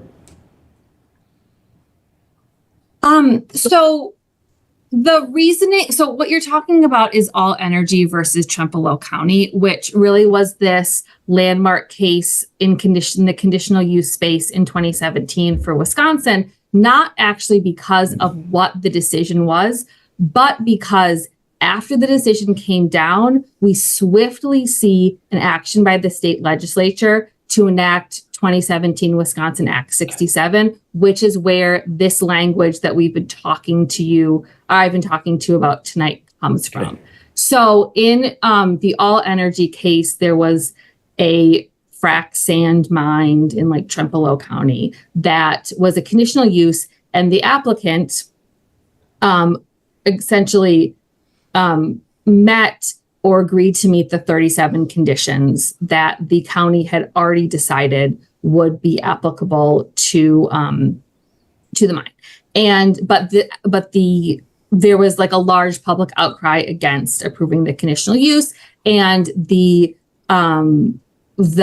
decision makers in the county said, well, yes, we agree that, we see that you've met or agree to meet all of these conditions, we still vote against it. And then that case went up to the Wisconsin Supreme Court, and the Wisconsin Supreme Court upheld the discretionary decision of the county.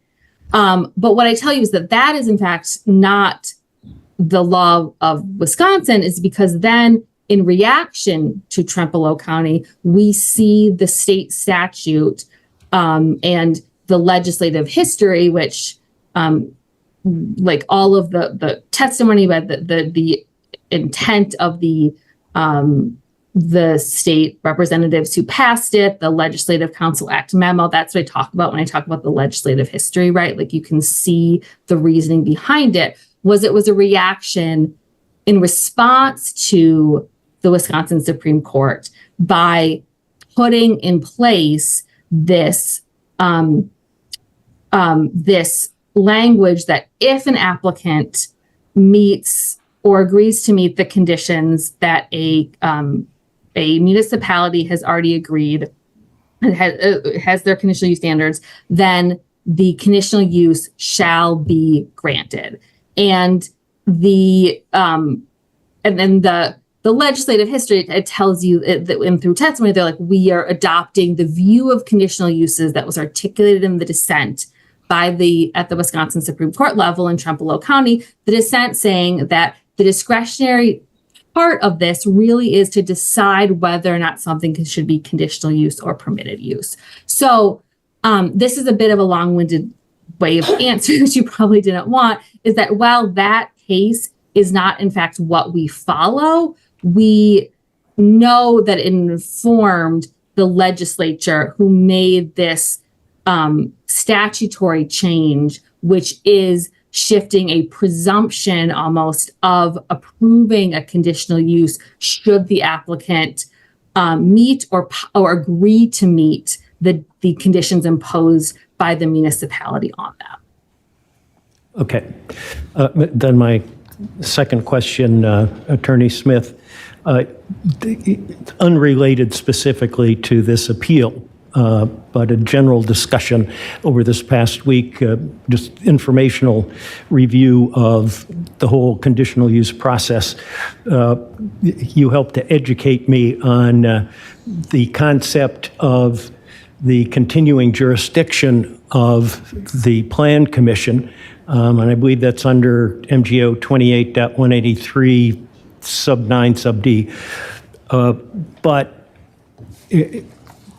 this was unusual in terms of the degree of discussion at Plan Commission, and for that matter, on June 16th here, about the stormwater issue.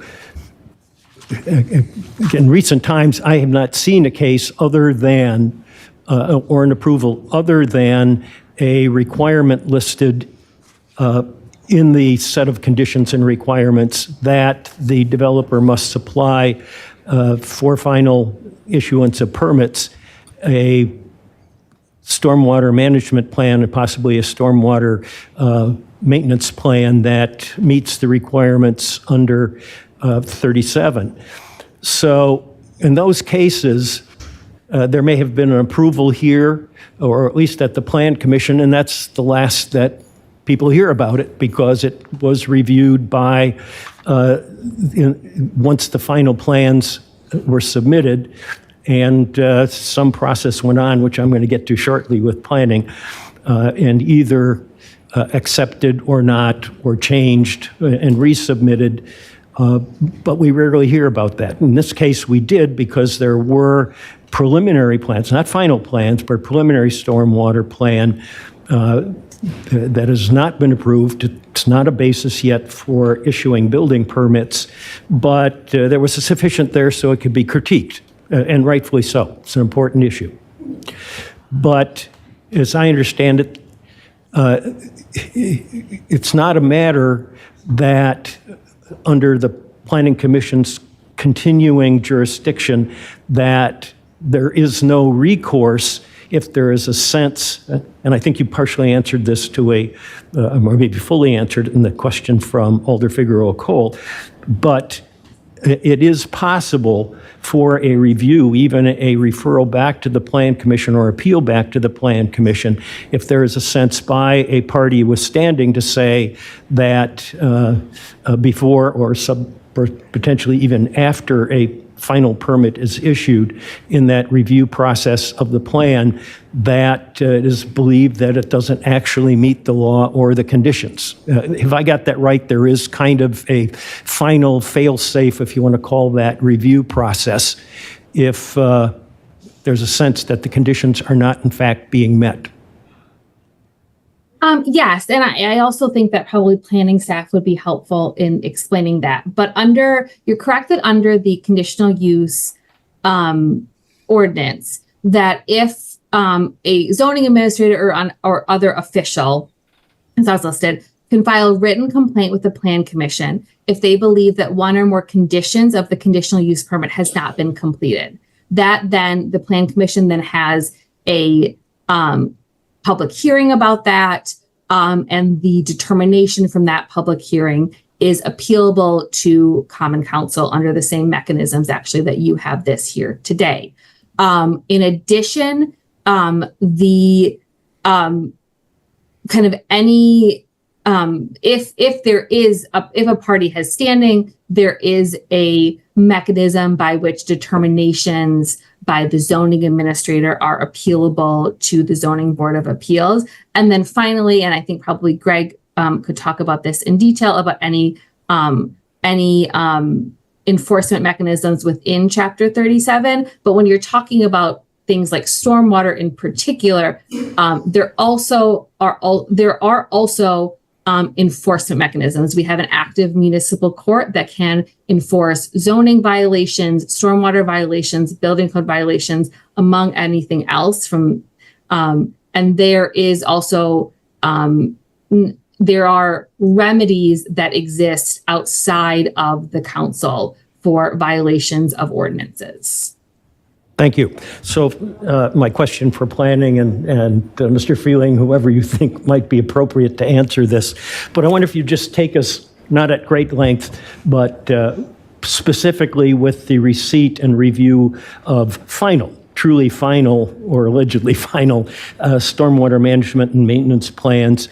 What would that process look like? And in that process, might there be further interaction between staff and the developer, or the developer's engineer, suggestions and so forth of how it might be approved to meet the standards? Yeah, certainly. So this project, with the conditional use mostly, but also the rezoning had a list of over 60 conditions that were attached to that. And before building permits are issued, after all the legislative approvals are granted, before a building permit is issued, each of those standards have to be met and signed off on by the respective agencies. And so, whatever needs to happen between a developer and representatives of those agencies, so those agencies are satisfied that the conditions are met. That goes on with every project. Thank you. I have no further questions. Thank you, Alder. Alder Vitever. So I think this is sort of in the same vein, but I had a development in my district that after went through all the approvals, they got down to it and they went, oh my gosh, we have to redo the entire parking garage structure because of stormwater. So my question is, and then it had to go back through Plan Commission and all of that. My question is how often does that happen? That we approve things and then we find out more about the project and then it has to kind of go back through?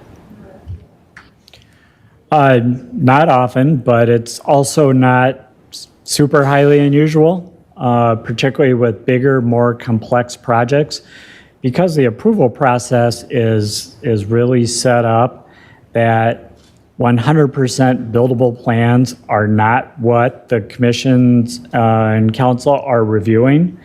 And there is a lot of detail, a lot of engineering that goes into the site and to the structures. And so sometimes they just do get into that and then find out what they have proposed is not going to be feasible either physically or financially or something else. And if it's very far outside the realm of what was approved, then they do have to go back through the approval process. Sometimes just to the Plan Commission for a major alteration to a conditional use. Typically that's what it would be.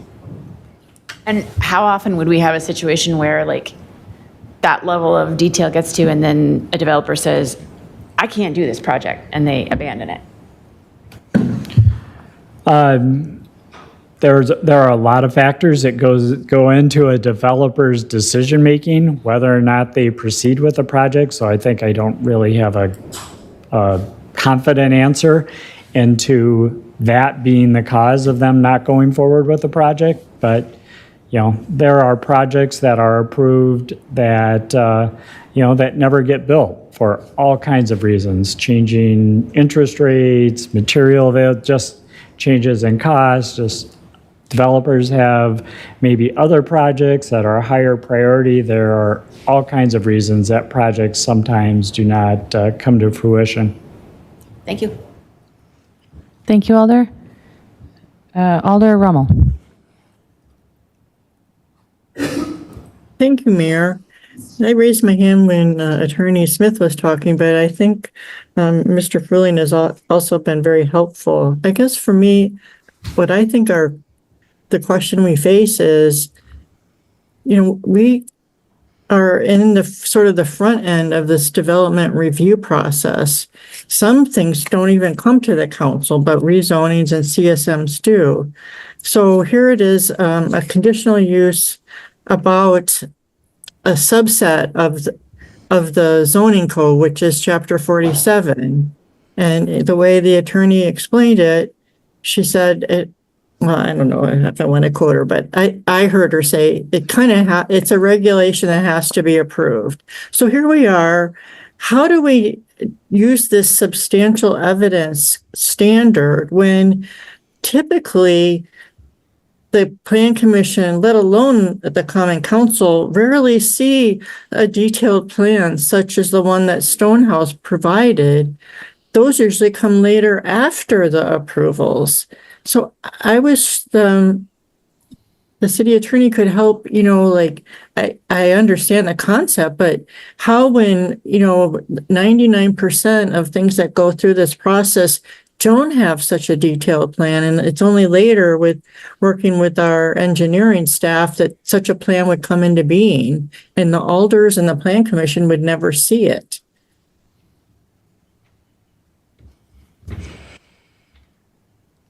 Attorney Smith, I think that's for you.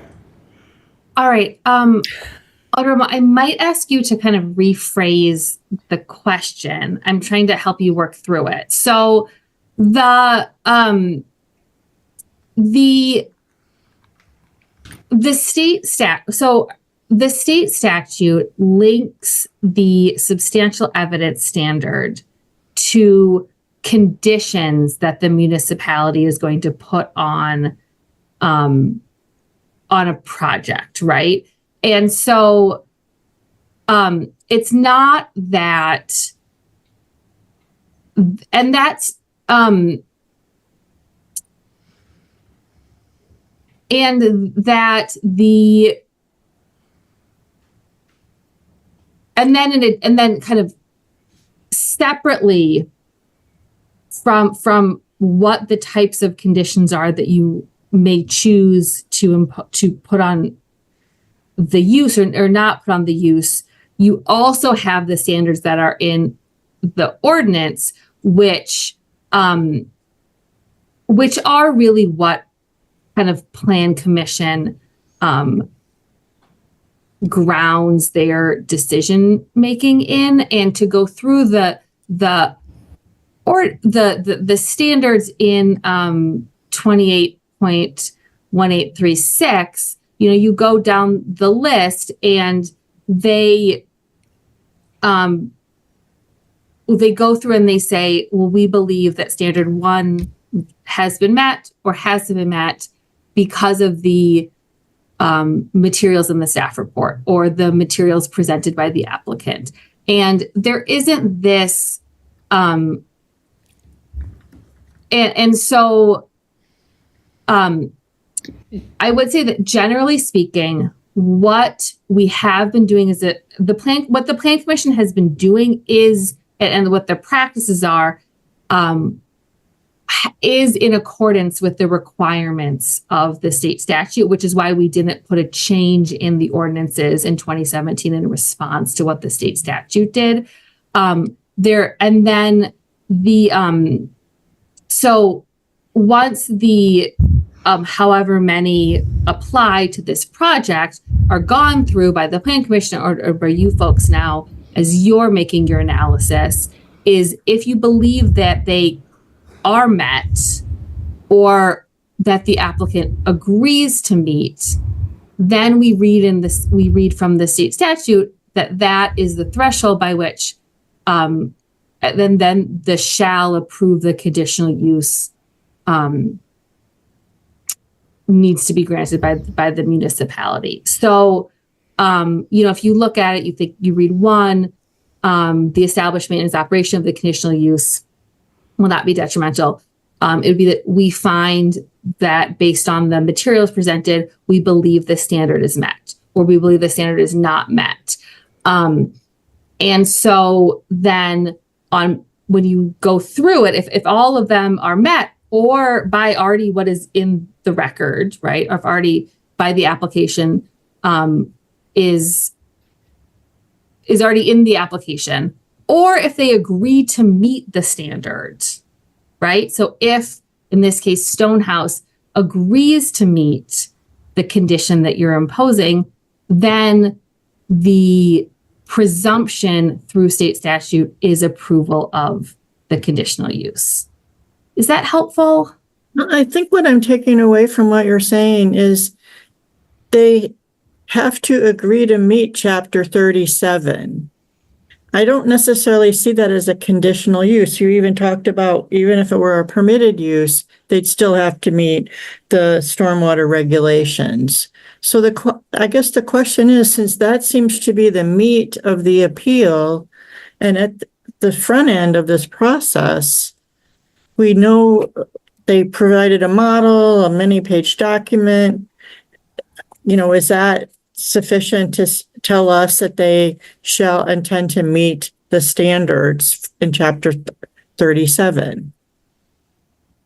Well, so not to put my thumb on the scale, but you're right that Chapter 37 applies regardless if the use is permitted or conditional. That's going to apply to a project of at this location, because and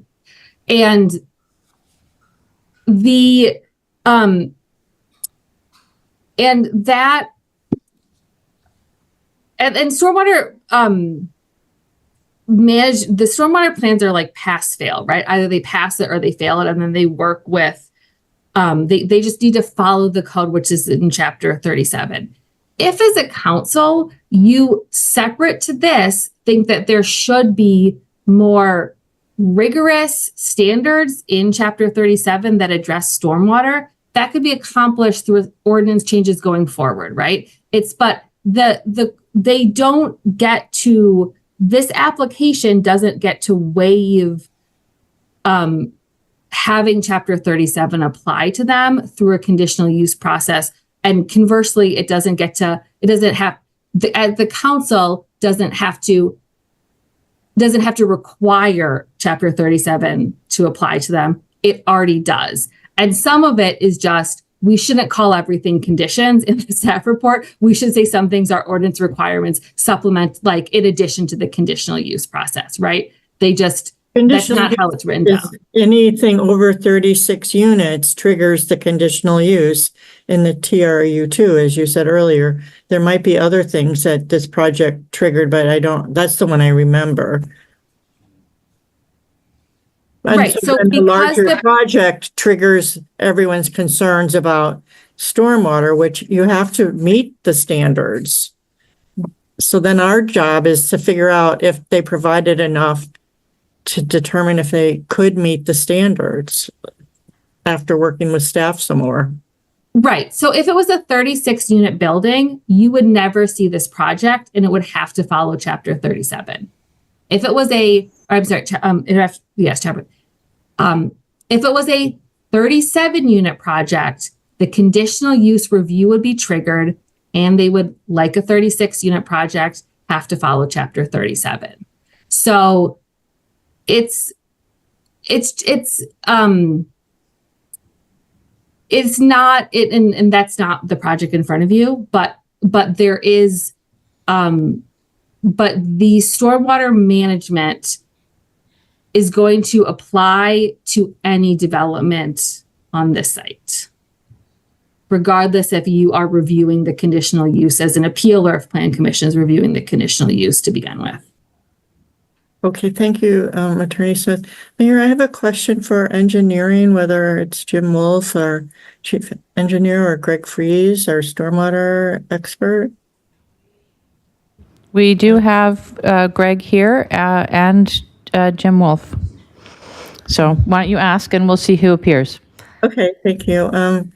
So one thing that struck me and throughout this reading of all the information is just this sort of side thing. Well, the city isn't willing, has sort of under capacity in stormwater in general for this area, but maybe especially with a larger infill project. Can you just talk about like that? Because, so often just anecdotally when you talk to like in the downtown where there's not as much space for infiltration, pretty much everybody just puts stuff into the storm sewer as part of their plan.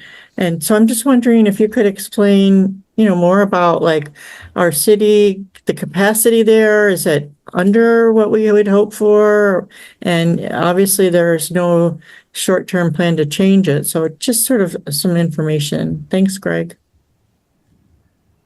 Okay, Jim, I'll take this, and if you think I missed something, jump in at the end here. So this area, first of all, as opposed to most of the stuff that we see downtown, this area would be is being treated as a new development as opposed to a redevelopment. So we have those are differing parts of Madison MGO 37. So that's just a separate issue from what exists out here currently as a stormwater system. This area did flood and does flood, and it is a remnant of how things were designed when this area was built out, which is the late 70s. And it was fairly common practice at that time to not create road overflows to public property. So if we take a step back, the way we normally do new development today, we try and design our street network to act as an overflow system for the pipes. So if the pipes reach capacity, where does the water go? Because they will reach capacity. And when they reach capacity, what we want is the roads to act as a drainage way to convey the water down, generally speaking, to a pond or a park or a greenway where it can flood into an open space that is under public control. What happens here is, especially right in front of this property, we have a low point. That low point overflows into this property while the pipe itself fights grade. While the street is going uphill to the west, the pipe is going downhill to the west about 400 feet, where it then makes a right turn and goes between people's, right on a property line between people's homes, out to Spyglass Court, and then takes a left and goes down the hill. So from a design criteria, I don't even know where to start. Everything is bad. Okay, I would never put a pipe like this through somebody's side yard if I had a choice today. I wouldn't put a low point in front of a private property where I don't have an easement for it to overflow. But that is what is occurring here in as this situation is set up. So that low point that's in front of this undeveloped property fills up, floods onto the undeveloped property. Now, the undeveloped property that Stonehouse wants to develop has two small enclosed depressions on it. So their private property is, in fact, providing stormwater detention for the city of Madison because our road water floods onto their property. We have no easement for this. It then flows when those detentions fill up, and they do fill up, the unintended detention, I should say. They fill up, and then they run between two homes, which we also don't have a stormwater easement for, and get out to Spyglass Court and into our storm system, which is, not surprisingly, too small. And then Spyglass Court overflows further to the west. So from an existing condition, what we have is an undersized storm sewer, a poorly designed street overflow network that we wouldn't put together today, detention that is occurring on private property. So, three strikes, all pretty bad situations to start with. Our ordinance that we rewrote or amended, I should say, after the flood events in 2018, take into account all of these situations. That said, when I worked on that ordinance rewrite, I really did not anticipate all of the situations occurring at one time. which is what we have in this case. So, Alder, does that give you a flavor for what we're starting with and what they have to deal with? The ordinance does account for this, but it was not written with this intent that they would all occur at the same time. And so their strategy to do an underground storage, I mean, at some point in your letter, I think you said they were 90% there. Can you talk more about like that kind of strategy and our experience with it? Sure. So in large part, the ordinance, the way it is written, because they do not have public storm sewer to drain into, they are draining onto private property over which the city of Madison has no rights, nor do they. So if they cannot acquire those rights, the way what the ordinance says is that they have to match the 10-year volumetric discharge from the site the way it stands today. Okay, so in simple terms, the current site in an undeveloped state generates 10 gallons of water during a 10-year event, volume, gallons of water. In a post-development condition, it generates, I'm going to make up a number, 20 gallons, twice that much. They can't release that. They can only release 10. So they have essentially they have two choices. Either they reduce the amount of water that they generate post-development, which could be done, for example, with a much bigger green roof than they are proposing. Okay, I'm not saying this is good or bad. I'm just saying that's one way to do it, right? You could reduce the amount of water you generate, or you generate the amount of water you want to generate, and then you get rid of it somehow. Okay, how do I get rid of water? Mostly, I infiltrate it. Occasionally, there are other uses. You can do water reuse on a site. On public buildings, like City of Madison buildings, we have done water reuse to meet this standard. But the predominant way to meet this is either to reduce that water, usually by a green roof, or infiltrate the water away. So the ordinance in this case really forces you to one of those two choices, since you can't run that additional volume off. And in terms of, I've heard the infiltration system characterized a number of ways tonight and through all of these processes.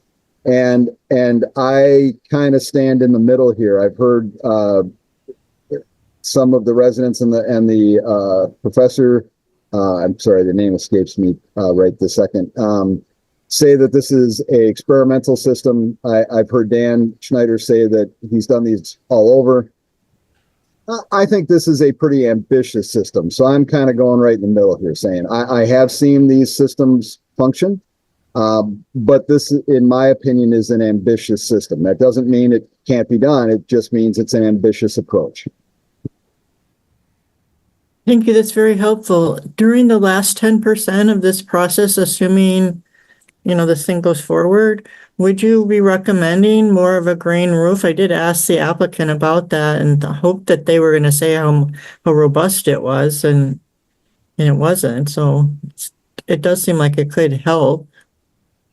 So we meet routinely, okay, post the council approval, which I think was 2 weeks ago of the zoning change, or no, zoning? Yeah, of the zoning change 2 weeks ago.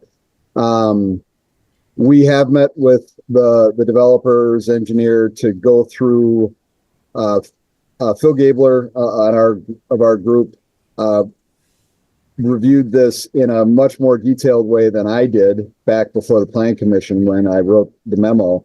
He had some additional comments. He had some ideas on how they could make their system better. For example, the comment has been made by the residents and in writing that the area they have to mix the soil to improve their infiltration rate, that area of their site has silts and clays in it. Silts and clays react very poorly to chloride products being used on draining to them for winter de-icing. So in other words, it really doesn't work well to place salt on a parking lot that drains to an infiltration basin that has silt and clay in it. There's a chemical reaction that occurs. So we made some suggestions that either you shouldn't be using, your maintenance plan should not include the use of chlorides on your parking lot, or you should move the infiltration system to a different place on your site that has sand. They have not submitted anything new. We met, I think it was Thursday of last week, and just so everybody is clear, this kind of meeting occurs routinely with developers after Plan Commission approval all the time, right? As I mentioned in my memo, it's rare that we have a plan that is this far developed at this point in time. After Plan Commission, they will submit a draft. We will review it, make comments. We'll meet with them, iterate a lot, especially on a complicated site like this. It would not be unusual to have 2, 3, 4 meetings and iterations of the stormwater management plan between their developer's engineer and our staff before we reached something that was approvable. So do you think the standards in Chapter 37 can be met? But my opinion is this Chapter 37 standards are not met yet, but I believe they are meetable with some variant of the plan that they have met. My commentary will be again, though, and I have said this before, Chapter 37 does not address some of the concerns of the neighborhood, especially groundwater. Chapter 37, all state codes that I am aware of do not put any restrictions on groundwater or where it goes or anything like that. So Chapter 37 is silent with regard to that. Okay, I guess. That, I don't know if I'm going to go down there, but thank you so much, Greg, for your answers, and thank you, Mayor. Thank you, Alder. Alder Evers, questions? Yeah, thanks, Greg, and thank you for explaining why this is a bit more complicated than the average project in my time on council. It's my understanding that most development projects arguably and quite readily improve stormwater management, and the case can be made from that. And therefore, if a developer agrees to meet certain standards, it's no big deal because it's quite clear it's a manageable engineering problem. You've described this as being a bit more challenging. I guess I want to make this a little bit more personal. Given what you know about this site, and you said it has 3 strikes against it, if you were Jeff Western and you lived in the property adjacent,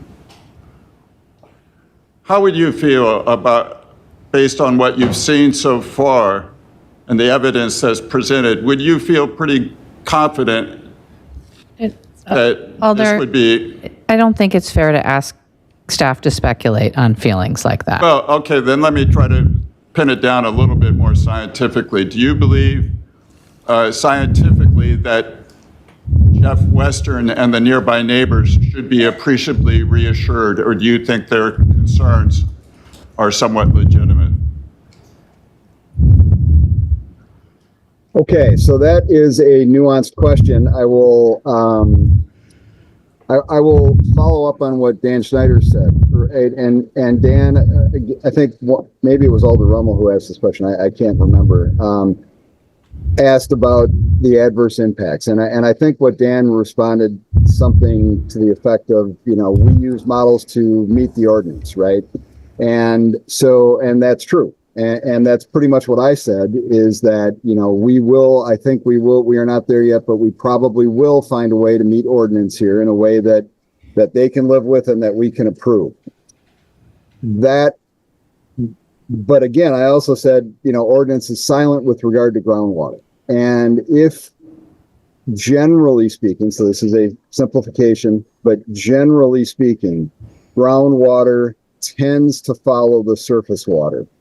So if we're going to infiltrate a whole bunch of water and the property next door already has water problems in the basement, i.e. a sump pump that is running, I'm going to say, routinely, would it be my expectation that that would run more? Yeah, it would. Now, I can't prove that. That is just Greg's expectation. So, and that again is not addressed by ordinance. So I think that's maybe the best way I can answer your question, Alder. Thank you. Thank you, Alder. I have no other alders in the queue with questions. Let's get a motion on the table and then see if there are any further content questions. So,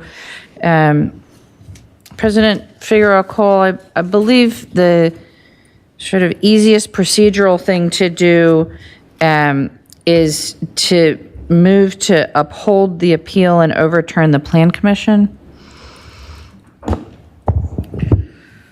Move to uphold the appeal of the Plan Commission action, to uphold the appeal of the Plan Commission action on the conditional use for 6610 to 6706 Old Sac Road.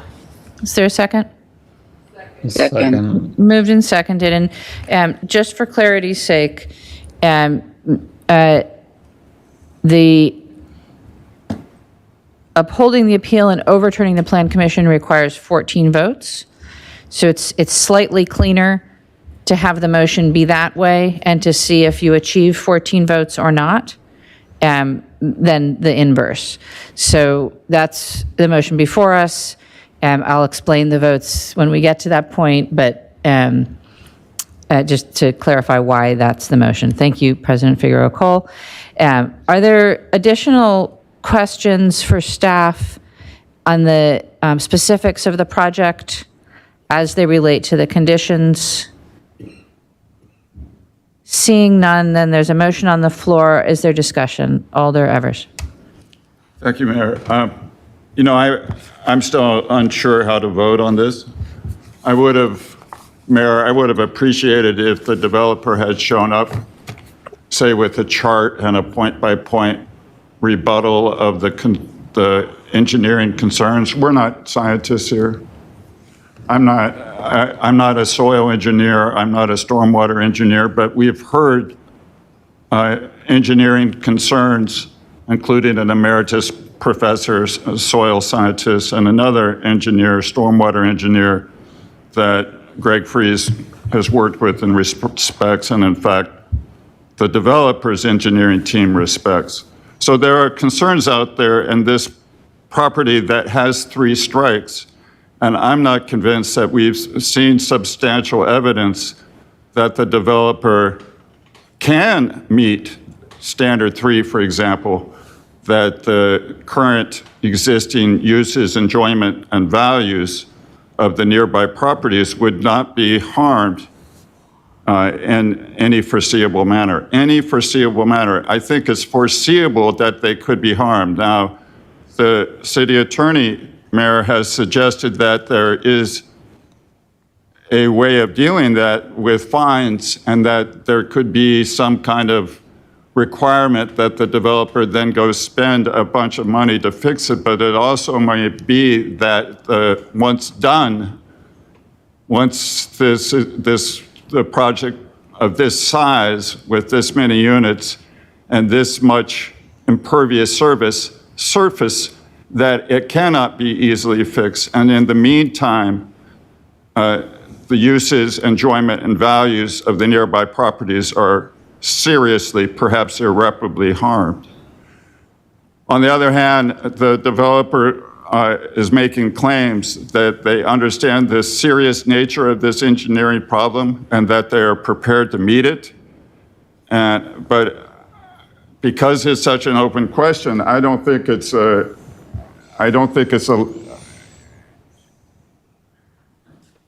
it's not an easy decision to make, to simply say, we trust them. They say they will meet them. They promise they will meet them, and that's good enough for us. I don't see the substantial evidence that the developer has provided. Again, I wish they would have showed up and provided charts to explain how they're doing that more clearly.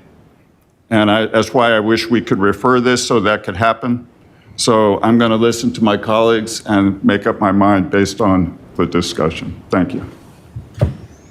Thank you, Alder. Alder Harrington McKinney. Thank you, Madam Mayor. I'm going to go through what I heard, and then I'll give my opinion. What I heard was there were over 60 conditions that must be met on this property. And then what I heard was Alder,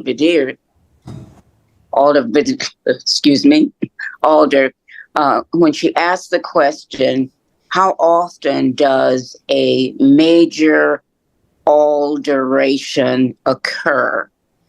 And there was a lengthy discussion in that in terms of if it happens in her particular district, I think it was in her particular district, the developer had to go in and undo and correct whatever the issue was. Excuse me.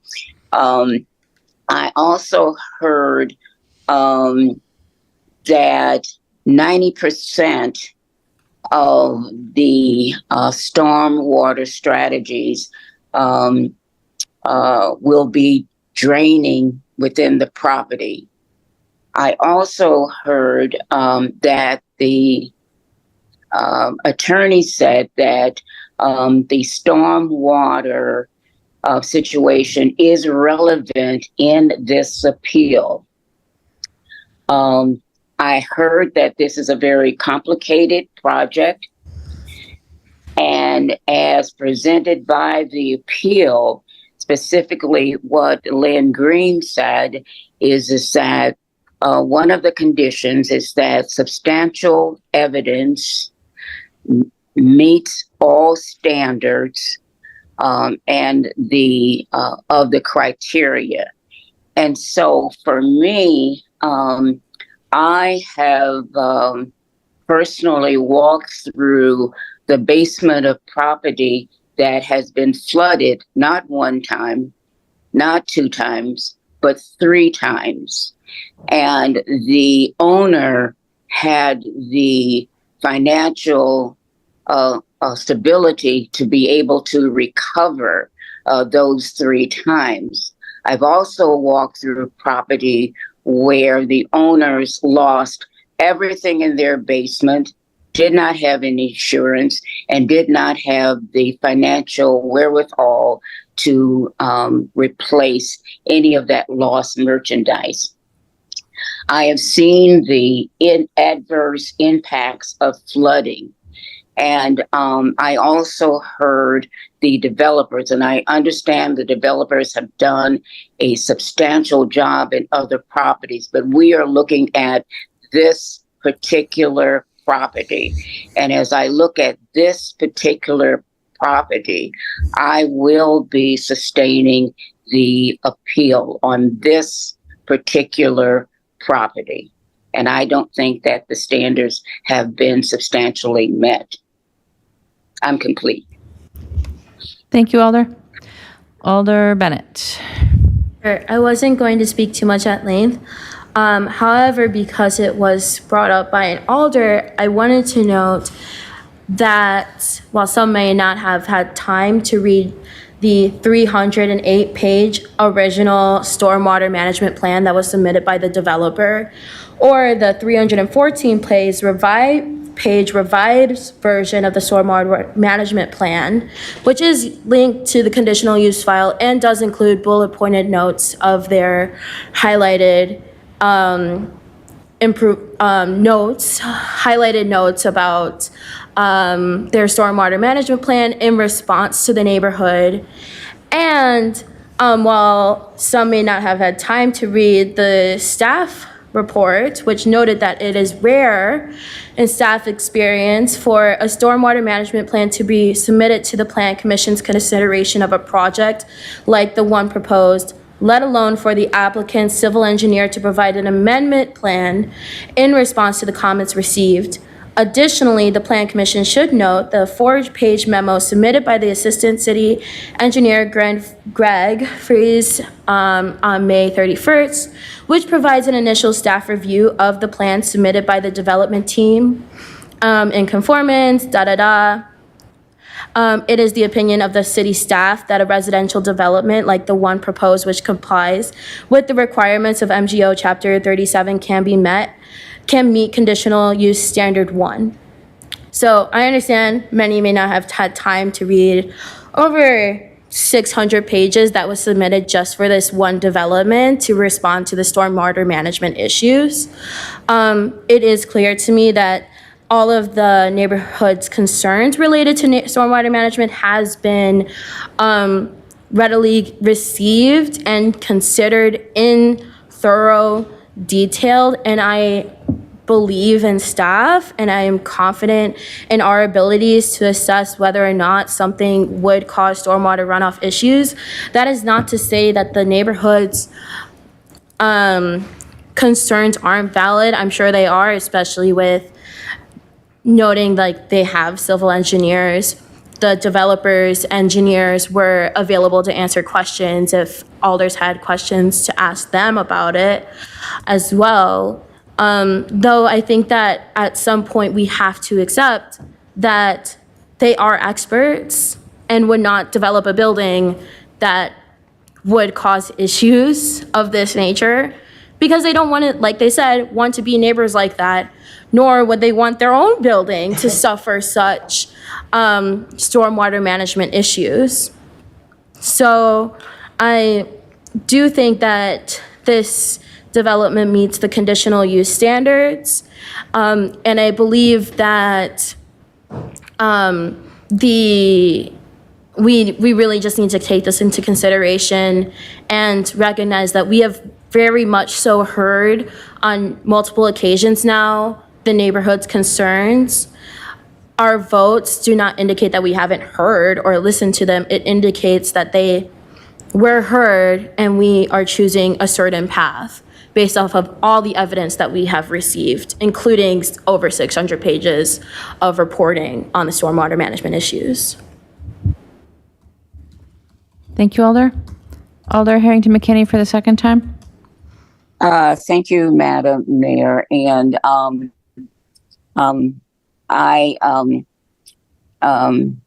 it's intriguing that someone would imply that alders have not done their homework and to read this property and all of the documents associated with this property. I listened intently on the comments of the alder of the district, and the alder of the district had questions that he was also asking. And so I just want to say is that for me to make a decision against the planning commission and also going against those decisions, that's just out of my realm. But I have so much respect for Greg Friesen. I have worked with him. And if he's saying that this is a very complicated project that needs work, I'm listening to him. I read the documents, but I'm listening to him. And what I am voting against, and I know that this is my second comment on this particular item, but I'm also listening to Greg.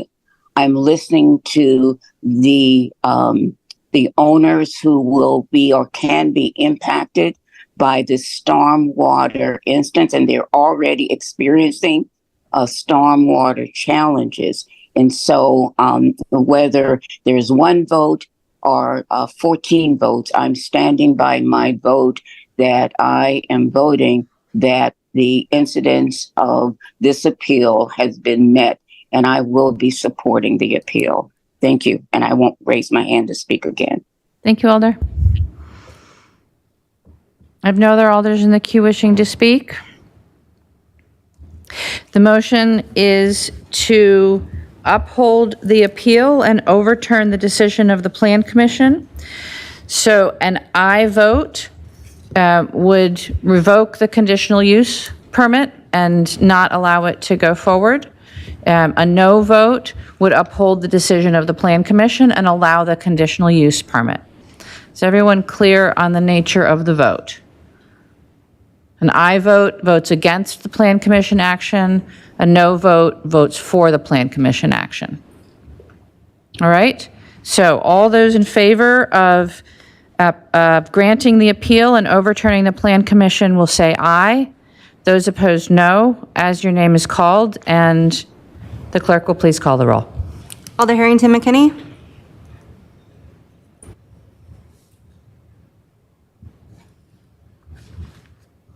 Aye. Aye. Knox? Aye. Aye. Latimer Burris? Aye. Aye. Madison is excused. Martinez Rutherford? Aye. Aye. Miadze? Aye. Rummel? No. No. Tischler? Aye. Aye. Verveer? No. No. Vitiver? No. No. Wahelia? Aye. Aye. Bennett? No. No. Conklin? No. No. Curry? No. No. Duncan? No. No. Evers? Aye. Aye. Field? No. No. Figueroa Cole? No. No. Govindarajan? No. Ugair? No. No. 8 ayes and 11 noes. With 8 ayes, the threshold of 14 votes to overturn the Plan Commission is not met, and the appeal is not sustained. All right, that will take us to item 13.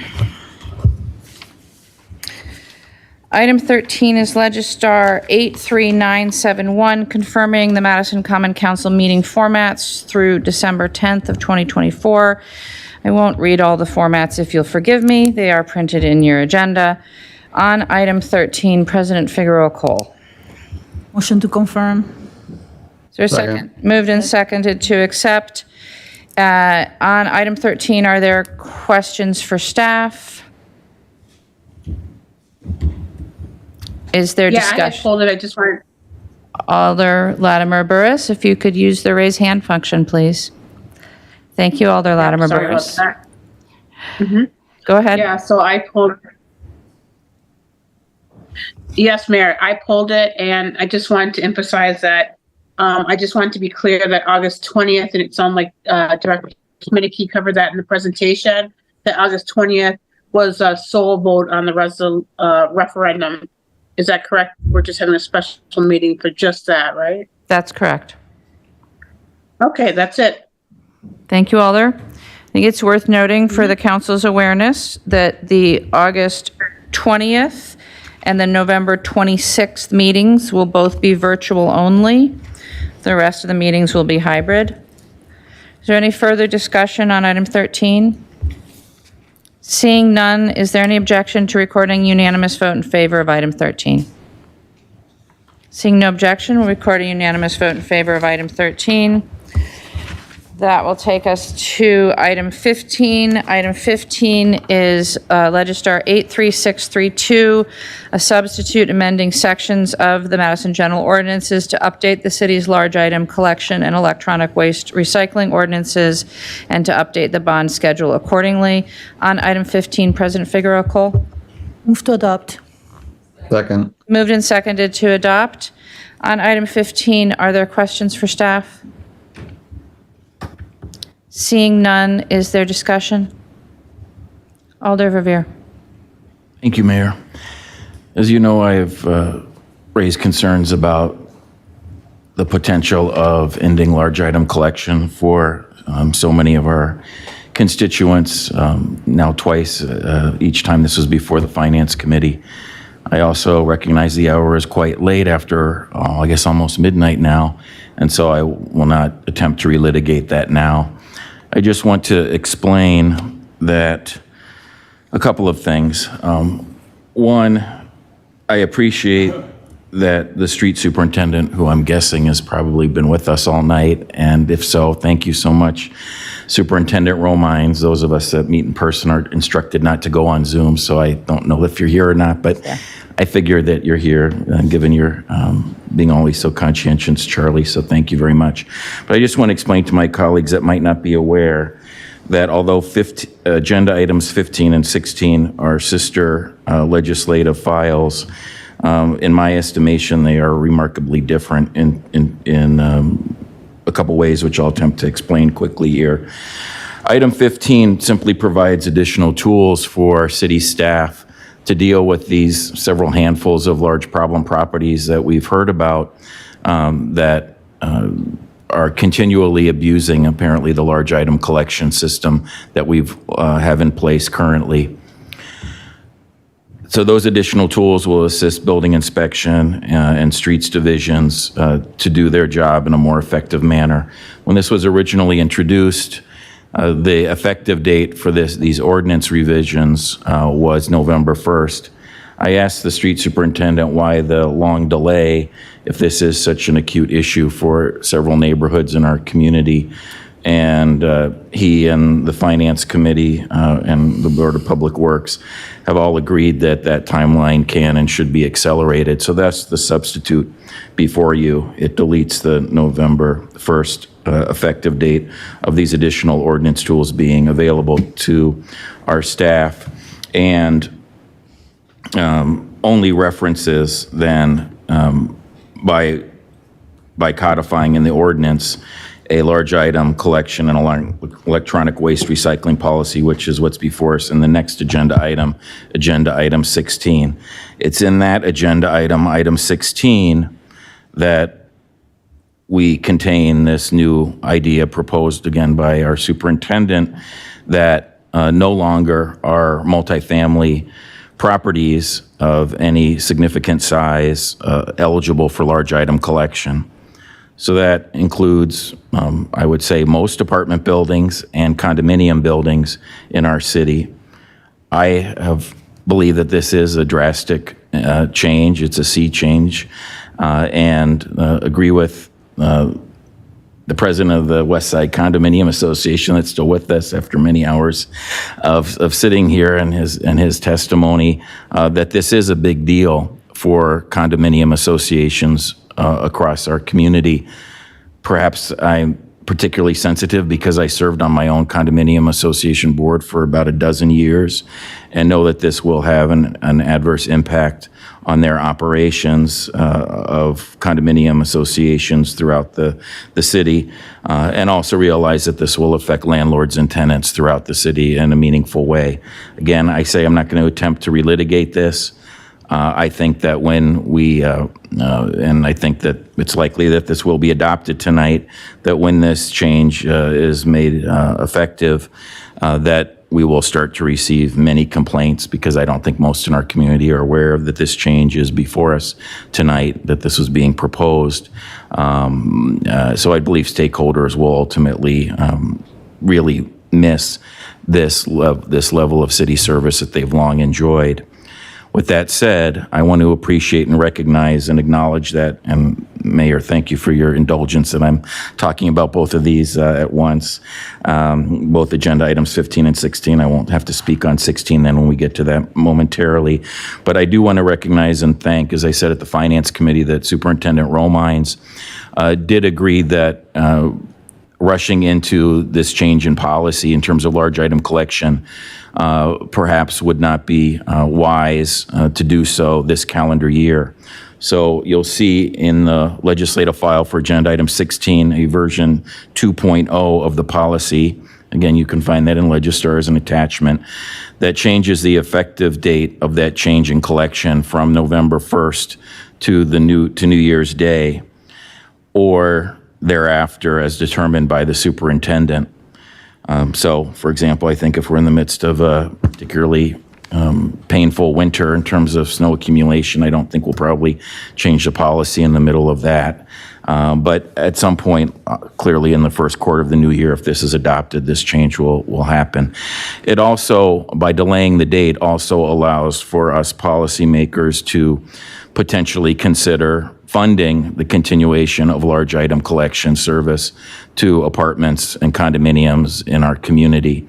I realize that that is a long shot, given the sobering discussion we had tonight and have had on many evenings in this chamber this year in terms of our structural deficit, but yet it would still give us that option of getting through the budget process this year, seeing, among other things, the results of the referendum that I think we're likely to ask our voters to consider in November.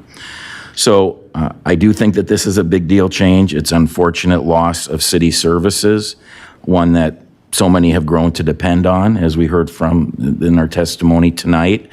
And so I just cannot support that change, that loss of large item collection for apartments and condominiums. It will have, admittedly, speaking parochially, an absolutely adverse impact in so many respects, especially for the downtown, which is made up mostly of apartments and condominiums. So with that said, in closing here, I enthusiastically support the adoption of Agenda Item 15 and those tools that it provides in dealing with this issue, but cannot, despite the slight delay of several months of the implementation date, cannot support the change in policy for Agenda Item 16. And I'll just say now, Mayor, if there is not a roll call vote on item 16, I wish to be recorded as voting no on 16, but certainly in favor of 15. Thank you. Thank you, Alder. I have no other alders in the queue wishing to speak on this item. It has been moved and seconded. Is there any objection to recording a unanimous vote in favor of item 15? Alder Miadze and Knox would like to be recorded as voting no? Okay, we'll record Alders Miadze and Knox as voting no. Alder Wahilihi as well? Yep. Okay. So that will be 3 noes on item 15, and that item will pass. And then on item 16, President Figueroa call a motion to adopt version 2.0. Move to adopt. Second. Moved and seconded to adopt. On item 16, is there additional questions or discussion? Alder Field. Thank you, Mayor. A question for Superintendent Romines. Go ahead. Hey, Charlie, thanks for staying with us so late. I was wondering if, as a matter of background on this proposal, if you could describe some of the workload for Streets Division staff in keeping up with this request, and in particular, what that means for Street Division's budget capacity as we move into the future with more large complexes opening through the city.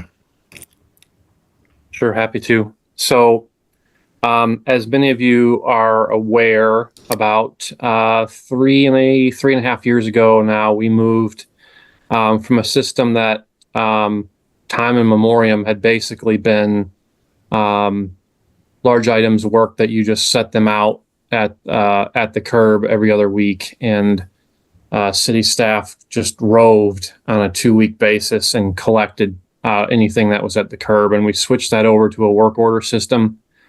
The work order system was a significant change, but it brought about, real savings and staff time, burning diesel fuel, etc.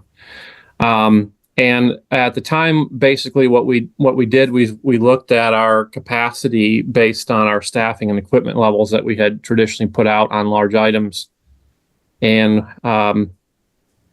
essentially every week we put forward 600 work order slots. Now, there are some weeks like where we have holidays and we have one less day of the week, and one of those days we have to collect twice the trash and recycling. We might drop that down. There are other weeks where we may have an opportunity to bump it up to 350 to 400. But essentially what we saw in those first couple of years was it was pretty rare that if you went online to put in a work order, that very next Sunday wasn't your set out date. And what we're seeing now is, unless a lot of times by Wednesday, if you're going in to put in a work order, you're getting pushed to the following Sunday. And we're actually seeing now where there's been a couple of weeks when you've been pushed out 2 Sundays. So that speaks to the tremendous growth, partially of the work order system, but also just the growth of the city. We've seen from 2019 through 2023, we have added 10,000 units housed within complexes 9 and above. And we've added, without including annexations, 2,300 units in 8 and smaller. You put that together, it's around 12,500 just in that short period of time that are all eligible for large item service. And while we would love to be able to continue to grow and keep that long level of service, it's just not a sustainable path at this time. And that was the reason for the lead-in of we're seeing these longer wait times for people to get their work orders in. And part of the result of that then, of course, is the vast majority of people put their item out and then they go put in a work order. And then if they find it's a week or 2 of wait, they mostly don't go and pull it in. And so we're also seeing more items spending more time at the curb, which of course brings about its own slate of problems from an aesthetic look for our neighborhoods, as well in some cases as a safety issue if it is blocking sidewalks or in danger of tumbling out into the road. So that's kind of I think the gist of the issue. I hope, Alderfield, I answered your question. If I missed something, please redirect. You did, and you anticipated my follow-up about the increased time that we're seeing refuse on the curb stored. So thank you, Charlie. Thank you, Alder. Alder Latimer Burris. Thank you. And I appreciate all of the effort that you put into this. And I know that we've talked about this, and some of the problem properties are just in the north of my district that you guys have had a lot of time trying to do training. But my question, though, is also a point that Alder Verveer brought up is, how many complexes, whether they're condominiums or apartments, will be affected? I think the number is going to be around 12,500 if I'm listening correctly. And then what will those apartments or condominiums do? What will they have to do to get rid of large items? And will that create a trashy city? That's my question. 3 in 1. Sure. So when I'm giving a unit count, I'm counting like individual residential units. So one street address, one terrace could house 50 units. It's just in that very large complex. There's about 900 parcels that have 9 units and above that would be removed from the service if this goes through. And then to give you some idea, that's about 90 to 100 work orders a week that those generate. And so, and then typically, and again, this is on average, those stops take a significant amount of time. As one might imagine, they're almost exclusively move outs. And so they tend to generate much larger and longer stops. And so the expectation is if those are no longer serviced, then we will be able to maintain, I think, a more acceptable level of service for those living in 8 units and below. And so the other question then might understandably be, well, why did you choose 9 and aboves? That's dates back to a 2010 resolution from council that we do not collect trash and recycling from anything larger than 8 units as a matter of policy. And so what that means is they already have a relationship with a solid waste hauler. That solid waste hauler is almost assuredly is able to provide large item collections. Now, they will do that most likely different than we do. These complexes typically have dumpsters.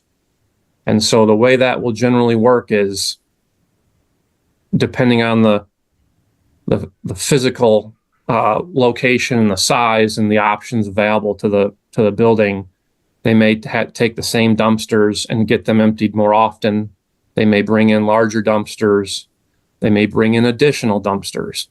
And typically the way communities handle their large items when they collect from these types of places, they do it through dumpsters, not with rear loaders, and especially not with clam trucks.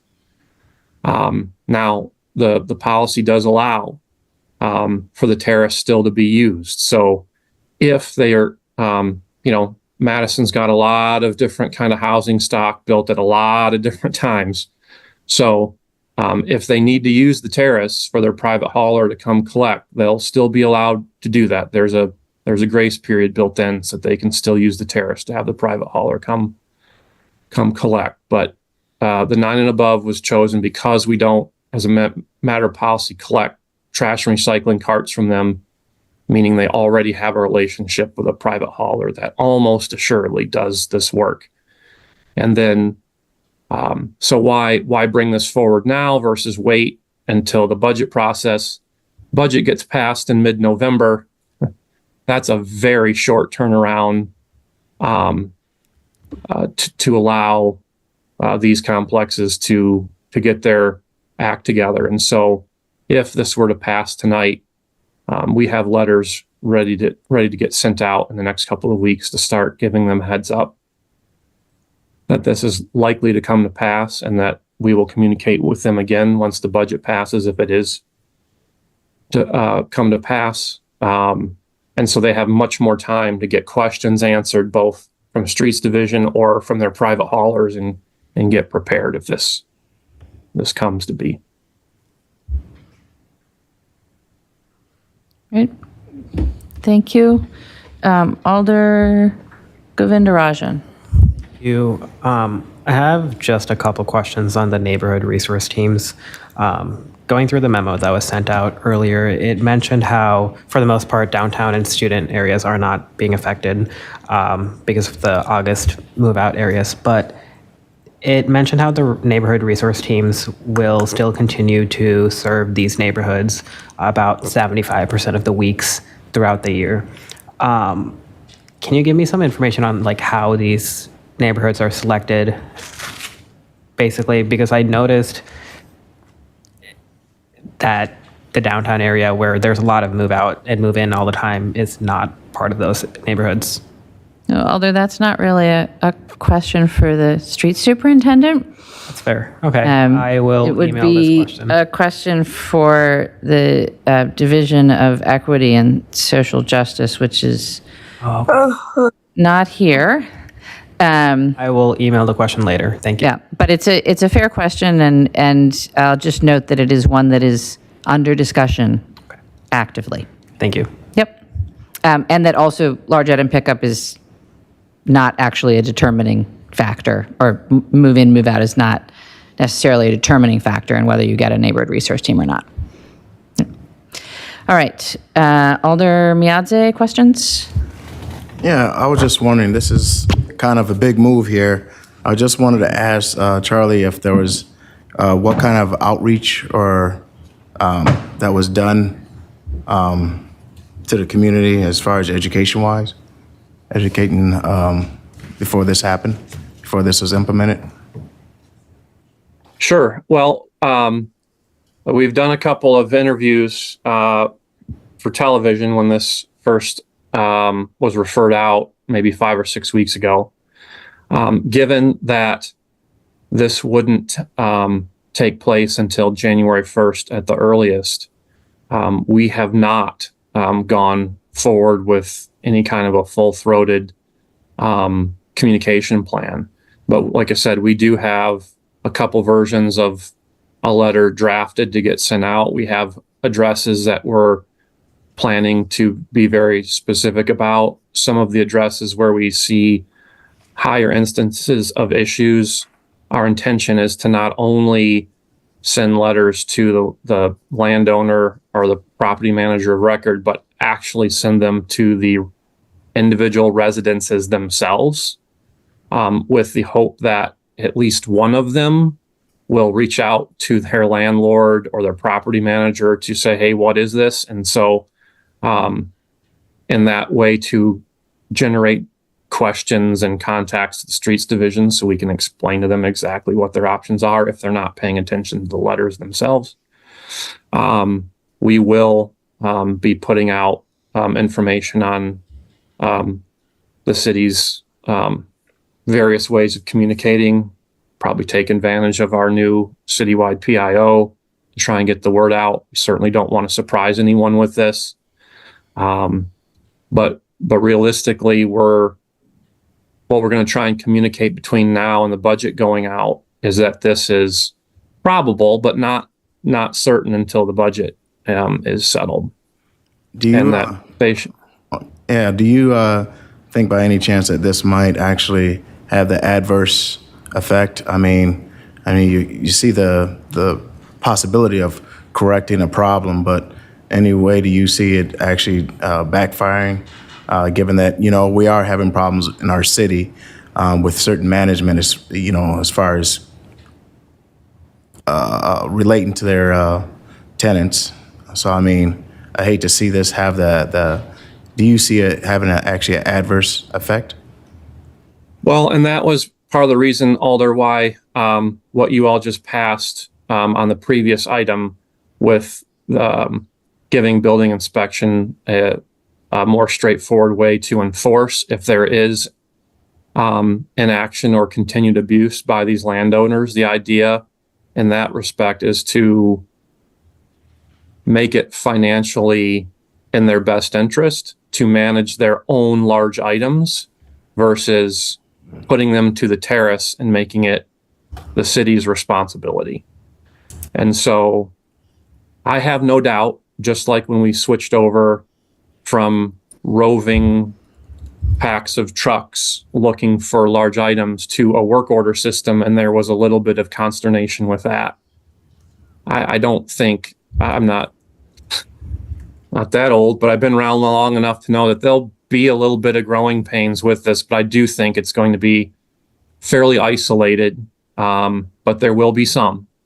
And I think, a lot of people don't use the large items. I mean, they may use it once every 5-6 years, and other places might use it 3 times in a year. And people typically don't pay attention until they pay attention. And so we'll make every effort we can to get the word out.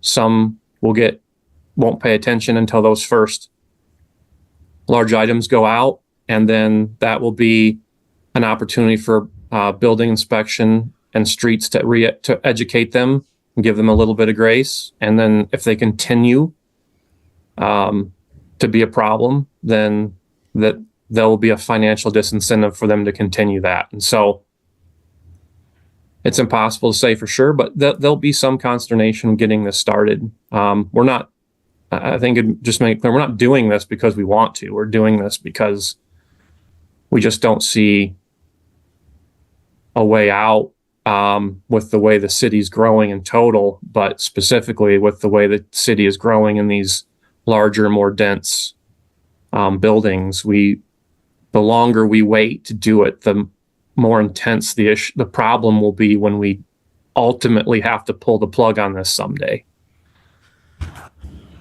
So I definitely see where you're coming from, but before we would have tried this, I would have loved to see like some kind of incentives for property management, on-site solutions, community collection events, subsidizing large item collection programs, just something, because I think this will probably have an adverse effect on low-income properties.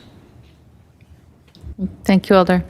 I have no other alders in the queue with questions for staff. It's been moved and seconded. Is there discussion? Seeing no discussion, we already have a request from Alder Revere to be recorded as voting no. Is there additional objection to recording unanimous vote in favor? Alders, we'll do a roll call.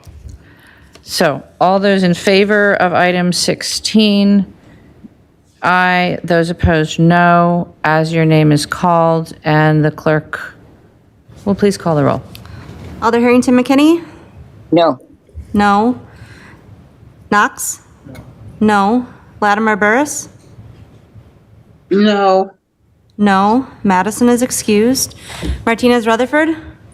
Yes. Aye. Miadze? No. Rummel? Aye. Aye. Tischler? Yes. Aye. Verveer? No. No. Vitiver? Aye. Wahelia? No. Bennett? Aye. Conklin? Aye. Curry? Aye. Duncan? Aye. Aye. Evers? Aye. Figueroa Cole? Aye. Field? Aye. Aye.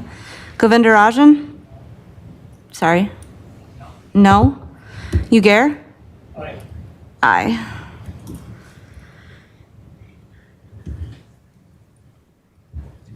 Twelve ayes and 7 noes. With 12 ayes, item 16 passes. And that will take us to item 36. Item 36 is Legistar 83518, requesting information studies and plans regarding the authorization of a local sales tax. On item 36, President Figueroa Cole. Move to adopt. Is there a second? Second. Moved and seconded to adopt. Alder Govindarajan. Would now be an appropriate time to move an alternate? So moved. Alder Govindarajan will move his alternate. Is there a second?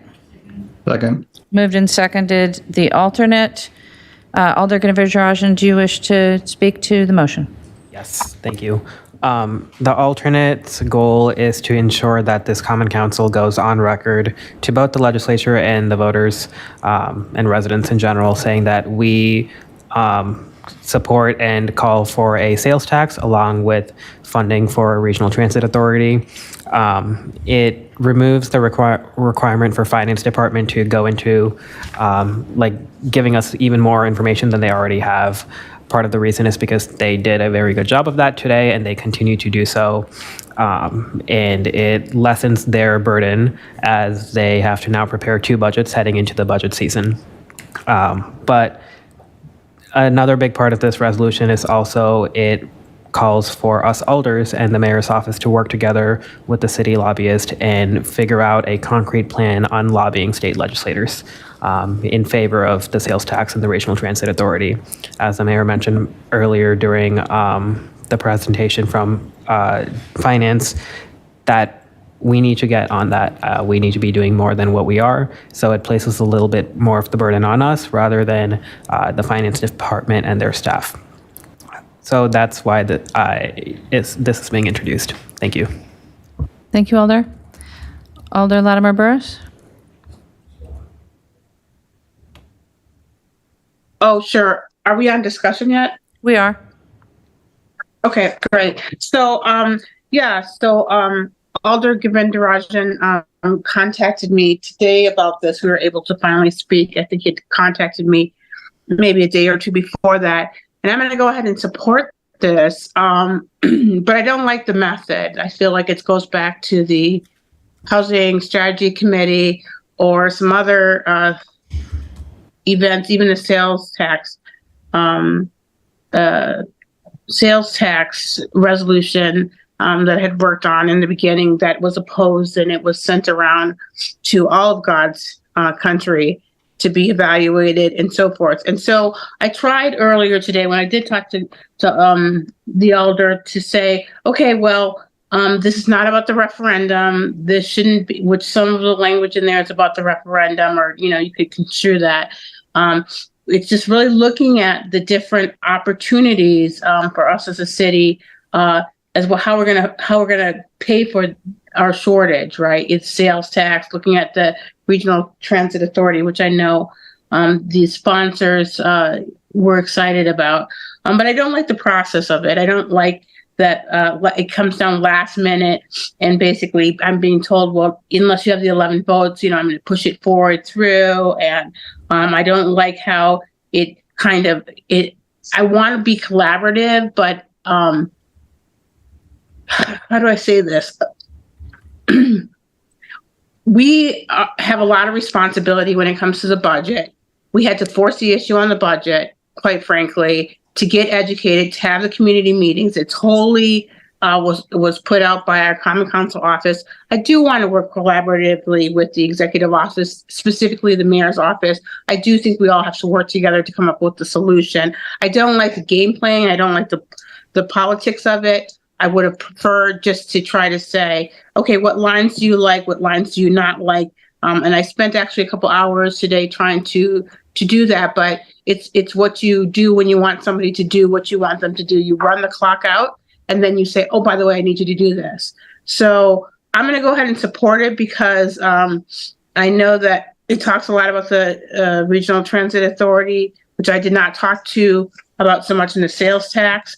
But there are some inaccuracies about where we've gotten that we've the structural deficit has been what it's been, and some other issues. Actually, about half the lines in there I do not like because I don't want to give cover to the problem that we're in. I want the executive office, the mayor, to say, we got in this situation. We still haven't figured out how we got there wholly to the $27 million and what the best solution is. And we're moving forward on it and kind of, take leadership on that. It's not the city council. We don't have enough education.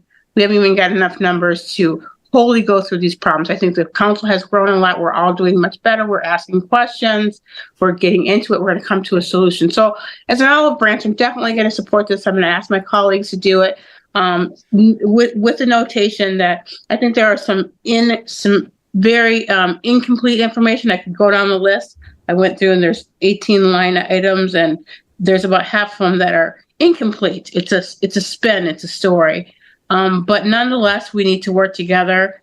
And so I'm going to go ahead and support that and ask my colleagues to do that as well. I had more to say, but it's late and I know everybody wants to get out of here. Thank you, Alder. Thank you. Alderfield? Thank you, Mayor. I just sent out an email with I move an amendment, I should say, to revise the final resolve clause to describe the two priorities listed in the resolution as being among the city's highest priorities, rather than calling them the city's highest priority. Alder Vitever will second the amendment, which I hope you also sent to the clerk, Alder. Indeed. Thank you. So we are on the field amendment to change the final resolved clause. Is there further discussion? Briefly, if I may. Alderfield? So this was in response to a public comment that came in on the item, which I thought made a good point. And I wanted to explain that. Yep, go ahead.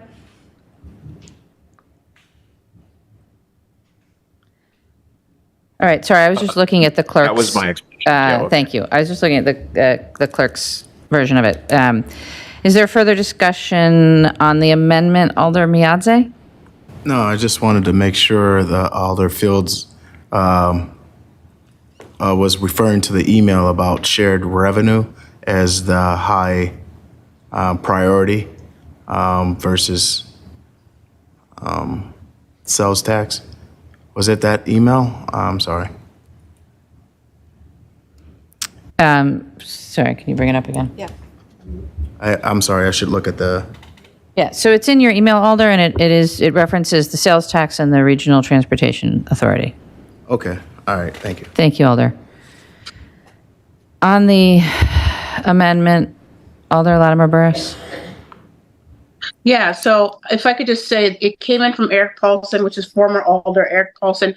I think we should just like get out of this, getting down to the micro, what I would call, and I'm phrasing it, politicking. We've got to solve the solution long term over the next 5 years, which will affect the next 10 and 20 years. So I think it's more than people being right or people being wrong or people being blamed or not blamed or saying, oh, hey, well, I did it this way. But if you look at the past, they did it this way and it was wrong.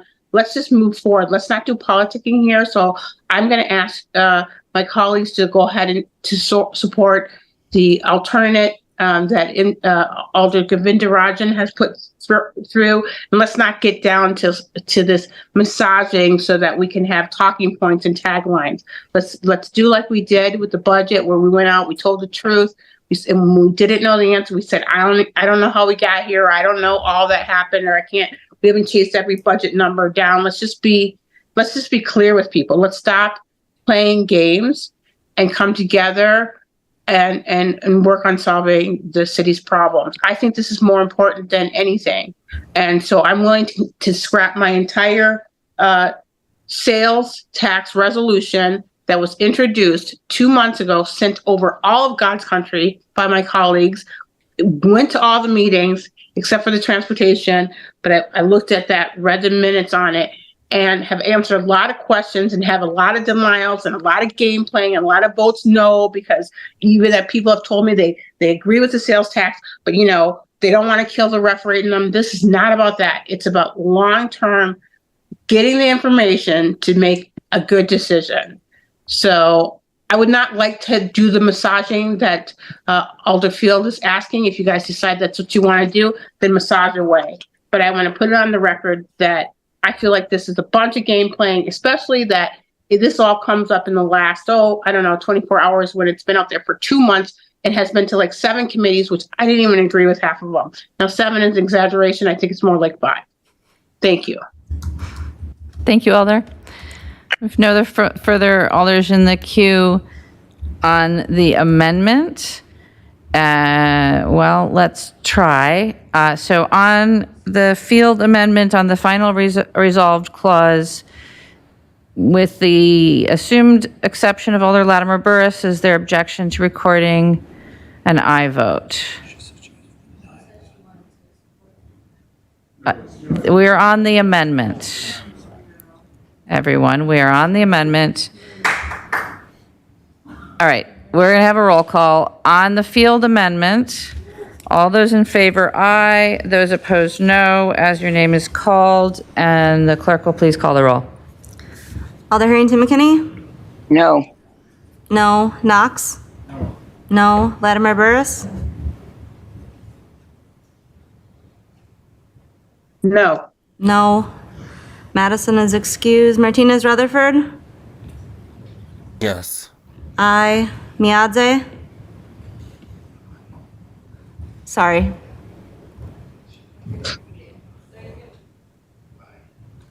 Aye. Rummel? Aye. Aye. Tischler? You can come back to me. Come back to you. Verveer? Aye. Vitiver? Aye. Wahelia? Aye. Bennett? Aye. Conklin? Aye. Curry? Aye. Duncan? Aye. Aye. Evers? Aye. Field? Aye. Aye. Figueroa Cole? Aye. Govindarajan? Aye. Ugair? And Alder Tischler? No. No. Okay. So 15 ayes and 4 noes. With 15 ayes, the amendment passes. What's now before us is the amended alternate. Is there further discussion? Seeing no further discussion on the amended alternate, is there any objection to recording unanimous vote in favor? Alder Harrington McKinney wishes to be recorded as voting no. Yes, I want to abstain. Alder Harrington McKinney will be noted as abstaining. Is there any additional? Seeing none, then that Item will pass with Alder Harrington McKinney being noted as abstaining. And that will take us to item 39, which is Legistar 84167, establishing the rules and procedures for Common Council. I'm sorry, Alders, can you mute yourselves? Thank you. Establishing rules and procedures for Common Council deliberations on the City of Madison's 2025 capital and operating budgets on item 39. President Figueroa call. Move to adopt. Second. Moved and seconded to adopt item 39. Are there questions for staff? Seeing none, is there discussion on item 39?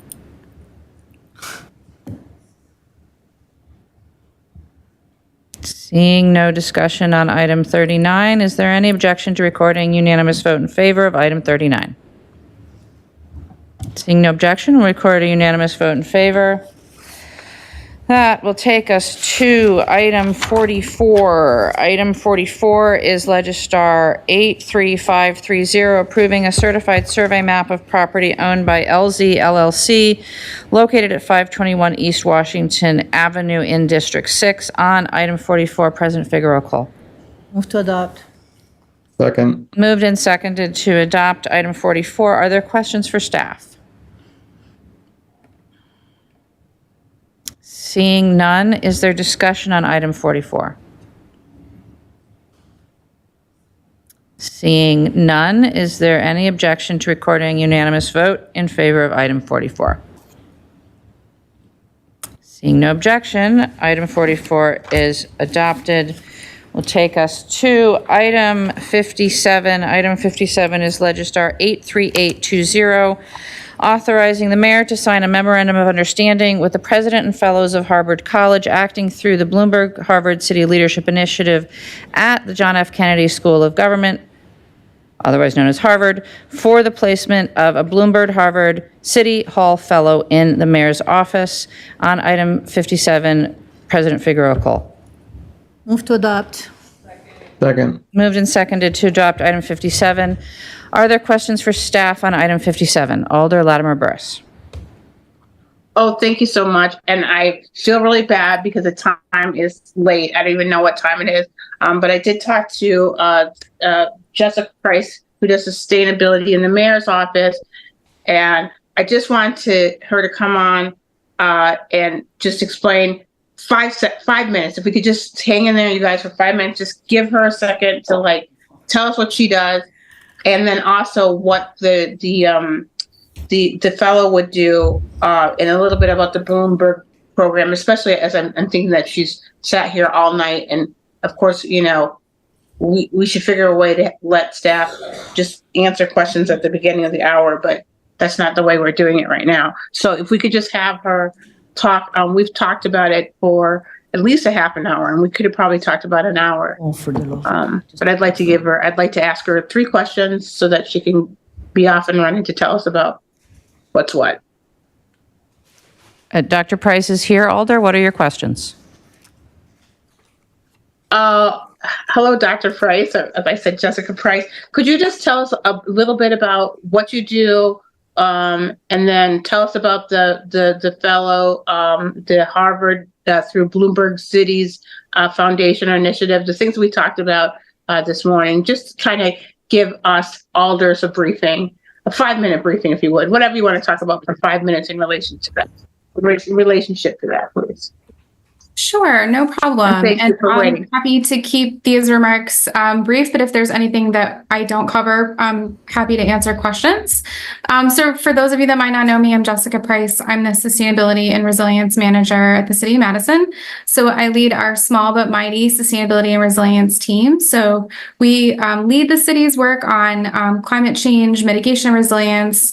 We're the ones who are sort of professionally worrying about how we can reduce our carbon emissions, as well as protect our environmental quality, advance environmental justice, and make sure that we're meeting the needs of today without compromising the happiness and well-being of everybody tomorrow.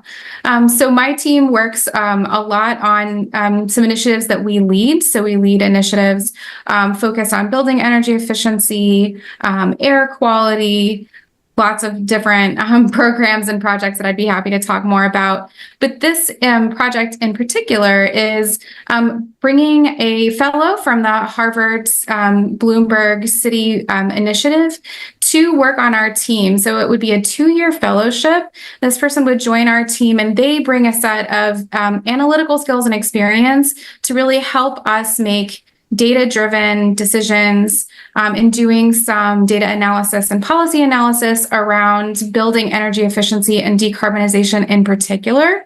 So this will be coming no cost to the city. They're covered by the program, and they would be focused in on that area of building energy efficiency, both thinking about how we can be providing the connections and support and resources for improving building energy efficiency community-wide, as well as for our city buildings. And the nice part about having this fellow is they can also, like us, be well connected with our colleagues across the other city agencies. So working with folks in facilities, for example, they're the folks that think a lot about designing and operating our buildings, and so they'll get an experience to get to work with them as well. So the fellowship in general, I think one of the questions that you asked me was like, why is Bloomberg and Harvard running this fellowship program? And part of the reason that they want to be working on a program like this is these are folks that have qualified to be part of the program. They're recent graduates from graduate school, so master's students usually, and this is to give them experience working in local government, working in the public sector, in hopes that that will inspire them to keep doing that public serving work. A lot of folks, from these programs go right into working in the private sector. And so this is to give them an opportunity to apply their skills and really hope to inspire them to stay working and applying their skills in local government. And if I could just ask you one thing, that if you could cover a little bit about you were talking about that they get to test their specialization, and then also help businesses, including us as a business of the city, of like how we can ultimately over the long run save costs, make us more efficient. Could you just talk a little bit about not about the numbers, but how we're saving money with this, how they can help people not be required to save money, but help them save money, including us. I hope that's one of the kind of triple wins of building energy efficiency. So it's really just reducing the amount of energy that a building needs to do its job, whether that's an office building or a library or a fire station. There's a lot of different ways that are both operational, so just how we run those buildings, to the equipment that are in there, to how they are designed, that determine that energy use. And so the more that we can bring that energy use down, the less it costs to actually operate that building. So you don't have to buy as much energy like gas or electricity. That's good for the pocketbook of the folks that own that building, for the pocketbook of whoever's paying the utility bills. Maybe that's the tenants of that building. It improves the performance of that building for the folks that are inhabiting it. So whether you're working in it or living in it, you're typically going to be more comfortable as well.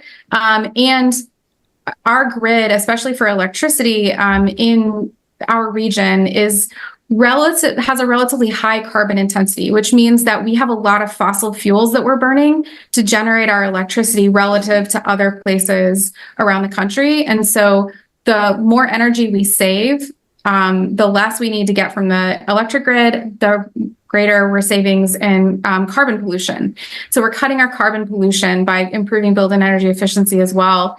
And that leads to direct impacts on and improvements in local air quality too. So, carbon emissions are very closely tied to emissions of things like particulate matter and other air pollution that's bad for people's health. And so that's sort of that triple win, right? It improves, it reduces carbon, improves community health, and it also saves money. So that's one of the big reasons that my team and the city focus in on improving building and efficiency. And I like to throw this out there because I think drives home why we focus a lot on building energy use and improving efficiency of buildings is our 2022 greenhouse gas inventory shows that buildings, both commercial and residential buildings, all of the buildings in our city combined, they're responsible for about 67% of our carbon emissions. And so that's why it's really important for us to be thinking about and being strategic about how we can like bring down that part of our carbon footprint in particular. Thank you so much. I would go on, but I know everybody wants to go home. Thank you so much for staying, and thank you for educating, and thank you for actually actively reaching out, realizing I have a question. I wanted to go into the weeds on it. We went into the weeds a little bit today. It was excellent. And thank you for, pushing for us to get this fellow. Thank you, Alder. That's it. Alder Harrington McKinney? Yes, just 3 questions. How was Madison selected? Was there a competitive application process? And just to reiterate, it's not costing the city anyone to sponsor this internship. Is that this fellowship, correct? That's correct. Yeah, this is at no cost to the city. And the fellowship initiative actually reached out to us about sustainability in particular, because we are talking a lot about our sustainability efforts, and the group of students that they have that are participating in the fellowship program, there were a lot of folks that were interested in sustainability. So they had reached out to local governments across the country to find out who would be maybe up for, be interested and had kind of projects or programs that are focused on sustainability that the fellows might be able to join. And then it was a bit of a matchmaking process. So I talked to folks at the fellowship program and said, hey, here are some ideas about the things that our team is working on. They know the skill sets of the folks that are participating in the program. And so we put forward a project description, and then it was up to sort of the fellows to choose us a little bit. So we talked with 4 fellows who would be interested in working with us, and they learned more about what we were doing, and then they were sort of in the driver's seat for choosing where I think they probably ranked their like top few choices of where they would want to be working with. So we were lucky that our program matched the interests and of the fellows that were participating this year.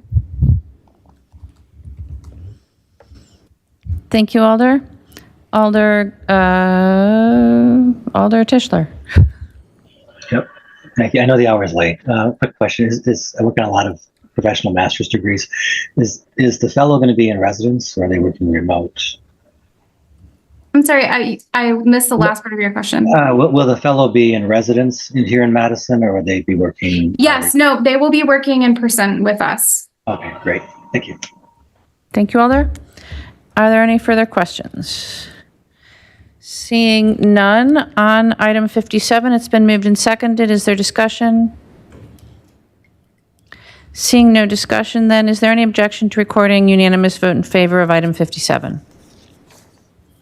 Seeing no objection, we'll record a unanimous vote in favor of item 57. Are there any announcements or additional introductions of items from the floor? Seeing none. Alder Harrington McKinney, it's your turn. I think I'm going to move for adjournment. Is there a second? Second. Moved and seconded to adjourn. Is there any objection to recording unanimous vote in favor of adjournment? Seeing no objection, we are adjourned. Have a good morning, everyone.